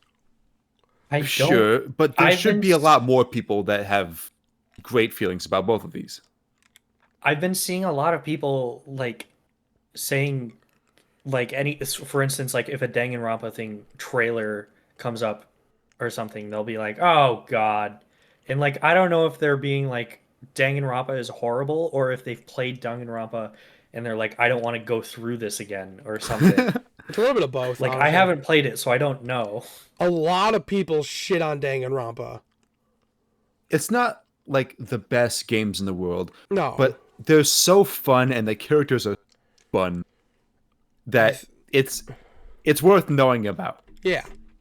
Now, if Danganronpa gets an episode, it's going to be Monokuma versus Koro Sensei. That's going to be the first one. That's fine. I'm fine with that. Me too. But this is my preferred. And I really want Springtrap on. R.I.P. his chances after the Champions Island. For the Champions Island though, didn't they I feel like you said something along the lines of they were all matchups that Death Battle kind of wanted to do, or like characters that They're they kind of wanted. they're all characters that they have interest in doing, but they also specifically said to expect none of them this year, except for the winner. Hmm. Because the way that Ben put it was, it'd be kind of weird if we did this and then ended up doing a Miku episode anyway. No one in this has an episode in production. Because it'd be really weird for them to have one in production, and then be like, yeah, we'll put him on the island anyway. But so anyone that was on the island besides Kamen Rider Gates, we couldn't expect this year, which sucks. Number 9, Ori versus the Knight. I've never played either of these games. They both They both really look great. good. I need to finish Hollow Knight. I was told as soon as I beat Hollow Knight that Ori was the next thing I should play, and it's been 5 years. But Please play Ori. It's so good. I like this matchup a lot, especially now knowing it's close because before you were like, he gets his shit stomped. Yeah, I remember seeing that, and then I started playing Hollow Knight, and I looked into some stuff, and it's definitely, that was like one person I saw online, and I took their opinion as fact. But It's it's like really saying cool. that's like taking a fan's opinion as fact. Right, it's fucking stupid. But I think it's perfect. It was in the champions ballot, so they are interested, and we've gotten a lot of episodes from the champions ballot to actually happen since then. So I have hope. What can they do? A lot. The Knight. How much do you know? Do you know further than what you've played, Kai? A good bit, yeah. So you know, like the ending and kind Yeah. of. The Knight turns into practically, or he doesn't turn into. He becomes one with what is essentially the God of Shadow. Okay. Seems important. Yeah. Ori's whole thing is basically, it's a story of one, acceptance, but also finding home. It's a very beautiful game. It looks gorgeous from what I've seen. It is so I love gorgeous. the colors. The whole style is cool. And Ori's whole thing with combat wise is using energy to like use projectiles or like whip around or dash forward and all that. A lot of platforming stuff that can be used combat wise, and I think would match up very well with the Knight. I talked about it while you were gone, way back at number 80. The Knight versus Olimar also is a matchup I kind of like, but it's not the best. I feel like the Knight would shit stomp. Olimar beats the Knight. Really? Okay. Yeah. I guess I'm wrong. Slade versus Shredder. We know this one. It has to be Specifically? here. Teen Titans in 2012. Yep. It has to be here. This was my death battle pitch. It's perfect. Link I in the love top it. right corner, perhaps, if you If I remember. remember, I probably won't. I've talked about it a million times. We won't dwell on it here. I will just say again, because my opinion is probably not on YouTube anywhere, that my only concern that they wouldn't do it is because Slade and Deathstroke are technically two different characters, right? No, they're the same person. Oh, same person. In that case, like taking specific. No, it was. I think it was Shredder. Whichever one you were like this character from specifically this series was my concern, just because they are very adamant on taking characters at their peak with all of their stuff. Right. But this is one that Ben himself has shown interest in. Okay. So It'd be a little bit of an outlier, but it's not impossible. it's not. Right. If he's shown interest, they could do it at any time. Freddy Krueger versus Pennywise. I mean, how has it not happened? Yeah. Right. Another how has it not happened? But with Welcome to Derry, it's right there. It's perfect. Yeah, I'm trying to Please. think about this.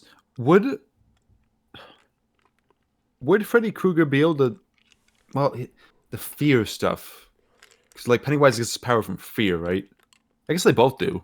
That's the thing, is that you gotta figure out what they both fear, but also, would the deadlights work on Freddy? And would Freddy be able to get Pennywise into the dream world? Because both of those things are kind of required for the win. I kind of lean towards Pennywise winning, but it's like super weird, and I don't have a concrete answer on why. Does Freddy Krueger have any power in the real world, or is it just the dream world? He doesn't have power in the real world, however, he's still effective. We see it with Freddy versus Jason. When he gets brought into the real world, he's actually a match for Jason for a bit. Because he doesn't like have his supernatural powers, but he still is just like a really strong dude with the knife hands, right? Yeah. But we also know that he gets home alone a lot. So it's kind of... it's up in the air. Pennywise just seems more universally powerful. He definitely is. But it's also like really hard to kill Freddy. So it's like it's a whole thing that I really want Death Battle to cover. Would either actually be able to scare the other? I don't know. Because do either of them actually fear anything? Technically, we in Freddy versus Jason, they did that really dumbass thing where Jason was afraid of water and Freddy was afraid of fire. But that's not like a canon thing. Yeah. The Jason being afraid of water thing just doesn't make sense. Neither does Freddy being afraid of fire. He's a fucking demon. I think Freddy's shown some level of fear of Jason. But outside of Just that... being like, why can't I stop this thing or something? Yeah. Outside of that, I got nothing. So, it's a lot. Also, if you've read it, I'm sorry. It would be interesting to see how Death Battle takes care of it. Yeah. Sonic versus Rainbow Dash. These are their magic cards. One of them is a lower resolution than this picture. Yeah. Sorry, Rainbow. I want this so fucking bad. And if we get a Sonic episode, it's gonna be Sonic versus Goku. Or Do Sonic, you think... or Mario Sonic 3, but... Do you think Sonic's eyes are one unit, or they're two balloon eyes pressed up against each other? It's 2. I think they separate when he gets really angry. Yeah, pretty much. But this is like a perfect matchup in my opinion. And I agree. It's like they are perfect. They're comparable? Yeah. I think Rainbow Dash wins. But like it's still really cool. I love it. Please, I want Sonic versus Goku, but I want this more. So do this and then do Sonic versus Goku, or do Sonic versus Goku then Sonic versus Rainbow Dash. I don't care. Just do both, please. Rainbow Dash versus Goku. No. That's okay. And if she wins, Rainbow Dash versus Superman. And then she gotta work her way up in the ranks. Ness versus Frisk. What I know of Earthbound is from Smash, which is a crime because of how much it inspired Undertale. I mean, it's fair. Earthbound's kind of hard to get your hands on. Good point. Emulation. True. The game's peak. I've beaten it. Does it require playing any other Mother games? No, they're all very separate. Okay. And people for the longest time had Ness at Multiversal, and that finally got debunked like a year ago. People were like, no, that's fucking stupid. And so now the fight's fair. I love how dumpy Chris's body is. Oh, yeah. It's funny. Not Chris. Is that Chris? No, it's Frisk. Frisk. Frisk, right. Chris is the other game. I heard Frisk. Chris is fixed. Yeah. Like, can't have babies fixed, or... No, the model looks better. Oh, okay. But I just think this would be really fun. I do think that if we get a Undertale episode, this is likely. Yeah. Alongside Sans versus the Judge. It's one of these two. I think people are probably going to want Sans versus the Judge more. Just because Sans. Yeah. But this one is like the only one that like Sans I think has like a good shot. Like the Undertale has a good shot of winning. Because from what I've seen, he kind of loses to the Judge. So, and this one, like, it's pretty even. The G1 Death Metal fan blog gave it to Frisk. And they're not always right, but Hell yeah. I like it. Determination. Subject Delta from Bioshock versus Nemesis from Resident Evil.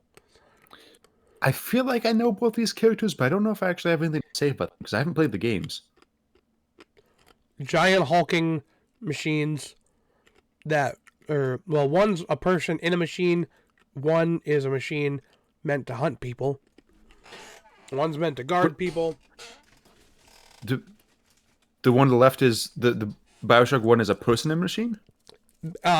So in Bioshock, all of the Big Daddies, which include Subject Delta, because he's an old one, are humans who were grafted into the suits. Oh, okay. Um, That seems unideal. yeah, it sucks. But it's really cool, and this is kind of like a battle of opposites. That's like the big thing. Is that they're both machines made to serve, but Nemesis is made to hunt and murder, whereas Subject Delta broke free from his restraints and chose to, because before he went in, he was a father, and chose to find and rescue his daughter, and like be the father he couldn't be because he was stuck being grafted into this machine. So it's a battle of opposites, and I fucking love it. What are their powers? I know Nemesis should get crazy. Yeah, like he he's- gets transformy. Yeah, he's got all this like biological shit. Subject Delta, for the most part, he has like guns.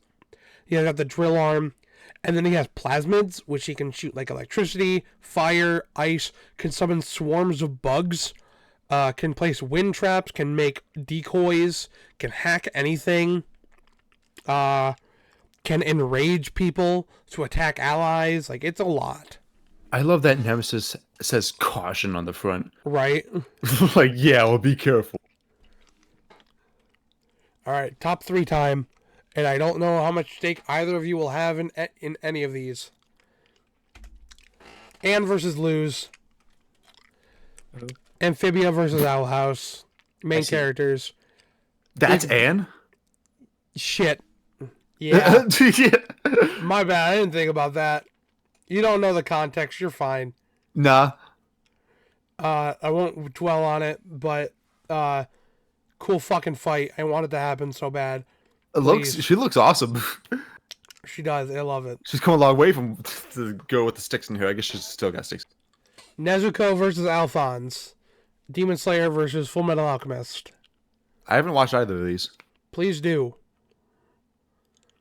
Nezuko was my favorite character, and then I saw everyone who had Nezuko as their favorite character acting like pedophiles, so I decided to not be associated with that.